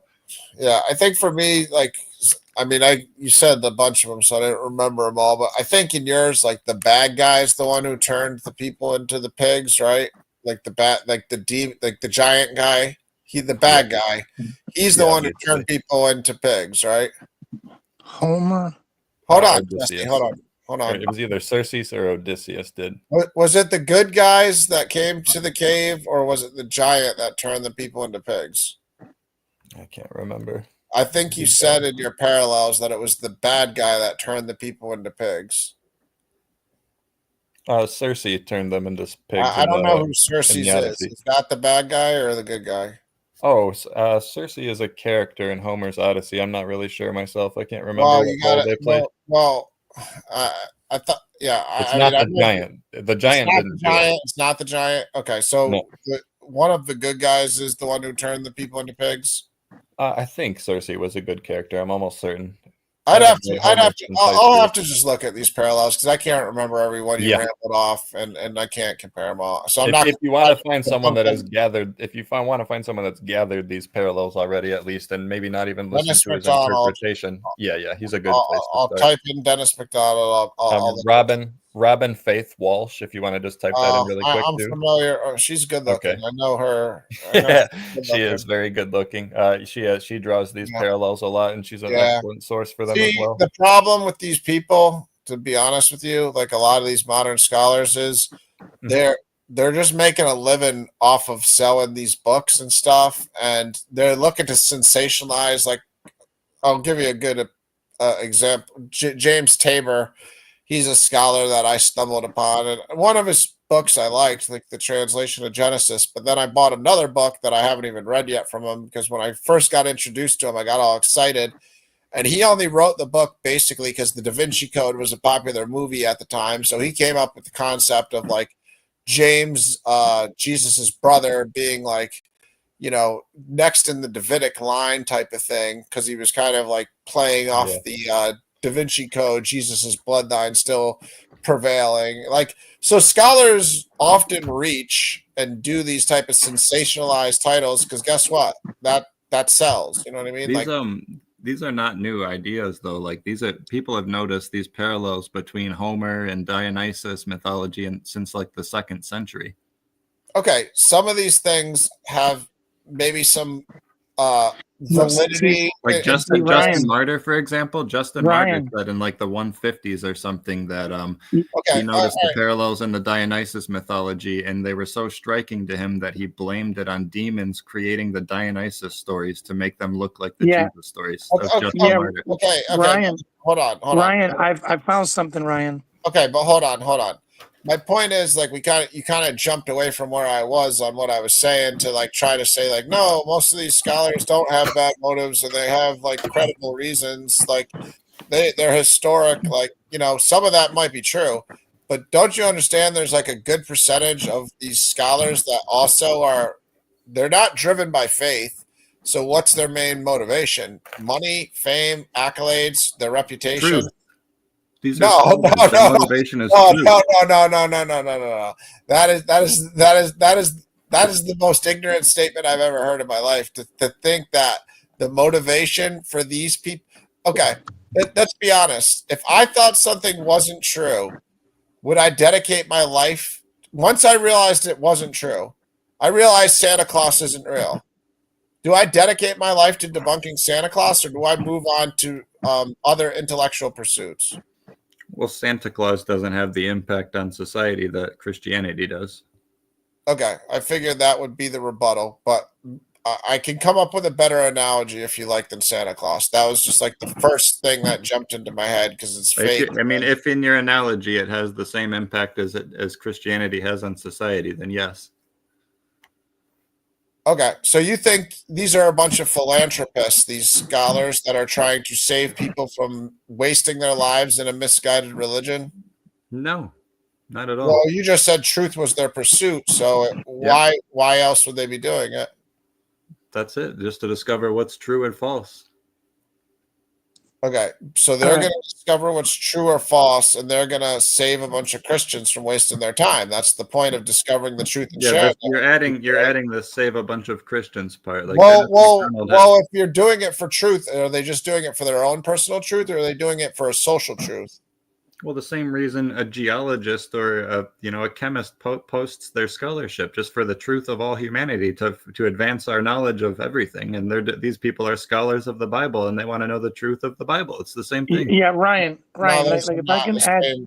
Those are not the same ares of science whatsoever. Yeah. No, they're not the same subject, but Right, they have the same purpose to these people. They want to know the truth, and they're trying to better understand our meaning of it. That's their purpose. That's not a good analogy at all. To say that they're proving objective truths like some sort of scientist is totally not. Yeah, Ryan, let me say this, Ryan, right? Whatever. There isn't, according to this, the copy he's reading is from the 10th century AD. There isn't really no copy from the Koine Greek and papyrus paper. Supposedly, they have little fragments, and the version he's reading is 10th century AD. No, I wouldn't be surprised. That's 1,000 years after Christ died. I mean, you just believe what's coming from Homer's Odyssey. Yeah, no, listen, they're saying it. This is what you're talking about. The Iliad and Odyssey, correct? Yeah, the Iliad and the Odyssey. Those are While from like believed to have 700 been years before Christ. correct, while believed, remember this is all just belief, to have been composed orally in the 8th century BCE, Yeah. weren't written down until the mid 6th century, and the oldest manuscripts are from the 10th century AD. Yeah, but they were written down in the 6th century BCE. No, brother, they have pieces of fragments. There's not even a complete version. I'm gonna look into all that. Trust me, I love this type of stuff. So far, Yeah. the copy you're reading is Why 10th do you century. think that Dennis MacDonald would take from a source that's, you know what I mean, and claim that, like, that doesn't even make sense that he would do that? Are you claiming he's being dishonest intentionally? Why wouldn't he do that, brother? Why wouldn't he not do that?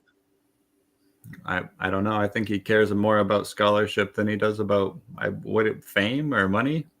I mean, this guy's Brother, a serious. you know how many He's already got scholars? that. Like, he's already got all of that. He's been a Harvard professor for 30 years. He's one of the most respected scholars in the world. He does this because he cares about the subject.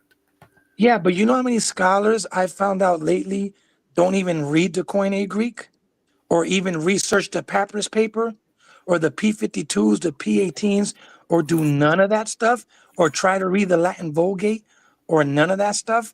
They just piggyback off other people's research. If you had to guess, would you say that a Harvard professor with 50 years in the field has done that? Well, I don't think he did that in this situation. I do not think that. Well, I'll tell you this. He was even saying how the Greek parallels are stronger when you read it in Greek. I said that. I can give you the but interview where did he said tell that. you what papyrus papers he was reading?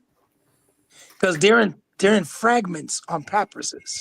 So if they're in fragments, you'll have to have a P number, P182, P187, because it's fragments. He said specifically that it came from book 8 and book 9, so I don't know how fragmented those books are. Or I'm sorry, Well, 9 and 10. Sorry, 9 and 10.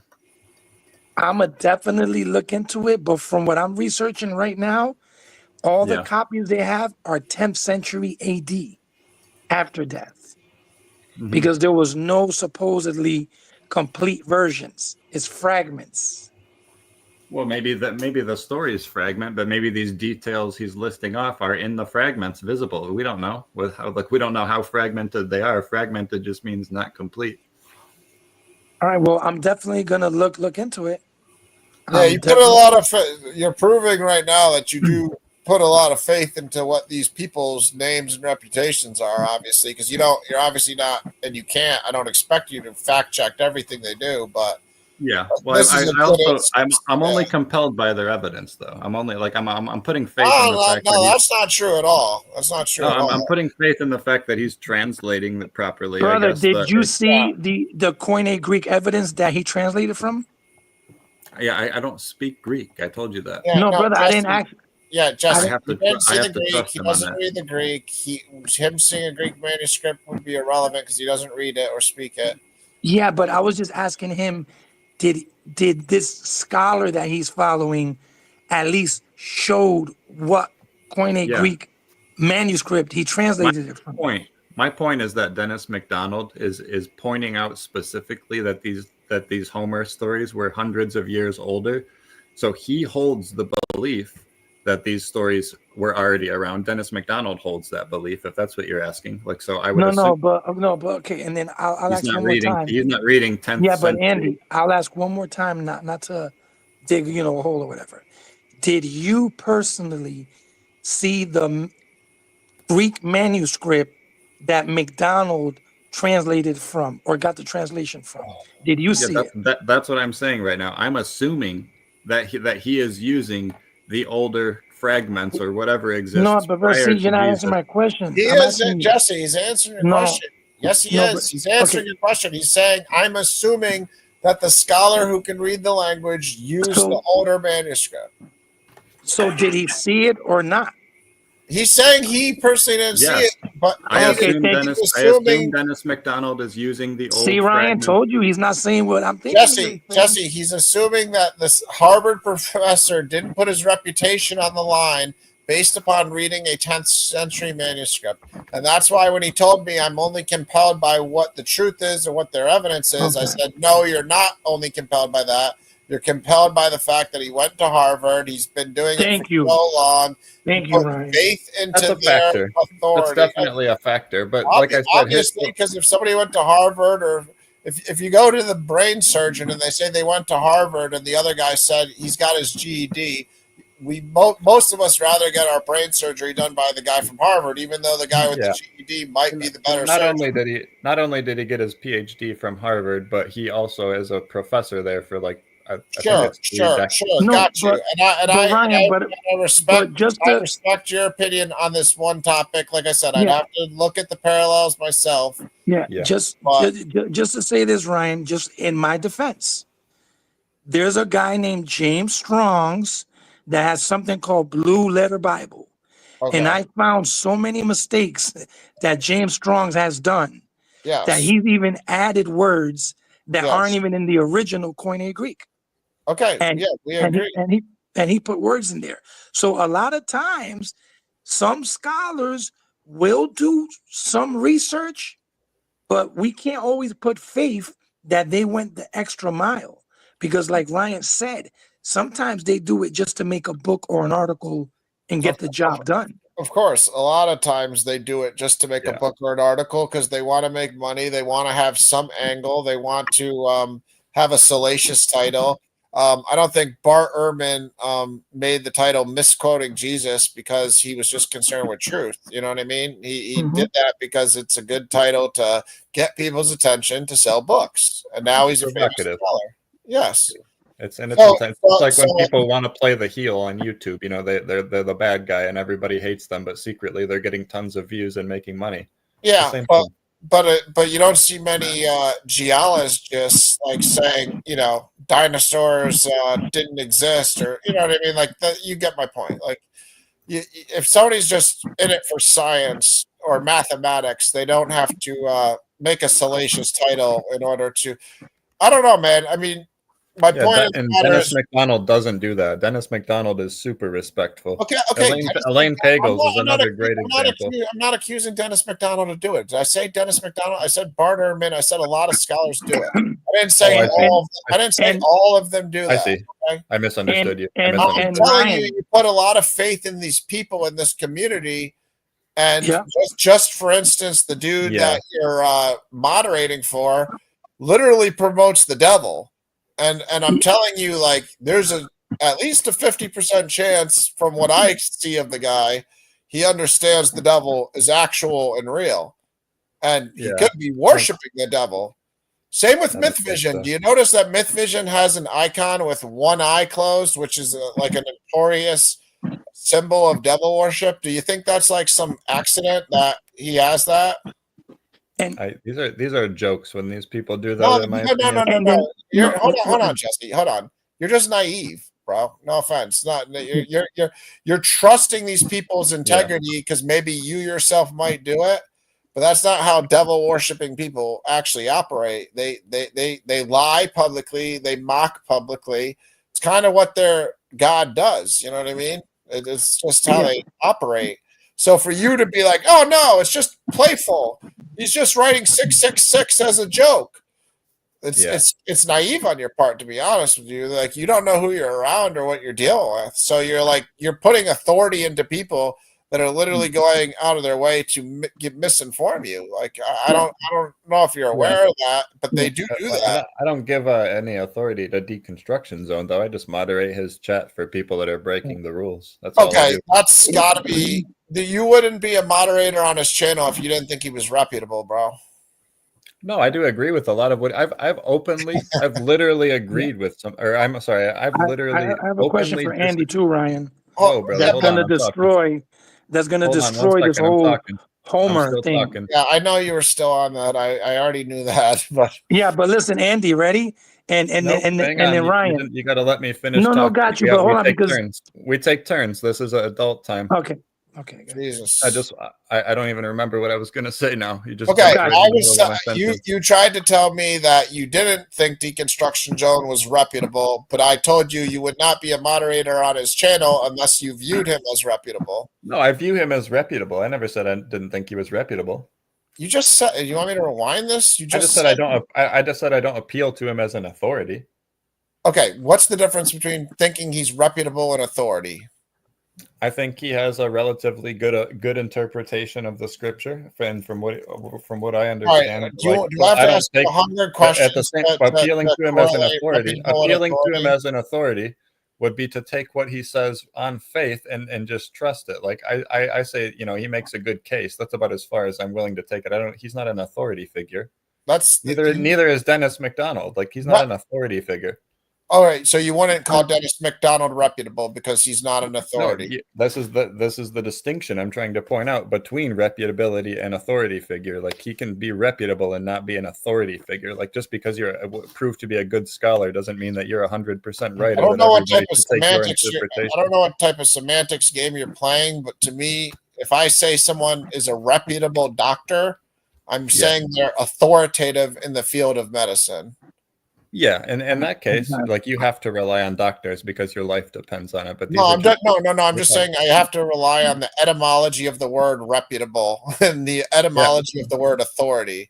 So if I say someone is reputable, I'm giving them authority as a reputation of authority. Y'all are both right. Well, then you can say, can y'all give me 10 seconds? All right, now it's my time, Andy. It's adult time. Okay. So let me destroy his Harvard Homer dude. Let me destroy that real quick.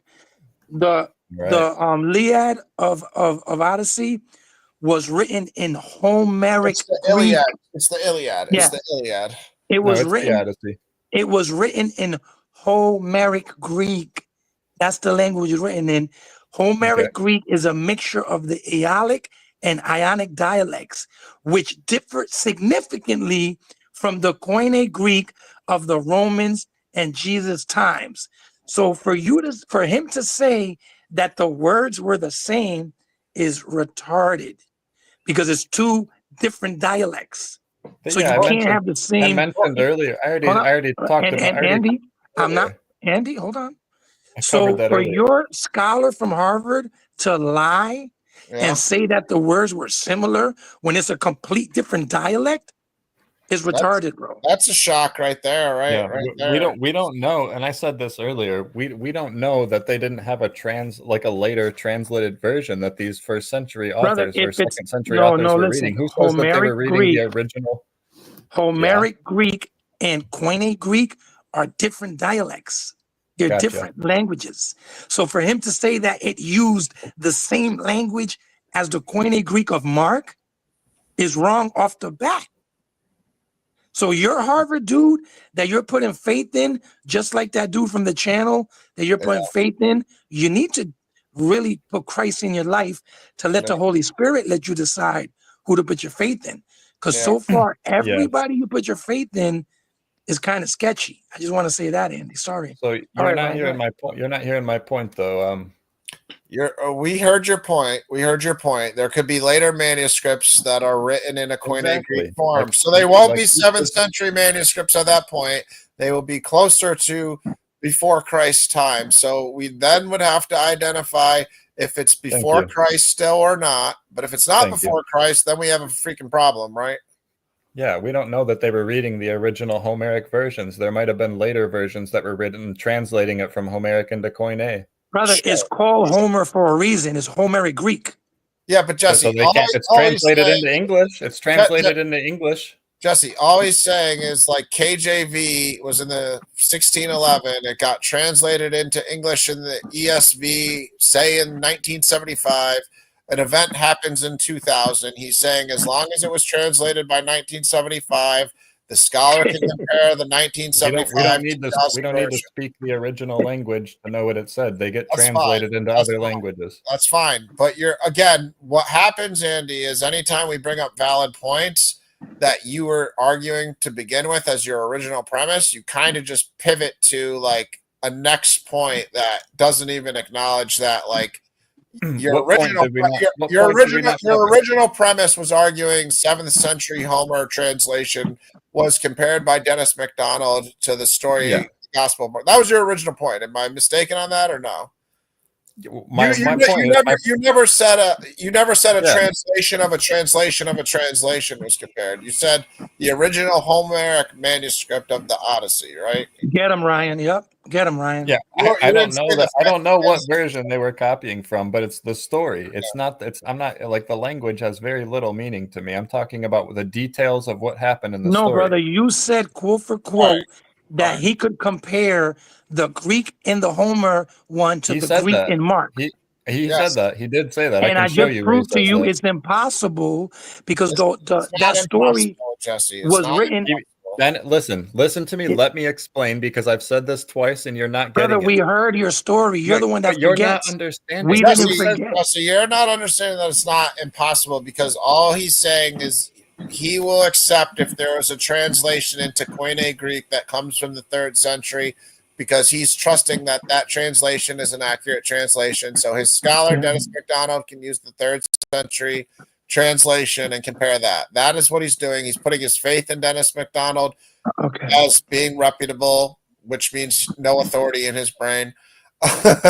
And I had to take Yeah, that you should shot. always I had to question take that someone. shot because you're just being Because difficult at someone's times, man. You're just being difficult at times. So I had to take I'm that. He's not being difficult, difficult. Ryan. You're You should making me never ask take- 20 questions when I say reputable and authority are kind of synonymous. So It means something to me because I don't take scholars on their word for things. Like that's I not question true what at they say. all. It's not Brother. true at all, though. You just proved that you took Dennis MacDonald on his word that No, he he has. shows examples. He shows examples from the Odyssey. I don't take his word for it. I don't. He's not just claiming this. He shows the examples. I read them off to you. Yeah, but We you're can have a reading- dispute about what Yeah, the but language. you We're read having the a dispute examples in about what English. language. You're Yeah, reading- You you're read having the a- examples. You read the examples in English. exactly because Correct. you can't. We don't because his readers don't read Greek. You know what I mean? We have to I read it do, in brother. English. I do. Okay, well, 99% of his readers don't. So he has to Well, write he these found things the in one. English. He found the right one that was going to research his lives. Yeah, his lies. Like what did he lie about? Because the Homeric story is written in Homeric Greek. It's a different dialect to the Koine Greek. So just like Ryan said, what had to have happened was, and remember, this is just an assumption. We're just assuming that somebody translated the Homeric Greek into somehow the Koine Greek by the 4th, 3rd century. Yeah, And then you're, he you're found, doing the same thing. I'm doing what? You're assuming that they couldn't have translated a different version, and that the Mark and all the authors of the Gospels weren't reading from, like, say, a 1st century manuscript. That No, was because a brother, when I translation. looked up McDonald's, it said he got the 7th, 8th century version. That's what it Oh, said. It literally said that he is actually reading it from the 7th century Homeric Greek and pointing out, and when he's saying that the parallels are the same, that's what he's talking about. Brother, You found a when source you that said, says that. when you told us, I'm about that to he Google got this it- Dennis MacDonald yeah, guy. when Please you do. told us that he got it from the 7th century, you forgot saying that? I said that the Homeric story of the Odyssey came from the 7th century. I don't know what version of the book Dennis is reading to compare Mark to. So then how do you even know it's valid what he's saying? I You're right, trust that Ryan. it's valid. No, I got trust you, it. Ryan. He trusted because it's Harvard. You're right. All right. Okay. All right. Yeah. What's so amazing to you about that? That I trust something like he's showing the examples. Why would I think that he's just lying? I don't understand. Because brother, you believe there's a wall of water in the atmosphere that covers the earth, like somewhere in the sky. Yeah, that's what all scientists believe. Are they all wrong? I mean, I've never seen. Okay, I'll tell you this. You can go on YouTube. You can Google high altitude air balloons. People, they go up 200,000 feet, 250,000 feet, way above the atmosphere, and you could follow the whole rise. It doesn't hit a wall of water. That doesn't even exist. There's not a wall of water. I never That's said what that. you said, brother. You said I it was said that liquid the water. atmosphere, our atmosphere contains water molecules. And not just water molecules, many other types of particles, Okay. not just. Okay, all right. Well, Ryan's looking it up. and we're gonna see what version he got it from, his translation from. All right. Okay, and we're not being hard on you, Andy. We're just letting you know, just like the Bible teaches, and Ryan knows this. The Bible teaches never put your faith in man, because man will fail you. All your faith is in man for some reason. Yeah, I don't have any reason to believe what the Bible says, though. But you'll believe what man says. Shockingly, I mean, I haven't gotten too far. I mean, I just Well, Googled this this. man has evidence. Shockingly, Dennis McDonald wrote a book on this, and it's a the Amazon read on the description is, in this groundbreaking book, Dennis R. McDonald offers an entirely new view of the New Testament Gospel of Mark. People who wrote the book write this stuff usually, or their publisher does. I know when I published a book, I wrote it myself, but I don't know if he wrote it or someone related to him wrote it. But Gotcha. so the first line is just, I'm offering an entirely new view of the New Testament Gospel of Mark. I'm not trying to sell books. I'm just pursuing truth. The author of the earliest gospel was not writing history. Hold on. Just because they're not driven by truth doesn't mean they can't make a career out of it. Like, of course, he's going to make money too. No. Yeah, but hold on. That's a blatant lie. That's not. Why? That's not Why reality wouldn't at all. you? If you had those skills, why wouldn't you make money? I'm just going to pursue truth, but of course I'm going to make money off of it. That's logic to you. Yeah, why not Absolutely. post it for free? So I discovered the cure for cancer. So I can give it away to everybody for free, but I got to find a way to make money off of it instead. Yeah, I would imagine those people ends up making tons of money off of those discoveries. No. But what you just said logically is you're going to want to make money off of a truth, right? I'm saying if you have Dennis McDonald's skills, why wouldn't you use them to make money? That's a smart move. Because you said he was already a wealthy dude from Harvard. Yeah, I'm a professor at Harvard. I'm already well known. I can make money a million different ways. Why would I open? I mean, you want to be an apologist for these people? Go ahead. All I'm pointing out is you want to say this book is credible. It has this great reputation, and it's only pursuing truth. And the very first line in the book's sale is the groundbreaking book by Dennis R. McDonald that offers an entirely new perspective on the Gospel of Mark. And then it goes on to say more salacious things in the very next sentence. I mean, and you want to dismiss this. You want to dismiss this as just like, no, you want to dismiss this as just like, oh, it's just a truthful guy that's just trying to make an extra buck off of his expertise. Look, hold on. I don't even understand you. I don't even understand what you're saying. Like, what? Okay, this is what I'm trying to break down to you. A real honest person whose only pursuit. Let me make that very clear. A real truthful person whose only pursuit is truth doesn't give a damn about making a buck. Yeah. At all. Like that's like the difference between a God-based truth and a man-made truth. You're talking from like a man-made truth. Like, oh, of course it's logical we need to make a buck while we're pursuing our truth. When those things don't simultaneously coexist, and the fact that you can't no. The fact that you can't separate that those two things can't coexist is a significant problem because you're not understanding the motivations behind the people that you think are authorities for truth. Hold on. If I'm putting authority into someone who I think has motivations for only truth, but yet they also have another motivation of money that doesn't that's not a conflict of interest with their pursuit of truth. Why would it be? Because they're pursuing money also.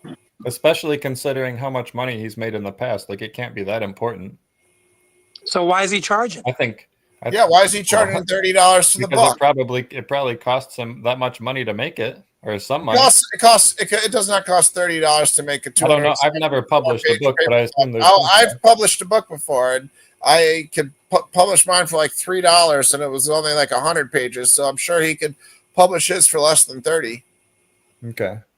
Probably Yeah, could have I done mean, it for if $7. he wants to make if he something. wants to make money, like that doesn't take away from the truth of his arguments to me. If he wants to make money off of his ideas, like that's If- his You're, prerogative. you're right that that doesn't necessarily take away from the truth because you Yeah. could make money off of truth, but you must admit it's pretty naive to think that trying to make money and trying to only pursue truth are things that just coexist all the time. Yeah. if If someone this could is what prove he's to me, saying, Andy, this is what he's saying. If Yeah. this I mean, it's if obvious this what I'm saying. if this scholar, this teacher, this helper of people from Harvard had a groundbreaking discovery about Jesus Christ, the world religion, he's Yeah. not going to hold it and contain it to people that can only buy his book. He would put it in the front page of the Harvard News. Yeah. He'd give the book away for as little as possible if he really was trying Well, to the spread thing truth. is So his that motivation this- is not only truth. That's very like clear. this information isn't only available in his books, though. Yeah, I'm sure he promotes his books elsewhere. So he gives a little blurb about his books, so you'll buy the book after you watch the interview on YouTube on MythVision, right? Yeah, he's done several different. Hey, places, hey, several hey! different When channels. these truthful scholars, when they want to share their righteous truth with the world about Christianity, when they go on MythVision, do they always charge for their courses, or do they give it away for free in the pursuit of truth? What do they do? Well, time is money. What do you think? No. See, that's the cynical laugh of a non-God based person, like of a faithless mind. God doesn't charge us anything to give us information. He doesn't charge us anything. Yeah. Well, that's not how everyone else works. When they produce a product, they charge money for it. That's not how everyone works. That's how people that are trying to make money more than truth work. If I were trying to make That's the truth, thing. More than truth, like that's the part I don't agree with. I don't see why you. okay. So if I charge $100 for something, or I charge $1 for something, how many will more people buy it if it's 100 or $1? Yeah, more people would buy it if it's $1. Okay, so if I'm trying to spread truth and I want more people to read it, what do I charge? If you're trying, wait, say that again. If you're trying to what? If I'm trying to spread truth to the most amount of people, the largest number of people, what do I charge? $1 or $100? Oh, I see what you're saying. Yeah, I get the point you're making now. See, when I say that truth, like. So is my point. So hold on. Are we going to admit now that my point is rhetorical? Is my point now rhetorical that if truth is your number one pursuit, you don't charge finding truth, any money or large amounts of money? Yeah, I don't think promoting truth is necessarily as important to finding truth in his research. Okay, but just in general, we're going to agree that these scholars, you incorrectly said that their main pursuit was truth earlier. You'll admit now that's not accurate, right? No, I still hold that position right now. You still hold that position. So even though we can agree logically, if I charge $100 instead of $1, I'm not trying to share truth as much as I would if I was selling it for $1. You're gonna take the position that you're not wrong, that these scholars are still pursuing truth foremost. Yeah, that's the epitome of illogical, my friend. That's the epitome of illogical. And the cost of their book has no. Brother, I got to answer. You got to give me a second. Well, you're just defending illogical nonsense. You're wasting. You can jump in. Yeah, you've answered already 7 times. You're wasting our time. Listen, you're just trying to justify it. You know. It says that that McDonald using side-by-side comparisons. Ready? This is what it says. The book applies mimesis criticism to show the popularity of the targets being imitated, the distinctiveness in the Gospels, and evidence. Watch this, and evidence that ancient readers recognize these similarities. Using side-by-side comparison, the book provides English translations of poetry that shows how Christian writers use lines from Homer to retell the life of Jesus. Where did you read he used Greek translations? He provides English translations because we speak English. I don't know why we got to keep going in circles about the language, brother. Brother, you mentioned that he used Greek. Where did you read that from? That came from his mouth. And can you send? Can you like put that on so that we can see? What did he say word for word? Oh, it's in Je- an interview with Jesse, he didn't. Je- Oh, go Jesse, ahead.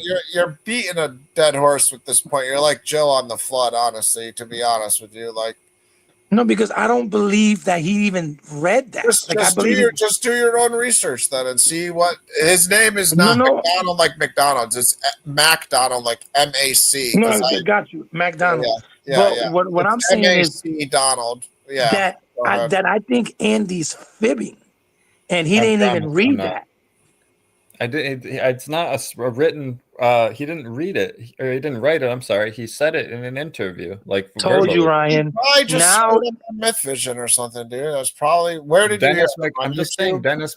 It would have been either History Valley or Okay, I told you, Ryan. Jacob Berman's channel. Jacob Berman's Selling Lies Daily. He thought Paul was a Roman spy. I know he's a credible source. I mean, no. Yeah, He so- literally so, holds Andy, the you're- exact opposite position. You're wait, Harvard. hold on. What did you just say about that with Jacob Berman? Behrman holds the exact opposite position. No, he about did the a Roman debate. conspiracy. He did a debate. You want to know why he holds the exact opposite position? Because he used to promote that Paul was a Roman spy. So now he Yeah. figured out that he embarrassed himself publicly, and he That's changed his okay. mind. Hey, you shouldn't shame people for that. Some people are wrong and they change their mind. You just should be grateful that they're willing to admit they were wrong. All right, but you're just advocating that he doesn't believe that, but he was doing debates on that topic in the past. So what I'm Yeah, telling he you was is, wrong. He came to learn that he was wrong, and he stepped well, up he, and great. well, admitted well, it. well, yeah, when you believe in Santa Claus and that's your premise, and you're trying to do it to be like all the scholars who make salacious lies up. That's what he was trying to emulate. He wanted to get YouTube clicks. He wanted YouTube videos. So Yeah. he wanted to be popular and come up with a good clickbait title. And Paul's a Roman spy sounded good. You know, that's what happens when you're emulating these dishonest people that aren't just pursuing truth, but are pursuing money, fame, and reputation. And they Yeah, want to become professors at certain schools, and they want to be cool with certain groups of Mhm. people. So they have all sorts of motivations that aren't truth based, but you can keep putting your faith in those people, and Yeah. you can keep naively saying they foremost care about truth, like science based people. Yeah. And you're Yeah. wrong. You're wrong. Yeah. You've don't been think- wrong the whole night, Andy, with all your sources. Well, And I just here's- want to say this: you left the truth of the Bible for Mhm. men full of lies. It's Yeah. so weird. that is You messed claim up. you don't have faith in the Bible because there's no proof, but Yeah. everybody you have faith with was proven wrong tonight. You got They were. faith in a lot of men. I'll tell you that much. Faith in random people with PhDs that you think makes them credible and gives them authority to teach the scriptures, apparently. But I mean, again, I'm not your judge. I don't really, I do care. Yeah. Otherwise, I wouldn't be spending my time trying to persuade you in other ways. But And like I said, he's not like, these aren't new ideas from Dennis McDonald. People have noticed these parallels since the 2nd century. okay, great. That's one concept and one idea that you're talking about here. The Gospel of Mark, Justin Martyr, Dionysus, whatever. Like you're trying to pivot to the next topic every time we try to like get one thing like settled. Like you move on to the next thing. Like just All like right, what do you want to stay on? well, what I want to stay on is you to correct yourself in the statement that these scholars' foremost pursuit, by foremost, I mean number one pursuit is truth. That's what foremost means to me in the semantic I use of disagree. foremost. Okay, so Yeah. you think their foremost motive is truth. Yep. Okay, so So why are they again, lying? so again, for the logical people in the world, if I found a truth, okay, let's make a good analogy, Andy, for a truthful thing when it's relevant for truth to matter, right? You found out a bomb was in a building, Andy, and 100 people work in that building, Andy. Would you tell those people for free, or would you charge them $100 to find out the day and time the bomb was in the building, Andy? For What free. would you do? Free? Yeah, for free. Why not $100? Why not make a buck off your expertise? Because their safety is at risk. So truth is the most important thing in that situation, correct? Yep. Okay. So now if I discover a truth about the Bible and I'm worried about Christians all over the world, why do I go on Myth Vision and charge $100 for my course? Why don't I give it away for free when I could go on YouTube Mhm. for free and share Yeah. my information for free? Yeah. Again, I've said this a couple times, but I'll try to like rephrase it. Say it after you just followed what you would do in the situation with imminent death and a bomb in a building. Say it now. Yeah. And again, the bomb in the building was because their safety is in danger, but Because truth is important, right? no. Yeah. Oh, it's a safety. It has nothing to do with truth now. Well, yeah, in the example you said there's a bomb. So you're So I would- pivoting to I would just safety Yeah, do- but when it's about but truth. people You gotta I following would just a do. false. I would do whatever stop saves the pivoting. You people. gotta stop Yeah, pivoting. but I mean, yeah, but Whatever Andy, saves the people people. following a false god is death, is danger. I think you're That's just dangerous. trying to provoke us almost at this point. I- Like, I'm not even I sure, think and you're maybe I'm playing- just misunderstanding you. Can you just repeat the question? I don't think you're autistic, but you're acting like you are at times. My brother is autistic. I very well could be autistic, but I've never been diagnosed. might be on the I spectrum, honestly. All right, Ryan, can I say this, Ryan? Not in a Ryan, derogatory manner, but you might be on the spectrum. Honestly, if you're I could gonna be. if you're Yeah, going That's to a possibility. yeah, okay. Yeah, I'm not yeah, saying Andy. that in a negative context. I'm just saying like just to clarify, though, autism is not a reflection of intelligence. no, there's Yeah. savants that are brilliant geniuses in certain areas that are autistic. I got that far. I watched The Accountant, and I also have studied history. I know a lot about savants Okay. being geniuses. Yeah. Okay, yeah, right. let me I got say that this, Ryan, real quick. This is what he's saying, Andy. You have billions of people that follow Christianity. This man has somehow groundbreaking information that proves Christianity's a lie. yeah, For him, Yep. why not him to save all these billion people from going to hell and Yep. following the wrong God, not Yep. just put it out for free? Why charge with yeah. this Because life-saving he information? doesn't believe in hell. Dennis McDonald is an atheist. He doesn't He believe just in hell. moves on to the next topic. He doesn't. That's answering. That's why he does that. He doesn't like. That's answering your question. I feel like. Am I not answering the question? You're he does this to you're make money. straying from the original question of are they foremost concerned with truth, which you answered yes to. Yeah. Okay. That's what I wanted to. And that's the thing I said that I've answered a couple times already. He is not necessarily concerned with promoting the truth. I'm saying that's what drives his. So he's more scholarship. concerned with making a buck. Thank you. There you He's go. not That's not what concerned. I'm. And that's He's that's not not what I'm concerned with saying. Also. promoting the That's truth. the logical You just said deduction it. from what you're saying. There's no other I- alternative. He is driven by finding the truth. Whether he charges money, like he doesn't care about getting the truth out to people. I'm He just just saying, like wants it for himself for his own personal use. the truth sells itself. I'm saying he's not That's driven not by true. that. I don't think. I You're don't. right. believe The that. truth sells itself. That's why the Bible's the most popular book in the world. You're right on that. Yeah. That's why the truth sells itself. I mean, I'll tell you this, Ryan, not to talk bad, right? Because I'm not perfect, and we're all just having a dialogue. But let me say this, Ryan. What if? Because notice how he's in denial and he Yeah. protects lies. He Yeah. protects lies. He has shown that. that's true. If he's been like that his whole life, hold on, wait, Andy, I'm almost done. Hold on. I don't want to be believing a lie. If you think there's a Yeah, lie but that Andy, I'm protecting, then I need I'm you to almost point it done with out, my and we need to sentence. put We it just to bed pointed right now. out you think scholars' foremost motivation is truth. That is a lie, and you're protecting it. Why do you think I'm that's a almost done, lie? Andy. With Because the I just sentence. showed you it's a lie. Because if there's a bomb in the building, you're not going to sell the information on the day the bomb's going to go off for $100. If you care about Nobody- the truth, nobody you're going is to in tell people danger. for free. Nobody is in danger in these you're religious you're contexts. just trying to like. I can give you a million analogies about truth, bro. Okay, you know gravity's real, bro. Are you gonna give it away to the scientific community for free if you really care about truth, or are you gonna sell it for $1 million so only one person can afford it? What are you gonna do? If you care about Again. truth, what are you gonna do? He cares about himself discovering truth. Thank you. Thank you. The Himself. answer is not for truth to be shared with other people. Now he's pivoted again to now he doesn't care about truth being shared. It's his I personal never truth said he that. cares I about. never. I specifically. Yeah, you said did. the You said they opposite. I said care the about opposite. truth, but now it's only individual truth when you were But clearly I made using the it distinction. earlier as a way to distinction say they several care times. about sharing truth with people like I'll wait. yourselves I'll wait. and Christians like Yo, myself. Andy, We will know the you, truth to not believe lies. That's yeah, how you're wait. using listen, it there. Andy, You weren't you using left it as Christ. him himself figuring it out just Yeah, so he and could let me sleep say at this, night. Ryan. And He stop. left Christ. He left Christ, Yeah, he who left the gave the truth, truth, the who way, the gave the truth, and truth the for life. free. Yeah, Yeah, but listen, Ryan, he yeah, left Christ, who gives the truth away for free, yeah, to follow men that charge for the truth. yeah. To buy Yeah, Myth I've Vision never- courses from Bart Ehrman. I've never Hey. paid a dime. I'm sure you didn't. Maybe that's an IQ test you passed, that you weren't dumb enough to buy the liars.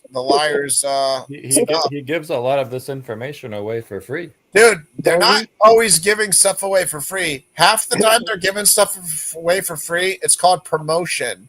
You know, when they show like a little movie clip for like 3 minutes of the movie, Like and a it's cliffhanger. not the whole movie. They're doing it to sell the movie, Andy. So when I go on Myth Vision and I act like all concerned about this revelation I just came up with and discovered from all my research, but then at the end of it, I say, well, if you really want to know, buy my course. Guess what I'm doing, Andy? It's called promoting my product. Yeah, If I don't tell you anything about my product, then you won't buy my product. So what do I got to do, Andy? I got to get you interested in my product. That's what they are doing. That's my point. Like even the little bits that he's given away for free are convincing enough to me. Well, then you're naive. I mean, whatever. You know, And you haven't produced any convincing evidence, Andy, at all. you buy any the lies. I mean, it is what it convincing is. evidence. I mean, it is what it Your- is. Your listen, I talk Dionysus. to Christians all the time. I don't expect you guys to be convinced. They never are. I'm just telling you why I'm not convinced. Well, you don't understand the physical world around you. So, I mean, how can you be the authority to either of us? We both know God exists. We both know the devil exists. We both know angels exist. We both know demons exist. Yeah. Why would I be persuaded by Bart Ehrman's course or somebody that's trying to say the Gospel of Mark has parallels to the Odyssey? Why would I just change my religion because some scholar is trying to make a buck and can draw some parallels? I could draw parallels between Snow White and a Dateline Seven murder. Dwarfs. Yeah, and a Dateline murder. Because ready, Ryan? Well, there's Because a woman. Christ's There's hair- a woman. She fell asleep. Ryan. There were 7 people that broke into her house. I mean, No, Ryan, listen. Christ's hair was white as snow. yeah, There was yeah, he always rested on the 7th day. yeah. He was dwarfed. He was dwarfed with so many problems. Yeah, he had. He had 7 followers, and Jesus had 12. I mean, yeah, look, the numbers are close enough, right? I mean, dude, seriously, if you want to draw a connection to sell a book, and that's your motivation, you could do it. You know what I mean? You could do it. I could find any ancient story and try to connect it to the Bible. Guess why? There's 31,102 verses. There's 66 different books. Like you can go through the whole Bible. Find things like earthquakes, floods, mountains. Fine. These things are all throughout history. Want to know why? Because there's earthquakes and floods and mountains and other societies. So I can go study the Mayan and be like, oh, look, the Mayan believed this, this, and this, and it's in the Bible too. So the Mayans had the Bible, or, I can write a book, the Bible by the Mayans, oh my God, end of the world, Mayan Bible. Like, you know what I mean? I can do a million different ways, bro. Like, it's to me and him, it's kind of sad that you left the actual truth, the creator of the universe to follow men.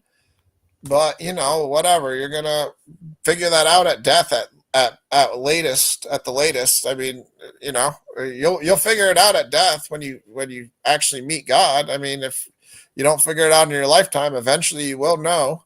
Does Andy's parents, Andy, are your parents Christians? If you don't mind me asking, I don't want to seem nosy. My mother is Jewish and my father is Christian. Wow, all praises, brother. Yeah, I mean, it isn't, whatever. I mean, that's not totally relevant, but I mean, that's just out of curiosity. I'm sure it might play into things. Has your mom ever tried? Like, have you and your mom ever sat down to have you ever discussed your feelings with her? Oh my God. I've spent thousands of hours talking about this with my mom. What does your mom say to you? He's trying to convert her She's, to be an atheist after he watches all these bad scholars and tries to tell her all their bad information. He probably tries to get her out of her faith, and she probably says you're crazy. Does your mom say that, Andy, that you're a little crazy? No, she's still a believer, but she has come to realize that a lot of things in the Bible, she holds a lot of the opinions that I hold about a lot of Bible stories. Like it means a lot less Yeah. than what it means to like an Orthodox Jew to her, but she still Yeah. believes that God is real. Yeah. Those Can things. I give you like just some friendly advice for real? Like if somebody promotes the devil on their channel, maybe don't follow their content. Like don't think they're trying to pursue truth. Is that a fair assessment or no? I would need a reason to think that the devil was real before I was worried about them. No, let me prove how that's a incorrect paradigm in itself. So you know what the devil represents, even if it's real or not, correct? And well, to him, it represents an opposition of God. Okay, well that's not speak hypothetically what your buddy believes because you don't Like want that's what the word. That's what it means in the Bible. The opposer. No. You're speaking for him now. Speak for yourself. You know what the devil represents, right? Does it represent love, peace, kindness? What does it represent? It represents the opposer, the adversary to God. Okay, yeah, we're familiar with what the Hebrew word means, the adversary of God. But what else does it represent? Does it represent murder? Does it represent lying? The Old Testament doesn't. Are really you playing dumb or are you just wasting time? Like, what does the devil represent? Why Have you ever seen a movie have a with the friend, devil? Ryan? Have you ever seen a horror movie, Andy? Have you ever seen a horror movie, Andy? Yeah. What does the devil represent, Andy, in those movies? Apparently not to you, so I'll ask. Yeah, I see what you like. I'll ask for the rest of society. I know where you're going, brother. No. You want me to say? Oh! You want me? I just want you to say honestly what society understands. You're not going to be happy with what I. You're not. You won't be happy with what I. Oh, Andy, if not say it, Andy. If you want to, yeah, go ahead. Well, lie about the social paradigm of what the devil represents to the people. Speak Go ahead. What I'm proving to, just for the record, Andy, what I'm proving to you is, I don't know, you might have heard Jordan Peterson do something like this with God before, but even if God doesn't exist, the paradigm of God does exist. So the logical paradigm of the devil existing proves that your scumbag channel that promotes that is promoting a bunch of wickedness. Yeah, but let's hear Andy's. Go ahead, Andy. Tell us what the devil paradigm actually means. Go ahead. Yeah, please, Andy. Go ahead. It's goodness. Well, It's all I was getting at was that the devil doesn't represent good or evil. He just represents an opposition to Yahweh, and Yahweh is often evil himself. Yeah, that's no. You said, Andy. Okay. Yeah, but Ryan, you said, Andy. I want to say something, but you kind of held it back. What was that you were gonna say? Just say it, Andy. Yeah, probably. Because listen, if you're ashamed, Andy, if you're ashamed, then you automatically know it's wrong. If you're ashamed to even say it.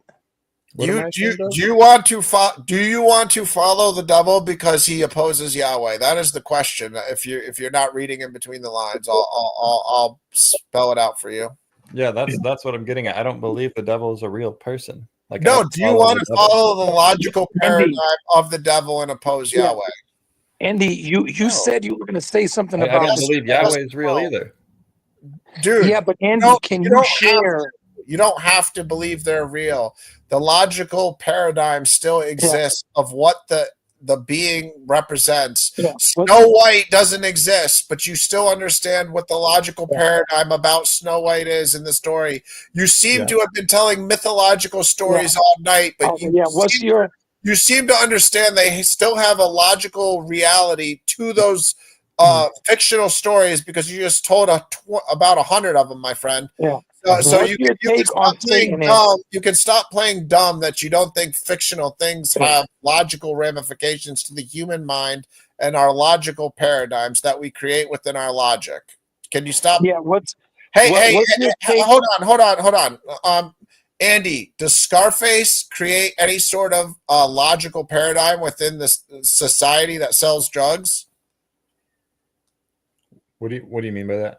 What does he create? Does Scarface, do anybody that sell drugs, look up to Scarface, and try to sell more drugs to be like Tony Montana. Have you seen the movie Scarface? Or maybe I'll start there. Oh yeah, I've seen. So do you Yeah, think people- anybody's people ever look up to sold him. drugs and looked up to Scarface because they wanted to sell more drugs to be like Tony Montana in the movie Scarface? Absolutely. Wait a minute. You just said that's impossible because Scarface isn't real. There's What do you mean? something, Ryan, that he Never wants said to that's say. impossible. Scarface isn't that he- real. So that's Yeah, not yeah, possible, Ryan. Tony. That's not possible, Andy. Yeah, 'cause yeah, Scarface Ryan. isn't real. There's something Andy was gonna say, and I Yeah, really want to it's hear just- yeah, because what he wanted to say about Satan. because now the devil, he's fictional, so you can't have those thoughts in his head. I Yeah. don't know. What's Oh, the stuff that you interesting. wanted to say, I Andy? misunderstood your about point, Satan. honestly. Yeah, but Andy, what's the point you were gonna say about Satan? Please share it with us. I believe I made the point, but I was just saying that Satan would just represented an opposition to God, and that And he. then we ask you the follow-up question, Andy. Do you want to follow a being that opposes Yahweh? Yes or no? And the answer can't be Yahweh isn't real. Yeah, That's I not wouldn't the want answer. Yeah. You would think- not. Are you all right? This is what he's That's saying, good. Andy. That's good. Are you interested no, a little no. in I'll just say following no. the concept of what Satan represents? Just be real, Andy. Just speak. No. Why are you a moderator on the No, Jewish actually, channel that wants to That's do a that? complex question. That's actually a complex question. I'd love to, if you could give me a second to answer that. There is Yeah, actually Ryan, a little please let nuance. him Go ahead. let Go him ahead. explain it, Go ahead. Ryan. Please. And I don't All right. mean this to be disrespectful. And this No, might just get speak your mind, bro. Just okay, speak it. this is just how I feel. And I'm not trying to play dumb, by the way. Honestly, if I'm misunderstanding you, I'm being genuine. I Andy, promise. can you just speak freely? We're adults. Go ahead. Go You're ahead. not going to scare us. Just say But it. it seems like Yahweh often represents an evil character in the Bible. Often.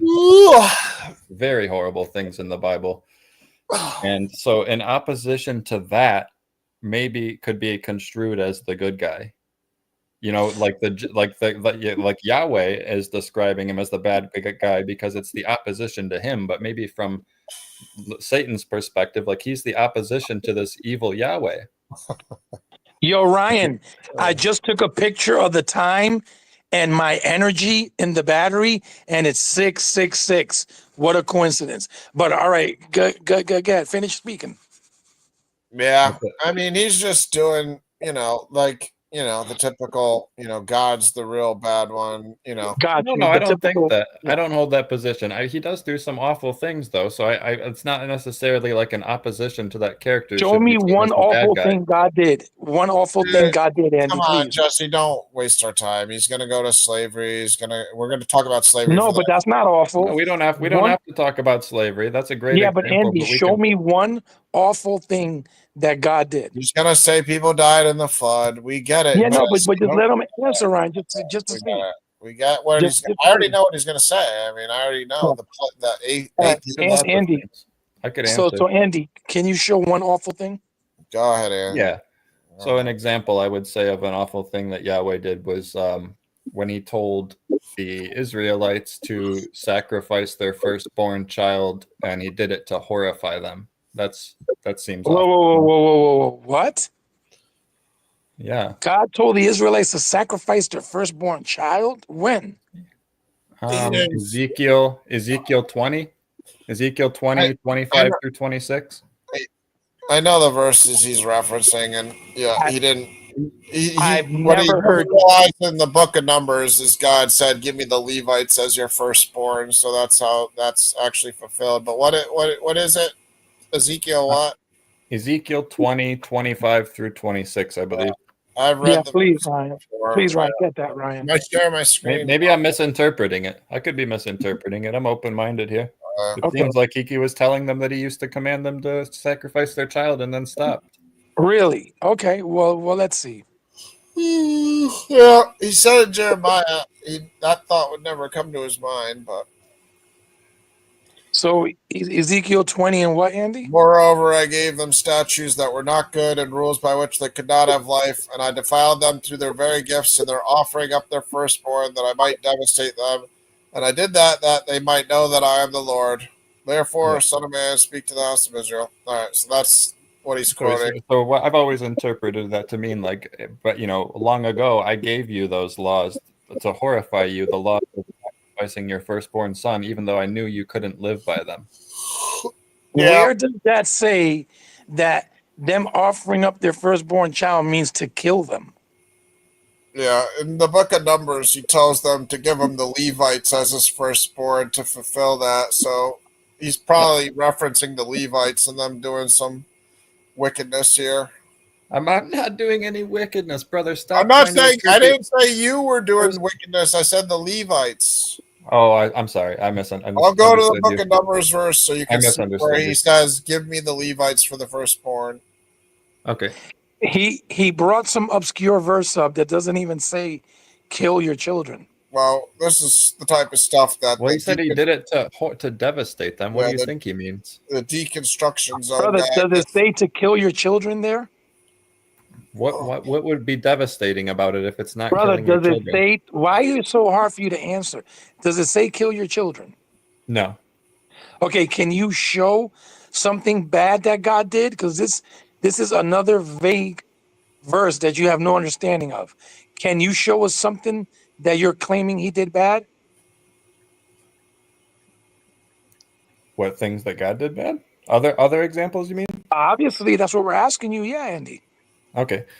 Well, yeah, he listed a couple, but he sounds like he's going to get frustrated if I Oh, list them all. No, bring them out. Jesse, he's Bring- gonna have bring a 'em up. billion. Dude, I'm not gonna talk about slavery for the next 3 hours. No, well, just one. If you could just bring up one. Well, Can he's I- gonna hold on. Let me It's show. gonna be hold on, slavery. It's gonna hold be on, slavery. hold I'm on. not gonna lie.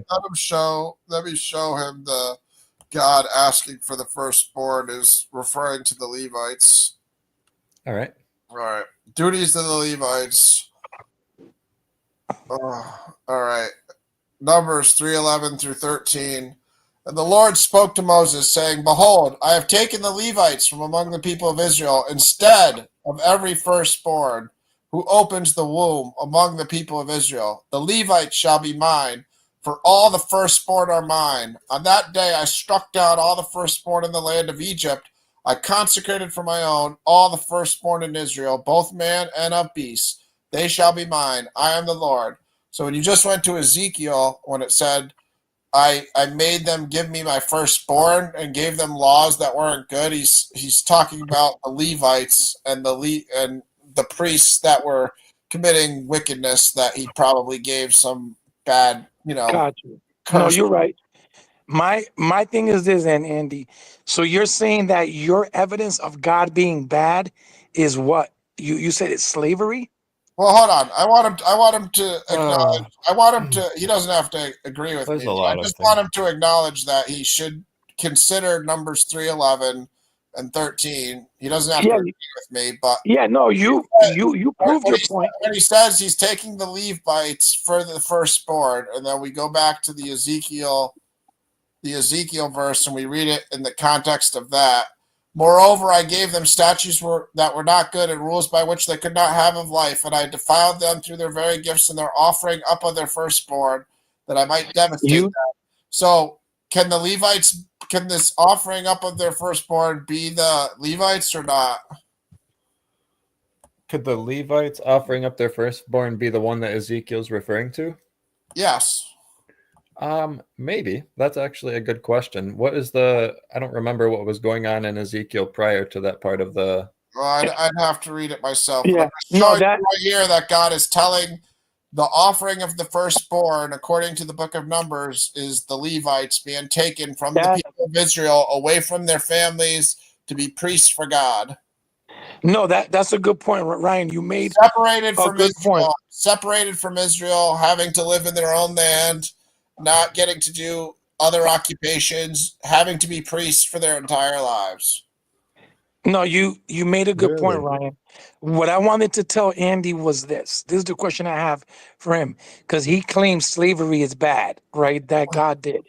My question is this, Andy, you are aware there's 2 million or 1 million people in prison in the United States. You think that's bad to put people in prison? Yeah. Really? Yeah, well, there's probably a better solution, but it was a lot different than what's happening with prison. These weren't necessarily criminals; these were just foreigners.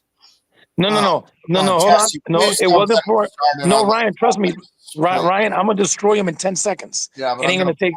It ain't gonna take an hour. Yes. Everybody that God did that to was because they disobeyed him. They were evil. They were homosexuals. They were not living by the law. So he punished them. In America, if you sell drugs or you murder or you rape or do crazy stuff, you get punished and you become a slave. That's Article 13 of the Constitution. You lose your rights of a free man and you become a slave. Is that evil? What the United States is doing? No, no, I wouldn't say it's evil. So But why, when what- God does it, you call it evil? Well, because he wasn't saying that. He was just saying that you can purchase people from the nations around you. It never said that they were doing anything like what you're describing. Brother, the nations around them are the ones living in the land. The people living in the land got the land taken from them for being evil. That's the whole reason why the Canaanites lost the land. They were putting their children in fires, sleeping with men, sleeping with their fathers' wives. They were evil people.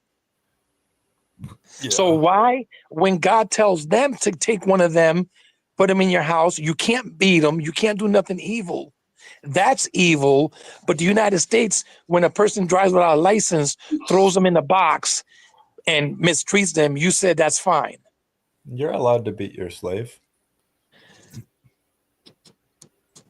Brother, we're not going to waste time with that because that's one verse that you're going to go to. The whole point is this. You just agreed slavery in the United States is fine. You just agreed, correct? Jesse, please. I can't do the slavery topic with an atheist for 3 hours, dude. Yeah, but he I just already know how agreed, this. Andy. I already know how this ends. Let him have his view of biblical slavery. Okay, just let him Yeah. have it. It's Well, fine. I mean, it says that you can. He's not. purchase Trust them me. from If He's he not ever gonna wants to get debate, with the if he ever wants to debate on it, I'll destroy him. I'm so easy. He's 'cause not it's gonna. buffoonery. He's not gonna get done with the discussion with us. Can I just give 30 seconds to just give my Biblical- views and then we'll drop it? Yeah, I already know what your views are. Go ahead. please. though. Yeah, but I would like to hear it. What Ryan. they are. Go ahead. Go ahead. Tell us. Go All ahead. I'm saying is that from what I understand, he's telling the Israelites that they can purchase foreigners from the nations around them, and whether they were good or evil or committing horrible adulteries or idolatry or whatever it was. Yeah, I no, don't but hold think- on, Andy. Nope. Do Give me you- my because 30 Andy, seconds. listen Give to me what my you just 30 said. seconds, brother. But Give Say him this his, after. give him You his could talk- 30 seconds. Let you him could say talk it. for- after. but Just say Ryan, this because after. listen, Just say it Yo, after, brother. Just yo, say it Andy, after. it'll take Just me say 5 it seconds. after. Just It'll say it take me- after. Right, Just we say wasted the 5 same seconds. 30 seconds we could have done if you just shut up. Just let him go. Just let him go. Let him say his. Don't his interrupt, shit. brother. Have some manners. We've all interrupted each other all night. It's fine. All right, We Andy. know the interruptions because you've All right. interrupted all night too. We've all done Because it all he just night. did Okay. a big lie, Ryan. I but it's just fine. don't want to talk about this slavery nonsense. So if it's going to be 30 seconds of your talking about it, that's a lot better than Yeah, 3 and hours. then we can drop it, and then we So can give just me let it your- go. No, give me no, your- let me respond. Jesse, You have 30 seconds and I have 30 Jesse, seconds. he's not gonna go ahead. Jesse, you can have 10 minutes after. He's not gonna No, like. I'll biblical take 30 slavery, seconds. okay? I already know Okay. where he's going. Let him say it. All right. All I'm saying is that I don't think that the crime of slavery is appropriate to that whatever evil they were doing in these other nations, and that's all. I think that's evil. Okay. Okay. Fair enough. The reason why he said that, Ryan, because he knew he messed up. Because he said this. He goes, whether they did evil or not, I don't know. You do know, because I told you they did evil. Because the Yeah. reason why they lost their land in the first place was because of evil. That's why the Most High actually told them to kill all of them.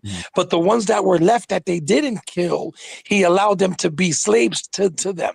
But he originally ordered them to kill everybody on the land for them being evil. But then you just agreed 10 minutes ago, it's okay if you do evil in America and you go to prison and become a slave. But when God does it, it's not. So you just destroyed and debunked yourself, brother. Yeah. Yeah, I mean, I don't want to talk about slavery, so I'm not even going to give my opinion on these matters because I've done it with Yeah, atheists. he don't have, from what he's been All showing. it does is It end was up permanent. shooting It at was the permanent, atheists. though. It was permanent, and you were passed down as an Dude, inheritance. That's what I have Yeah. problems with. What Dude, he's you can showing, believe Ryan. whatever you want about Yeah, biblical Ryan. theology. I don't What he's showing is he has no clue of what the No. Bible says. he has He's his never read. and he has his he- own opinion. yeah, Fair to have He's it. never read the Bible for himself. Everything he's Don't say that, regurgitating. brother. Don't be rude. So I'm sure he's read the Bible. I'm sure he's read it. Listen, it's Yeah. fine. Certain people can have their opinions. Me and you can have Uh-huh. our opinions. It's fine. I know where the biblical slavery with an atheist discussion leads to, and it does not lead to the atheist ever raising his hand and saying, "Oh, you're right." And then here's the funny part, Ryan. Ready? We have to permanently have passports. Do you think that's a good thing, Andy? Yeah, What's there are that? definitely levels to slavery. Really? So it's okay to have to permanently get permission to leave out this country? Yeah, I don't necessarily know if I disagree or agree with the policies of the America, but I'm saying I disagree with the policies of Yahweh and Leviticus. But then you're fine with the slavery that's in America, that I have to pay taxes till the day I die. If I already not, said no. hold I on, already no, said listen, no. listen. I already said no to What? that. What do you mean no? I would much rather see like some sort of system of rehabilitation that doesn't lock these people in cages if we could do that instead. Okay. Now, do you agree that we're slaves here in this country? I think that the prison system is definitely a form No, of no, slavery. no, not yes. prison system. Slaves, all of us. Do you agree that we're all slaves? No. What if you don't pay your taxes? You can leave Yeah, the what- country. If you can No. leave, you're not a slave. If you're allowed to leave, you're not a slave. Are you allowed to leave the United States without a passport? Yes or no? Well, no, but you can get a passport So- easily. Are you sure? I have Can one. they- I've gotten one. Okay, ready? Do they withhold people from getting passports? Maybe they didn't withhold me. I can go Brother, into anywhere I want. That's not I didn't ask if they withheld you. Do Okay. they withhold people? Have you ever heard of something called a no-fly list? Yeah, What does that mean? you're not allowed to fly to certain countries, I guess. So are you able to leave? Yes or no? Listen, let's not waste our time trying to prove to him that there's no such thing as freedom for Yeah. any human being on earth. Those we already people. understand that doesn't Because exist. Ryan, what I I'm trying agree. to show I him agree. is, Own your I own agree with island. Ryan, you. hold on, Brother, I Ryan. agree with What I'm you. trying to show him is No, I know what you're the trying to same- show him. No, I but hold just on, said wait, it. Ryan. I But just hold said on. it. No, but I just wanted to show him this. I The understand. same living, the same living and slavery that he was talking about is the same thing that's happening to us. The only problem is the Israelites were going to have the position of governor and president. That's the Yes, only difference. I understand what you're Okay, yeah. showing. Well, the difference is that you're talking about an anomaly of people that are on a no-flight list. That's almost nobody. Almost everybody can leave the United States if they get a passport. Are you sure about that? Yes, I don't have to So even you look it think up. I'm people sure that of are it. on probation, the millions that are on probation, they could leave without a passport? Yeah, well, I Really? would say a majority of the country isn't on probation. No, but there's only about 6 million people on probation. Okay, and there's like 400 million people in the So- United States. The problem, you don't like God having people that are doing the same thing that our government is doing to us in this very day. That's what I'm trying to tell you. All It's right, not the same. that's again, an atheist and biblical slavery are not going to change their mind in any conversation at any point. They don't Yeah, let's want drop to it. change We their can drop mind. it. He doesn't I'm- want I'm to change good his with that. mind. He doesn't like it. He doesn't Because think it's I have to moral. work to eat. I have to work to buy water. I have to work to buy food. I Yeah. can't even farm without getting a permit. I can't even fish without getting a permit. I can't leave this land without getting a passport, which is permission. I can't work unless I have a social security card. I'm a slave here, Right. bro. But The you're same allowed to thing do with- those things still. You're still allowed to do them, though. You just have to jump through hoops to do them. You're still No, allowed I to have do to them. work to do it work. Like if I want to leave the United States and live under a different government system, I can just leave the country right now. I'm not No, a you slave. can't. You have to ask permission and get a passport.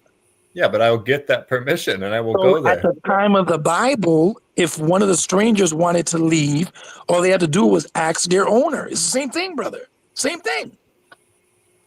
What's the You difference? think they're gonna say, yeah, So- sure, you can go free. So do you think? Yeah, So do you some think? Israelites. Hold on, Ryan. Some Yeah. Israelites would let them go free. Yeah, of course. What Well, I'm happened sure if a a slave majority of them escaped can- in the Bible and went to a different city, Andy? What happened if a slave escaped in the Bible and went to a different city? They were to be taken in with open arms.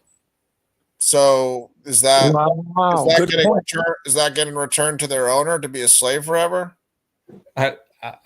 I'll be the first to say that seems so contradictory to the rest of it, and I've always wondered that myself. It's been a confusion for me. No, it's Okay. not a confusion, Ryan. Listen, I'm gonna tell you why. Because what you consider slavery in the Bible was Yeah. good, godly people taking in other people. If Yeah. I leave this country without permission, they're gonna extradite me here, keep me here forever after they arrest me. The Israelites were the authority. Yeah, but I won't be naive enough to say that every Israelite that owned a slave didn't take advantage of that and mistreat them at times, because that's No, I that- disagree, that- Ryan. I No, disagree. No, you're And I'll wrong. tell No, you- you're wrong. You're No, wrong. no, ready, Were ready, the, Ryan. were the Israelites known throughout the Bible for following everything God told them to Oh, do? but listen, Ryan, hold on. Hold on, Jesse. Were they known throughout the Bible for Really. obeying I'm gonna- God's righteous No, commandments? no, listen, ready? I'm going to answer you. Come on, man. No, Ryan, please just let me answer. Well, So- answer that question first to start. Were Okay, they okay. known throughout the Bible? Was God always happy that they were Because obeying that's all not, His righteous that's not the commandments? comment I was saying. That's right. If you give me 10 seconds, I'll Yeah, tell but if you answer that, then you're answering your own question. Yeah, yeah, Would that's they a different always answer, would yeah. they always treat slaves correctly? The Yes, answer is yes. rhetorical. That No, it's no, yes. they It's wouldn't. yes, bro. It's yes. And then No, I'm it explaining isn't. why. Oh No, my it goodness. isn't. I'm going to explain why, Ryan. Watch, Okay, listen. go ahead. You're not making any logical sense, but go ahead. I'm making perfect logical sense. No logical sense. Go ahead. Go ahead. Okay. The children of God were good people, right? Not all of them. No, Okay. no, they weren't all good people. The Israelites weren't all good people. That's a total lie. If you let me finish the sentence, you'll I know, understand. but you can't start off with a lie. They were sacrificing their children I'm not lying. to the devil. Okay, here, let me finish my sentence. Okay, go ahead. They're all good people. They sacrifice their children to the devil. Period. Makes sense. Come on, man. Whenever I think I'm they were allowed, sacrificing to Yahweh. whenever I'm No, allowed they to speak, weren't. I I'll already talk. showed you the Levites were not Okay. were that sacrifice, but The whatever. children of God, ready? The children of God would treat their slave with love, kindness, let them free if they wanted to be. They would do the right thing. You're talking about the seed of the devil, Israelites, that disobeyed God. They wouldn't even treat their own family good, let alone slaves. I'm talking about the people that followed God's laws. Those people would treat servants way better than my boss treats me here in America or my mayor treats me. All right, but you're making a separation already of some Israelites from other Israelites. So you're Well, not. when you're God not made the being law, honest. it You're was not being honest with my point that some Yeah. Israelites would treat them bad. so agree God with told them Ryan. in the law. Did God tell them in the law to treat them bad? I'm making a point to Yes. distinguish them from God. No, God did not tell them to treat them So bad. obviously the slave system was supposed to be good, correct? Yeah, you're missing my point. I just said it's naive. Now to you're think saying all people humans, obeyed God and did that. That's why I started with God wasn't always humans messed happy it with up. the Israelites because they weren't always obeying Him throughout the entire Bible. They were disobeying Him. Yeah, That's why I started asking with that question, so you would understand that not all Israelite slave owners would be obeying God and treating their slaves correctly. It's very Yeah, rhetorical. and naive to think that. the humans messed it up, but according to God, it was a righteous system. Because I'll tell you, That's fine. I agree with that. because I didn't say God's law was unjust. I said the Israelite slave owners themselves yeah, you're weren't 100%. all good people and didn't all treat their slaves right. And you tried to say that. No, because listen, because here I have a house, right? I got a 2-family house that I sold really at the end of July. But if I didn't pay my taxes, my mayor would have sent armed policemen to Yeah, either I get shoot it. me. I get it. No, but I hold on, hold on. I get To it. shoot me in my house or drag me out with handcuffs. I get it. Now, according to God's laws, right? You treat your servant good and nice. What Get it. Andy doesn't realize is he looks at it as slavery, but the system God had was way more angelic than any system we have in this modern day. That's the point I'm trying to get at. So when he says, oh, slavery's horrible, those people that God allowed Israel to take were only from the land of Canaan. It was a punishment that was coming down on Canaan. So then Andy goes, well, they have to be with them permanently. Yeah, if you're with a righteous Israelite family, they're going to treat you like their sons and daughters. Because if you read Numbers 15:15, you're supposed to love them as you love your own people. Yeah, they're not all righteous all the time, though. So you can't say it's angelic because some you of them can't blame God for the slave system, though. Some of them were prisoners of war. Some of them were the Gibeonites. Some of them were people like that were made to be woodcutters and water carriers forever because they lied when Israel went into the land of Canaan, like the Gibeonites. Okay, Ryan, ready? The women, the prisoners of war women. Yes, they were taken as wives without their consent. I get it. Well, no, that's not my point. That's not an angelic existence. No, yes, it is. Ready? No, it isn't. If Ryan, if you let me finish, I'll get right to the point. It takes me 5 seconds. Yeah, but you're what would happen to that? Oh, really? Okay, well, watch this. What would happen to that woman, according to Numbers 21:10, if you didn't want to be with her no more? Does she remain a slave or is she free? I mean, I don't know. What if you want to be with her? No, let's go to Numbers. No. What if you want to be with her? She's your she's your wife forever. What do you mean?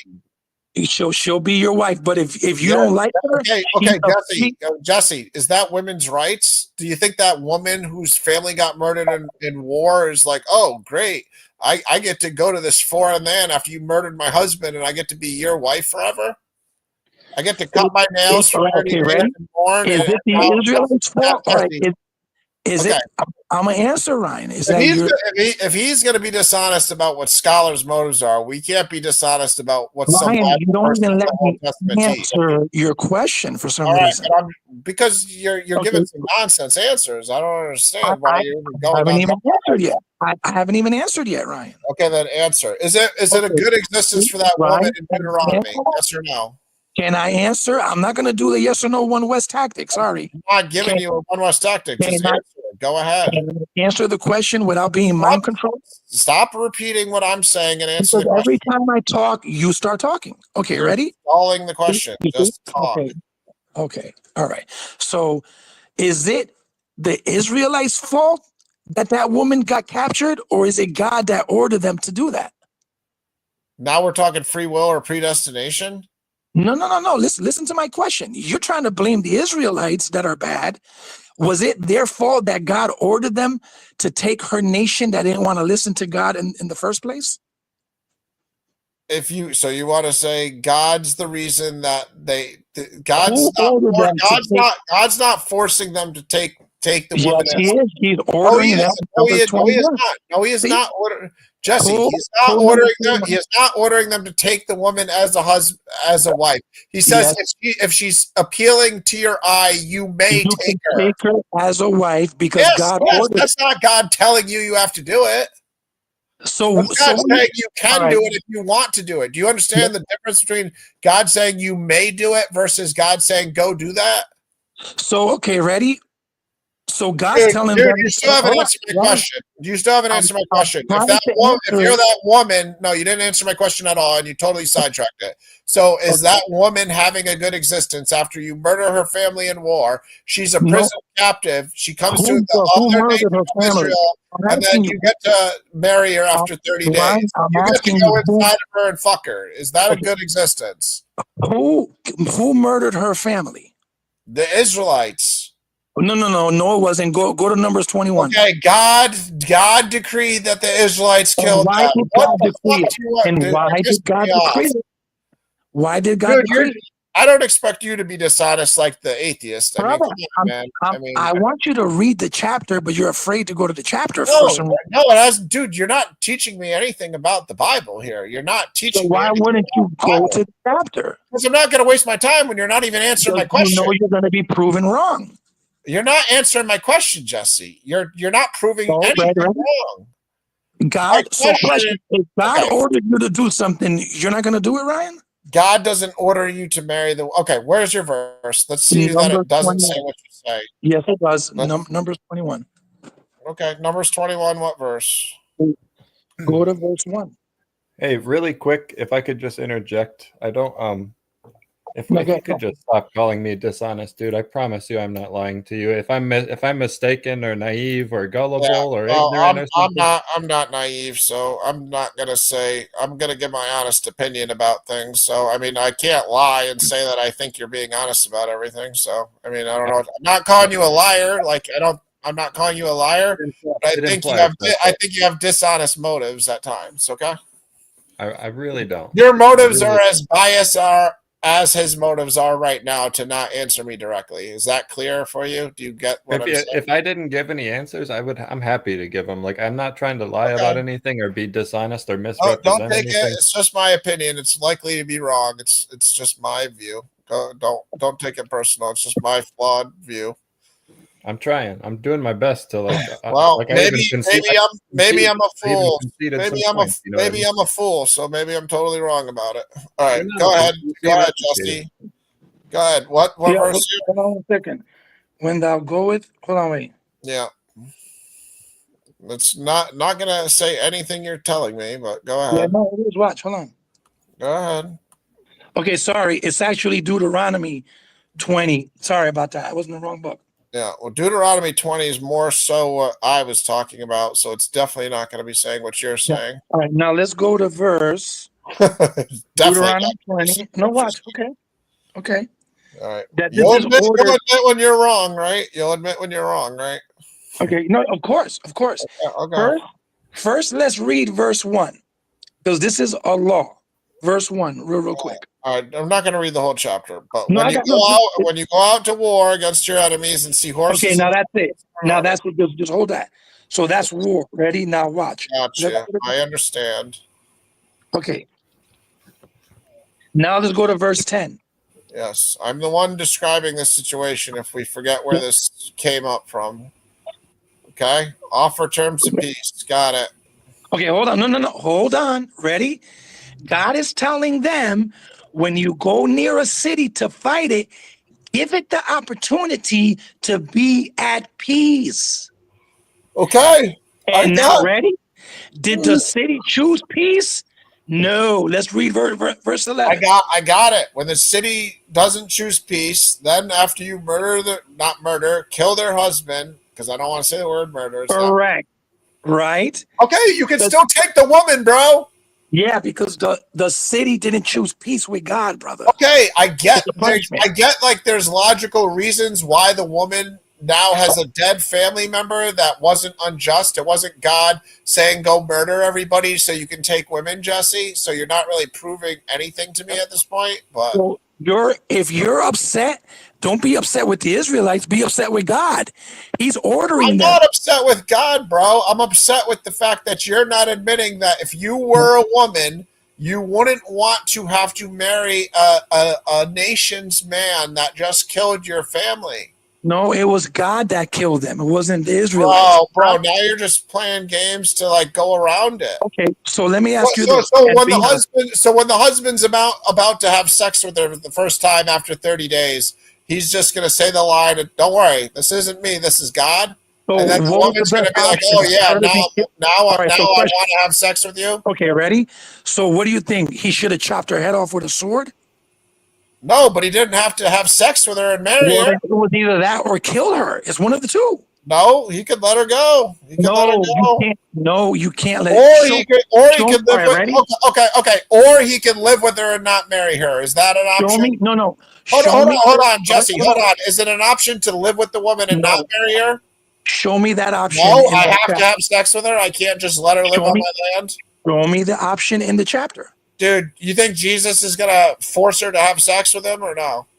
Would Don't- Jesus? all right, question. Hold on. Would Jesus force the woman to have sex with him? No. Yes or no? Ryan, here's what you don't. Here's what you're not getting. Oh, you're playing games. And No, it's brother, wasting this is time. what you're not understanding. All right, question. Can when you Christ can you Let me- separate your I'm answering. faith from like being biased in a No, topic? brother, I take the Bible literally. You're not taking it literally. You're not I take answering it my literally. questions literally. When You're not- Christ comes You're to trying kill to people, blame hold on. God.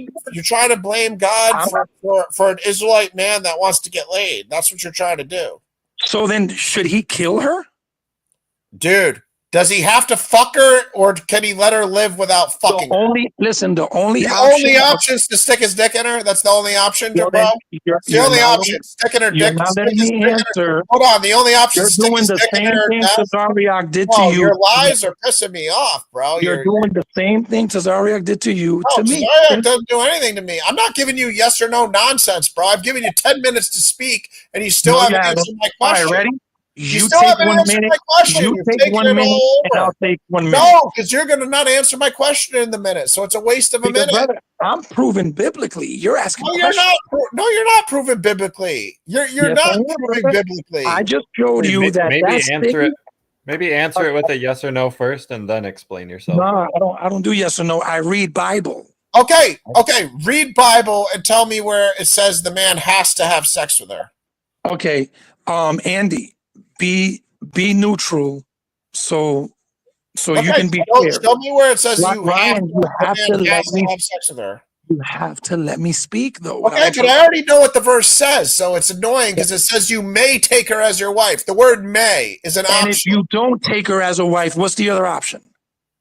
What are the other options? What are the other options What are if the you other don't options marry a if woman? you don't take her? You What are the other options?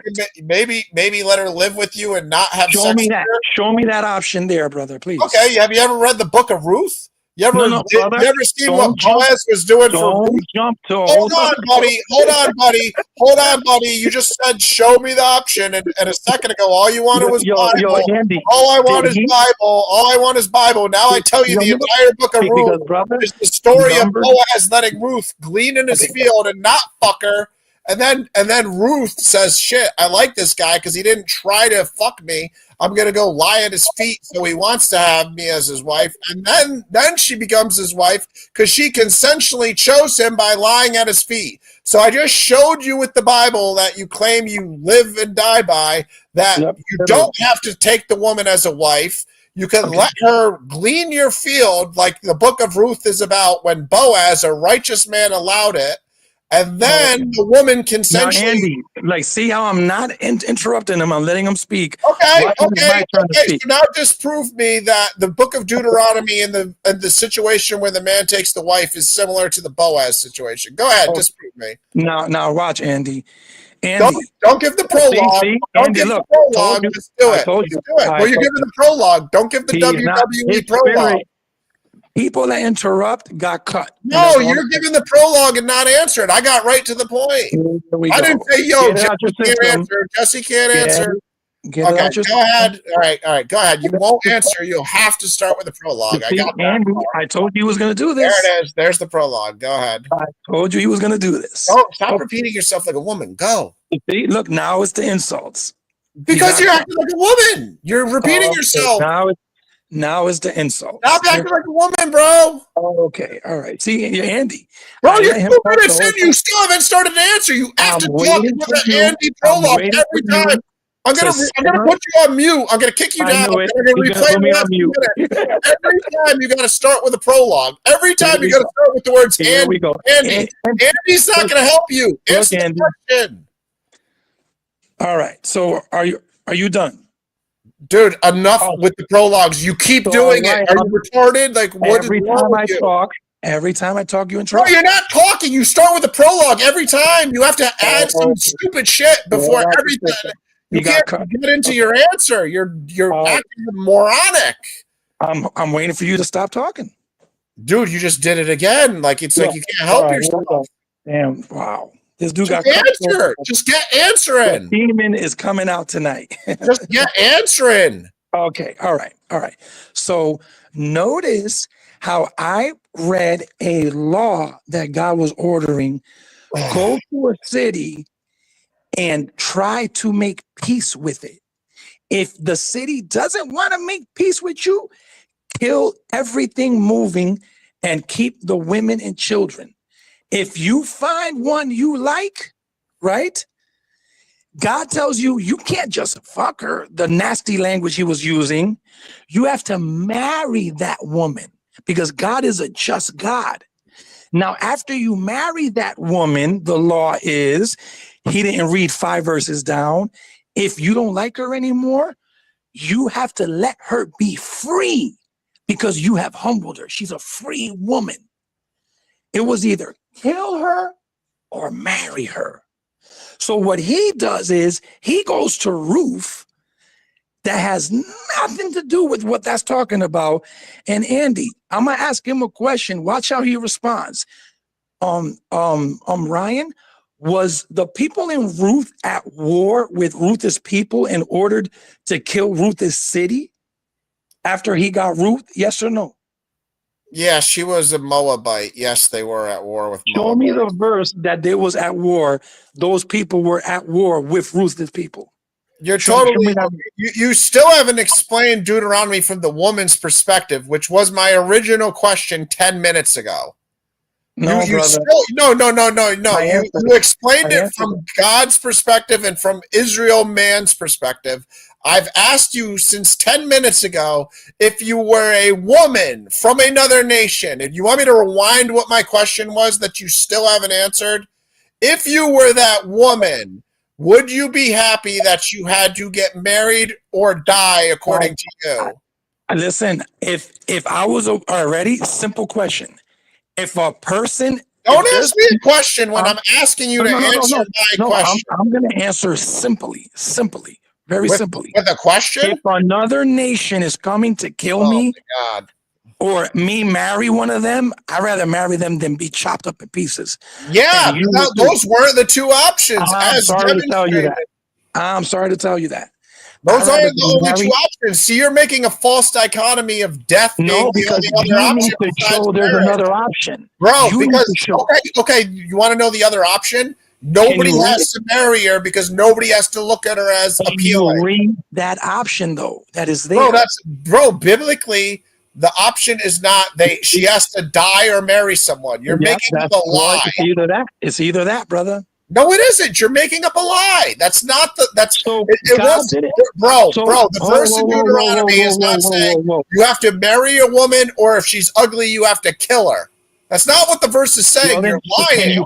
Can you prove it? It doesn't say that. Yes, I can prove it by the word. You may marry her if you find her appealing. Book, chapter, and verse, brother. I just said it. You may marry her if you find her appealing. That is what the verse says. And what happens if you don't? She doesn't die.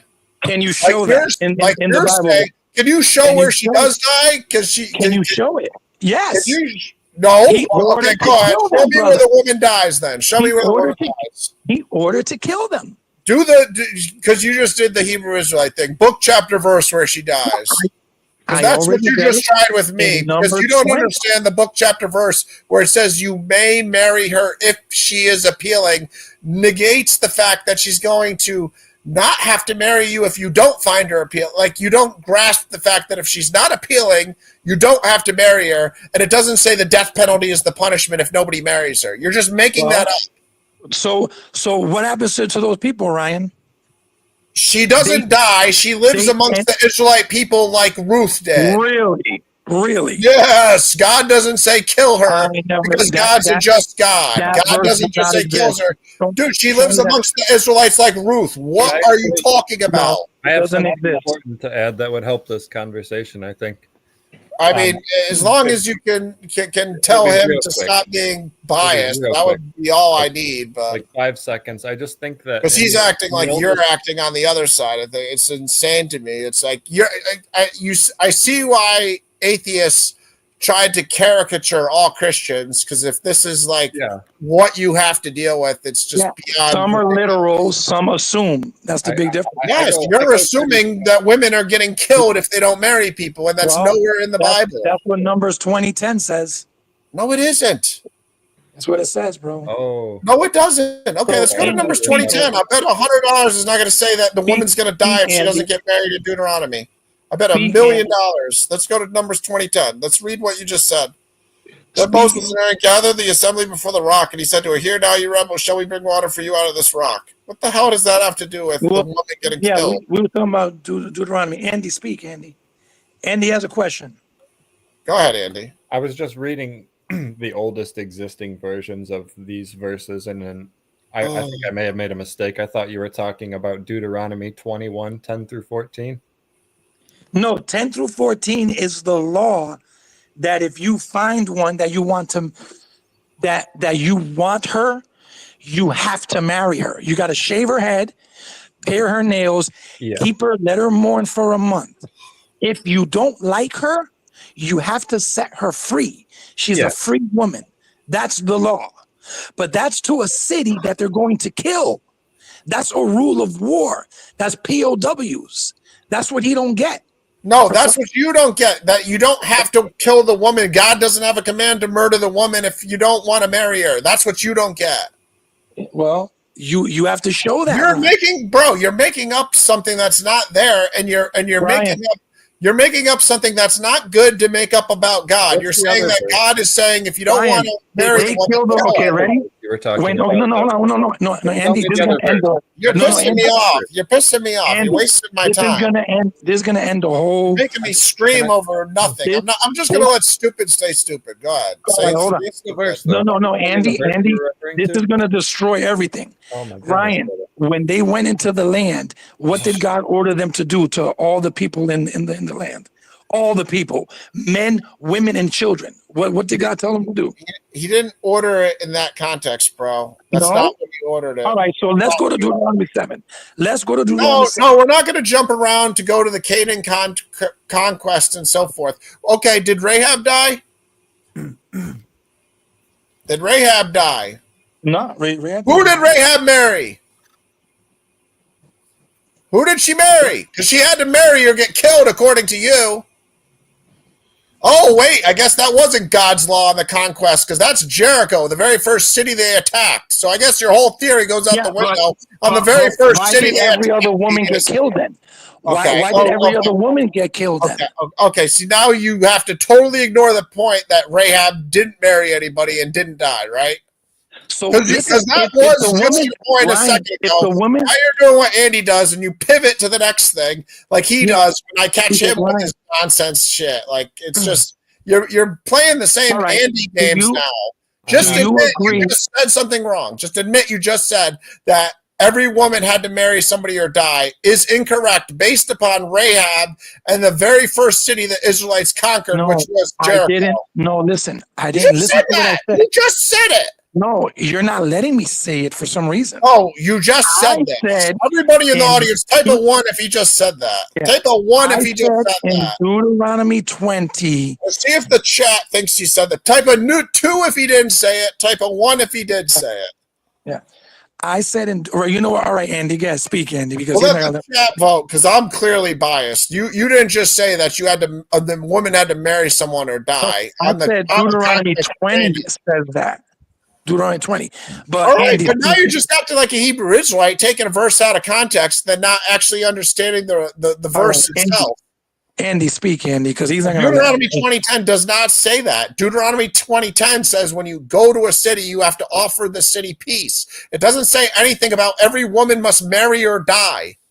No, okay. Well, all right. So, Andy, you're making up Ryan, can you let Andy say bro, you're making up a situation that she either has to marry or get killed, and it's not the situation. So Andy, and I already gave you biblical examples of Rahab and Ruth where that didn't happen. Ruth was not at war. The Moabite people, dude, she was. They had their own land. They had their land with the Moabites since the beginning of time, bro. No, all right. So Andy, speak, Andy, because he doesn't want nobody to speak. Oh yes, you haven't had any time to make your points. That's Well, what no, it I'm is. letting Andy Every speak. time I tell you to make a point and answer my question, you have to start with a WWE monologue and talk All right, shit and awesome. say Andy's Andy, name 30 times Andy. instead of answer my question because you don't have Andy, the are you going to actual- speak, Andy? Are you going to say something? Or are you going to and say you something? still haven't answered the question about All right, if it's let better to Andy, be a woman. Andy speak, and then we'll go back to the topic. Go ahead, Andy. I was All just right, go going to say ahead. it doesn't seem like Deuteronomy 20:10 has anything to do with that. I kind of tend to agree with what Ryan was saying here. Shocking. So, hold on. So, what does Deuteronomy 20 have nothing to do with?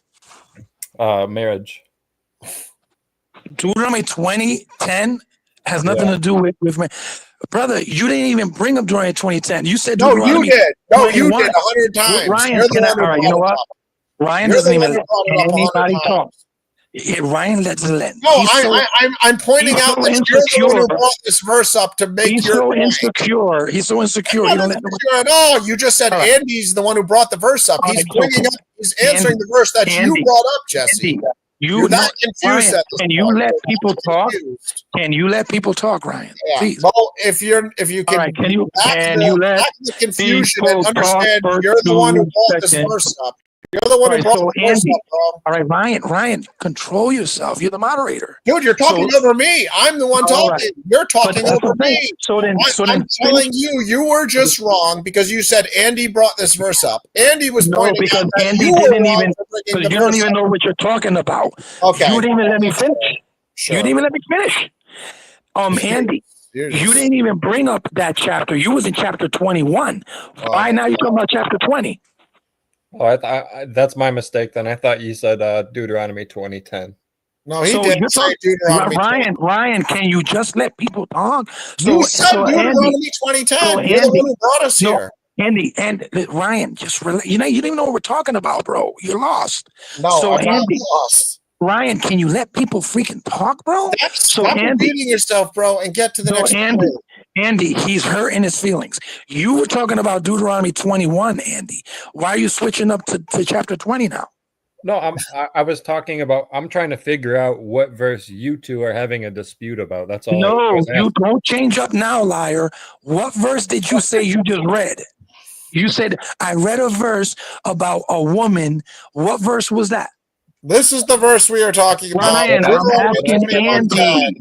This is the verse we're talking Don't about. I'm save him. slowing Don't down. save him. Don't save him, Ryan. Hey, I'm, listen. I'm trying to save you from your lie because you're trying to say God said you must marry or kill. Andy, God did not Andy, cover what the verse man's- were you talking about, Andy? I just told you I misunderstood what verse you were talking about. I thought you were. No, talking- what verse were you bringing up about a woman? Don't worry about what he brought up. Worry about my question that I asked you 20 minutes So ago. now, so he Andy, disagreed.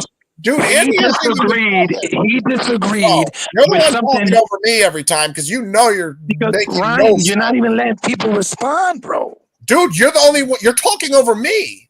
I'm not able to talk because every time I talk, Now, you start ready? talking over me. Because I'm you telling supported. you, this conversation had nothing to do with Andy, and it started with me asking you if you were a female woman. If you were a woman and you got I'll never- captured by I'll the never- Israelites, Yeah. would you think it was a good thing that you had to marry the Israelite? That's what the question was I don't know. 20 minutes ago, and the only closest thing you've done to answer it is say, yes, if I had to die or marry, I'd rather That's my marry. answer. And then I that's my answer. answered you and told you that is not the situation. The two situations are not death or marriage. The situation is you can live amongst the people and not marry someone, Okay. or you can get married. It's Got not you. die or marriage. You I lied got about you. that. The No, Bible I never got taught you. that.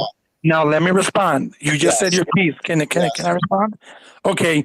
Now the conversation you're talking about is marriage, right?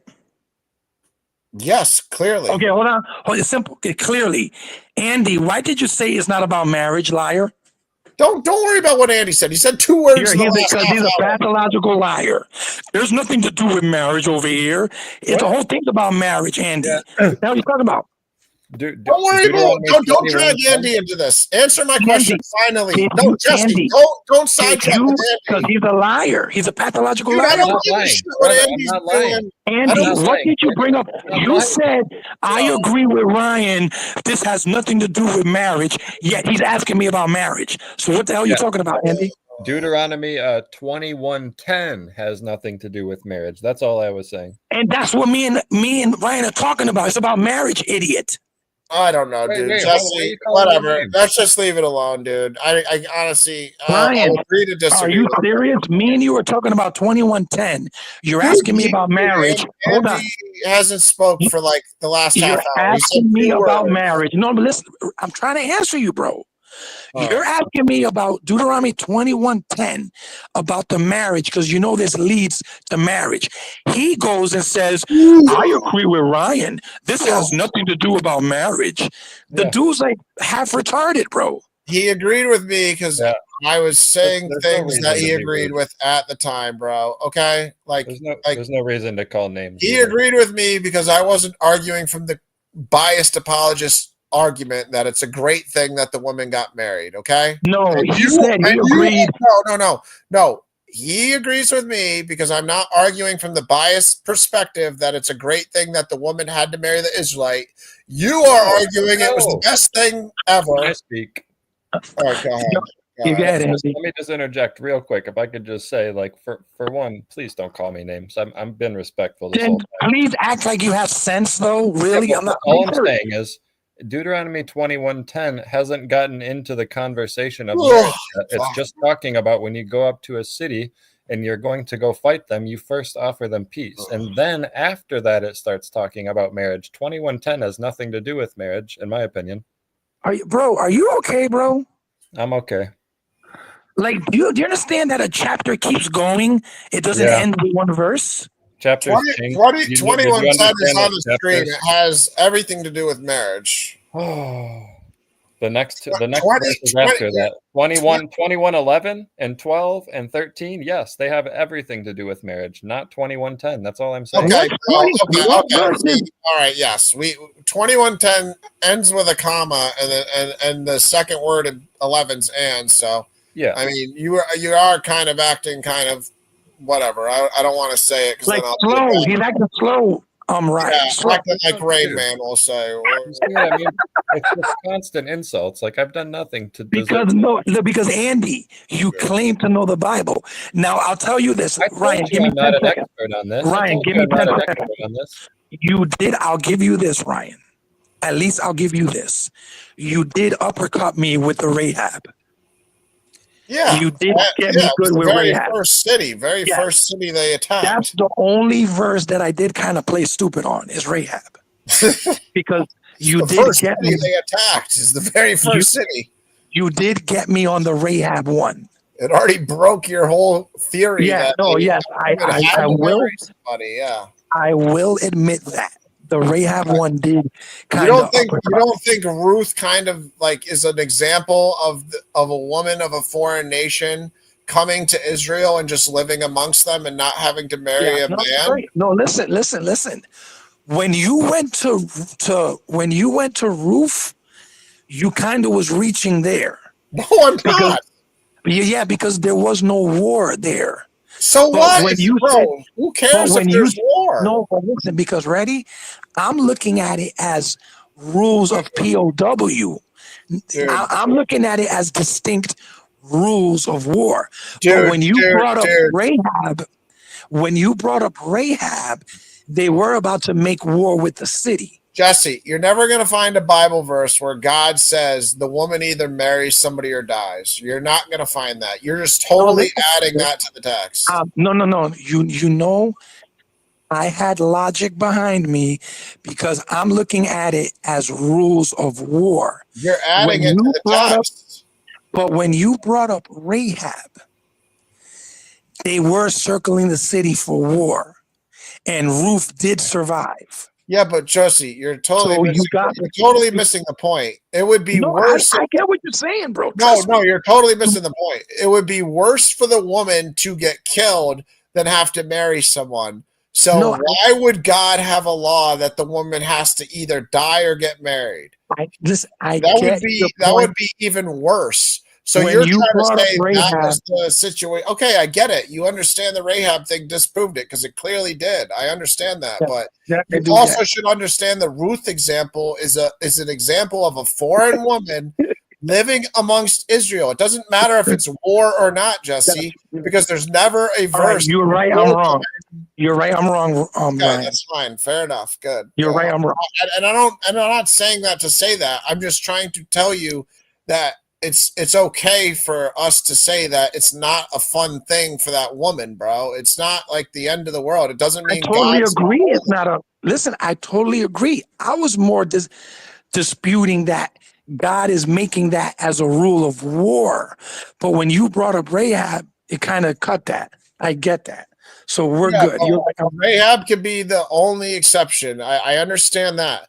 But my problem is you still got to understand that you're saying that the woman has to either marry or die. And I don't can understand you why you're explain getting that from the text. Can you explain that Jesus is Lord, by the way? Where are you getting that from? That's what I'm trying to It's figure out. not in here. the text, Jesse. It's not. where am I getting God what? is commanding that all the women either die or get married. Bro. Yeah, that. He's not that commanding- Yeah, where Die or am I getting marriage. what? And Andy. Yeah. You're- Dire marriage. Okay, so Yeah. Andy.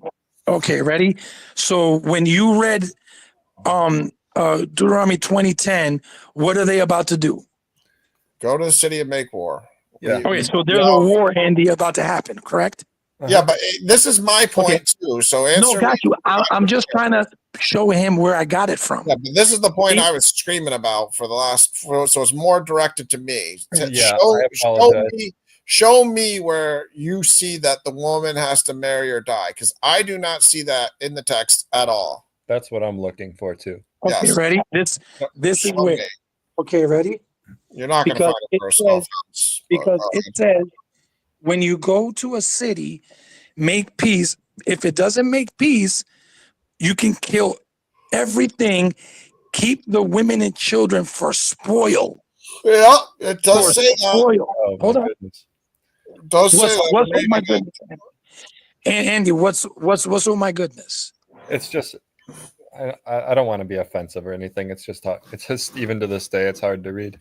It's saying the women and the What's hard children to can be kept. Jesse, what's hard to understand? It's saying women and children. can be No, I understand clearly. I'm asking Andy. He's saying he can't understand that. No, he's saying he's I bothered understand by it. No, not He that. I just mean understands it's He very understands it. it seems immoral and it's hard on my heart. Yes, and it should What be hard are- on your heart what? if Yo, you're viewing it Andy, in a certain Andy, context. It the should. country you live in killed 70 million Indians and Yeah. they enslaved blacks for 400 years. I don't like I'm not happy about that. I don't. So think why are that you was a in good stolen thing. land then? If you're not happy, you should go back. Well, why would we do Well, that now? well, It's well, hundreds well. of years So later. your forefathers stole the land and you just kept it. Yeah. What do you suggest I should do? Or if it hurts you, if you're so hurt, then go back to where your peoples came from and be like, no, great grandfather My family's from the Oh. United States. that they took was this land taken or not? Actually, half of my family is from Russia, like 2 generations ago. But bottom line, didn't the same thing that we're reading happen here? What? The same thing we're reading about spoils and Yeah. murdering people. Didn't the same thing happen on the land you're standing on? Yes. Okay, so if it hurts you, where is this hurt? You should be leaving off. I don't think that the people that lived in 400 years later Jericho shouldn't be able to live there because the land was taken by the Israelites either. Like that has nothing to. I'm just saying the people being taken in the first place as spoils is hard on my heart. Really? Yes. Yeah, Wow. Jesse, that's totally fair. It's totally reasonable for a person to say women and children being taken as plunder shouldn't be something that we view as morally good. Okay. Well, okay. So let me ask y'all this, and I'll ask both of you guys this: when Christ returns to kill men, women, and children, is that going to be a good thing or is that going to be a bad thing? It'll be a righteous thing because he'll only be killing Thank- unrighteous people. Thank you. Exactly right. Yeah, but what does that have to do with women and children, bro? Are the children unrighteous? You Well, didn't make doesn't a point. God know? You didn't make a point. Doesn't God know doesn't God know what they're gonna do in the future? Oh, don't play that game. Don't play that game. Don't Let's play No, just- that. the point is God is not gonna kill a righteous person, Ryan. He's not. Well, What well, about you their can, free you will, can. though? Don't you they can- have the free will yeah, to disobey in the that's- future? That's a dumb game to play. God is not gonna kill a righteous child. He He's didn't not. say, he didn't say he was going to kill all the children. They're taken as plunder. Okay. And spoil. Now, let me ask you guys this. When people go to war, remember, these men are sweaty. I don't know why I don't know why I put myself in the middle of you two. Like, I got one extreme apologist and I got one extreme atheist What I'm saying guy. is war is I'm not a just good in the thing. middle of my own personal War, guys, dilemma war and is not, torment. war is not a good thing, guys. It's really not, though. I know, but Jesse, I'm you're saying still you're sidetracking from showing us the verse that you claimed existed about the woman has to either marry or die. It doesn't exist. I would Well, hope okay, you would okay, just hold on. Well, listen, hold you on. can Listen, take a day to study it, but I'm not going to listen, ask you to answer right now. I'm But when you giving. don't find it by next week, just say it doesn't But exist. we okay? agreed already. What are you talking about, Ryan? We already agreed. No, you didn't tell. No, you didn't say that verse doesn't exist. You still are saying that the woman either gets to marry, I'm has to marry showing or you die. why I felt the way I felt. I'm trying to show you, but you guys The women- supposedly this the women word. are separate. The women are Hold- separate from the population that is to be And slaughtered. what's going to happen to those women after war with all those men? They are either married or set free. Show me that Bible verse. They Oh, can shit. either marry or they live amongst the Israelites, or I don't know But what their listen, hold on. sent off. Before you guys, by- hold by- on, just listen, Ryan, hold on for a second, because I'm gonna be fair. You asked me why I thought that. Show me where what you say is in the Bible, because it doesn't. It says to keep Okay. them as spoil. All From right. what I know, what men do, and Ryan already proved that they were evil. Is Just give me Israelites? a second to read it, and I'll show you right now. Most men of war, when they keep the women, what the Europeans did to the native Indian women, Yeah, we get the black women, we and get what they did to the Vietnamese women, we know Yeah. what Yeah, happened. but you already Now- proved if somebody marries them and they don't like them, they can let them free. So that would Correct. that logic would After- pertain to the same woman that nobody liked to begin with, bro. No, got you, but I was just showing you where I was getting it from. Now he said, well, it said you don't have to do it. If he could show me a verse where it says they don't have to do it, now you proved it, Ryan, with bringing me to Rahab. Well, That's how I you proved it at least with Rahab, that's for sure. you That's- proved 100%. I think proved it 100%. for some reason I don't understand why you don't understand that Ruth is an example of living May amongst. may I read a couple verses real quick? Please. All right, go ahead. What verse? Just real quick. I won't be long. And this is coming from the Greek Septuagint, so there may be some minor differences. What verses? What verses? It's Deuteronomy 21, 10 through 14. Okay, I'd like to see them. Go ahead. I'll just read it aloud here. When Okay. you go out to war against your enemies, and the Lord your God delivers them into your hands, and you take them captive, and you see among the captives the beautiful woman, and desire her, and desire her, and would take her for your wife, you shall bring her home to your house, and she shall shave her head, trim her nails. She shall put on clothes of her captivity, remain in your house, mourn her father and mother for a full month. After that, you shall go in to her and be her husband, and she shall be your wife. And if you are not pleased with her, then you shall let her go wherever she wishes, but you shall not sell her for money, nor treat her with cruelty, because you have humbled her. Humbled her. Got you. We already know this a million times. Perfect. All right, I just wanted to. It seems you're forgetting that. No, he Brother, are you mentioned he mentioned that 100 times, bro. He Are you mentioned- okay, brother? Like, are you even paying attention to the conversation? Yeah, But I got- listen, Ryan. Maybe, Ryan, okay, I got up to you get a cup of proved coffee. it, Maybe I didn't Ryan. hear it. Here's the thing, Ryan. Probably did. You made me see it by going to Rahab, because I'm looking at it like Yeah. this is a rule of war. Get it? Yeah. It's Yeah, different law. let's just call it, dude. Honestly, I'm tired, and we've really drove this conversation to the ground. We've been talking about it for the last hour, so No, but it was a good listen. It was an awesome back and forth. yeah, it was fine, and nothing personal to you, Jesse. I'm sorry. I got Brother, excited. no, Ryan, steel sharpens steel. So don't even go. I don't take it personal, and we yell at each other. And call, it is what it Brotherly is. love, All brother. part of the game. Brotherly love. It's all Bro- part of brotherly the And Andy, you gotta listen to what people say with verses, because then you'll get it. You know what I'm trying to I say? don't think Andy's trying to listen. I think Andy likes to try to stir the world up from the other perspective. If I have to guess myself, Jesse. So Well, it really bums me out you feel that way. I advocate so hard for like the fair treatment of Christians and respect across all platforms, and I come here with that sort of faith.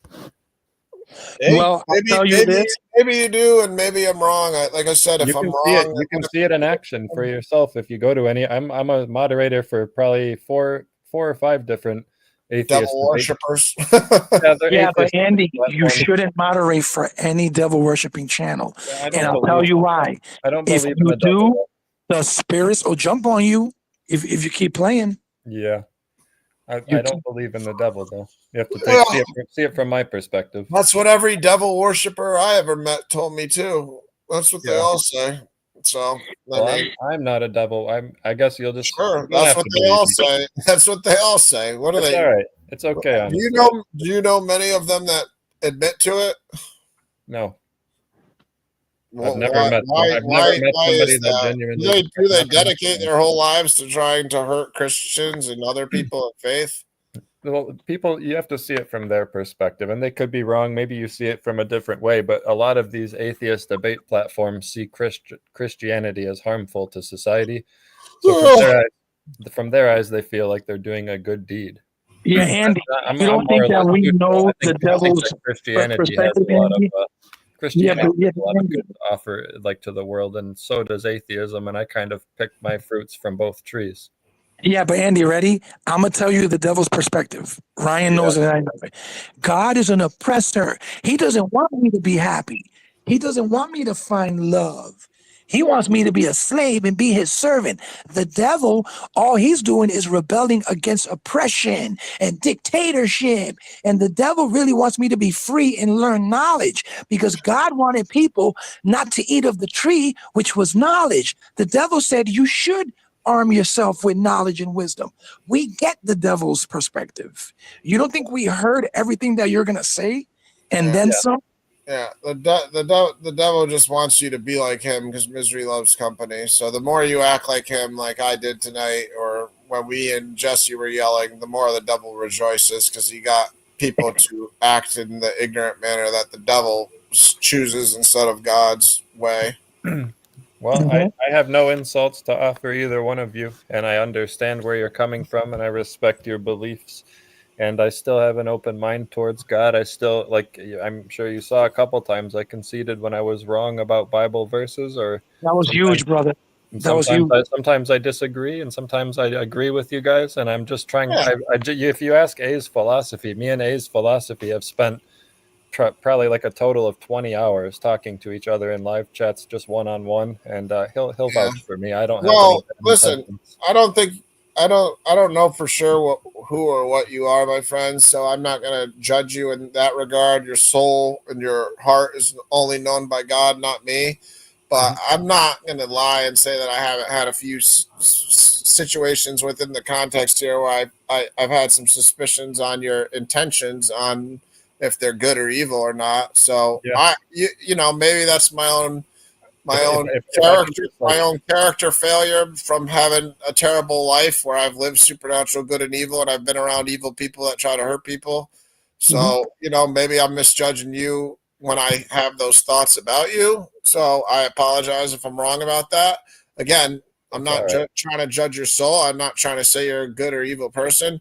I just have my guard up against that because at times I have been, you know, attacked by evil people, and they're maybe not people, maybe just demons in general. Who knows? I have no idea, but I do, you know, try my best to give you guys the atheist perspective, people, the Christian perspective as best I can, and I try to, you know, hear you guys out. And you know, unfortunately, I think it's all about who you put your authority in more than anything. So you put your faith in, you know, some scholarship that, you know, me and Jesse put our faith in the Bible and Jesus, and you know, we're just gonna butt heads at times. But yeah, I'll have you on again, man, and hopefully it's you know, just me being paranoid for any I promise. I promise. Nah, Like he- I he was just- realize the atheist community is full of just awful people, and I'm the first to admit it. I'm the first to antagonize them. I'm the first to call them out for their behavior.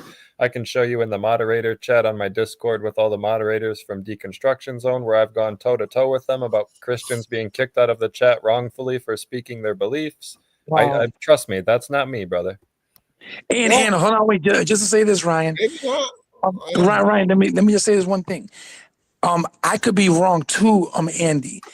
See how when Ryan cornered me with that verse, my pride didn't want to admit it. You know what I'm trying to say? But then I finally said, nah, you know what? You're good right. on you. Good on you for admitting that, by the way. That's Yeah, a hard so thing I to do. showed signs of maturity as well. But my flesh was like, damn, he got me. Like, you know what I'm trying to say? Yeah. But look, I learned. So don't think sometimes that people are saying that you're not smart or whatever. I don't know everything. I learned something new today. Like, you know what I mean? So if I disagree with you guys, I promise I'm not playing games or I don't have an agenda. Like maybe I genuinely just need more convincing or better evidence that is there that I'm not seeing. I promise. Like I my intention is to learn about the Bible and just to learn the perspective of Christians, and maybe I could be wrong, you could be wrong. Like you know what I mean? Like I want to figure out what the truth is. That's my genuine motive, and it always has been. all praises. All praises. Well, Ryan, listen. Well, we lost it, or he left. I don't know. Ryan, beautiful build. It was a good one. Yeah, my body's just broken, man. My whole body hurts a lot from sitting here for 6 hours and not moving around. So my whole body's burning and pain right now. So I got to go to bed and just Listen, lie have down. a great day. Have a great day. Beautiful build. He's a cool dude, though, Ryan. He seemed all right. We were a little hard on him at times. I won't lie. We were a little hard on him at times, but then we were hard on each other. So it's just how we communicate, you know. So it is what it is. Oh, he came back. Sorry about that. I hit the exit button, but I just was trying to emphasize that like my intentions are in the right place, and I know that like it seems my beliefs are blasphemous to you guys, and I totally get it, and I don't. That's why I emphasize so commonly that I don't mean any disrespect when I go to say these things. Like I truly care about your feelings, I care about your religion, and I still keep an open mind to it. Yeah, and you don't think you're blasphemous. The only thing is this: at least give us this in the future, and we will too. Be honest with the scriptures. That's all we ask. I promise. Like, you know what I mean? If you're honest and you follow the truth, it's going to lead you to the right place. Yeah. You know what I mean? And I do that for myself. And that's all good Christians do. We follow the truth and we're honest with the scriptures. If you do that and be honest, bro, you're not going to fail. And that's all that's the last thing I'm going to say. And I'll wait till Ryan finishes. Everybody finishes. Well, yeah, like I said, if my body wasn't hurting in mad pain right now, I'd keep going, but I'm really hurting. So I've been hurting for the last few hours. That's probably been part of why my patience hasn't been as good. But I won't blame my bodily pain for that because I probably just have no patience to begin with. But yeah, whatever. It was a good build. We'll talk again, God willing, Andy. I apologize if I'm wrong about any of my paranoia towards you. I have a inherent distrust for certain demographics of people just because they've shown themselves to me to behave in a certain manner, and you know, again, you know, I behave in an evil manner all the time. It's just I try to you know, at least not lie to deceive people to do it, and I don't know how much better it makes that, but it, at least in my mind, is a little better way of sinning. But I guess there's not much of a difference. When you sin, but I don't know. I'll try to bear with you as long as I can, you know, and not be overly paranoid. I just don't know how fruitful it's going to be, considering I've never really had an atheist change their mind much. And I think if you're, you know, going to stay where you're at, there's nothing I could really do. Only God can change your heart. So I don't know. You can come by again, you know, like I said, subscribe, come by. You know, I do open panels every show, so you're welcome to join every show. But just Yeah, I don't know, man. God bless. Good luck. I don't know what to say. Like, it's not an easy road to go if you're gonna not have any faith. I'll tell you that much. You're gonna need it eventually, but God's a merciful God, and He saves even the worst of us at times. So, none of us deserve it. So you're not excluded in my mind from God's salvation at this point. I just think you're not doing yourself any favors by not worshiping God. You know what I mean? Yeah, I hear you. So, anyways, but okay, good show. Good to talk to you, Jesse. Sorry it got heated, bro. I apologize. I'm Perfectly sorry fine. about that. Nothing but fun. It's all fun. It was Yeah. steel sharp and steel. Andy, have a blessed morning. Ryan, a you. blessed morning. And peace and blessings, everybody. All right, later, everybody. God bless. Take We're care. ending it. Later. God bless. Oh.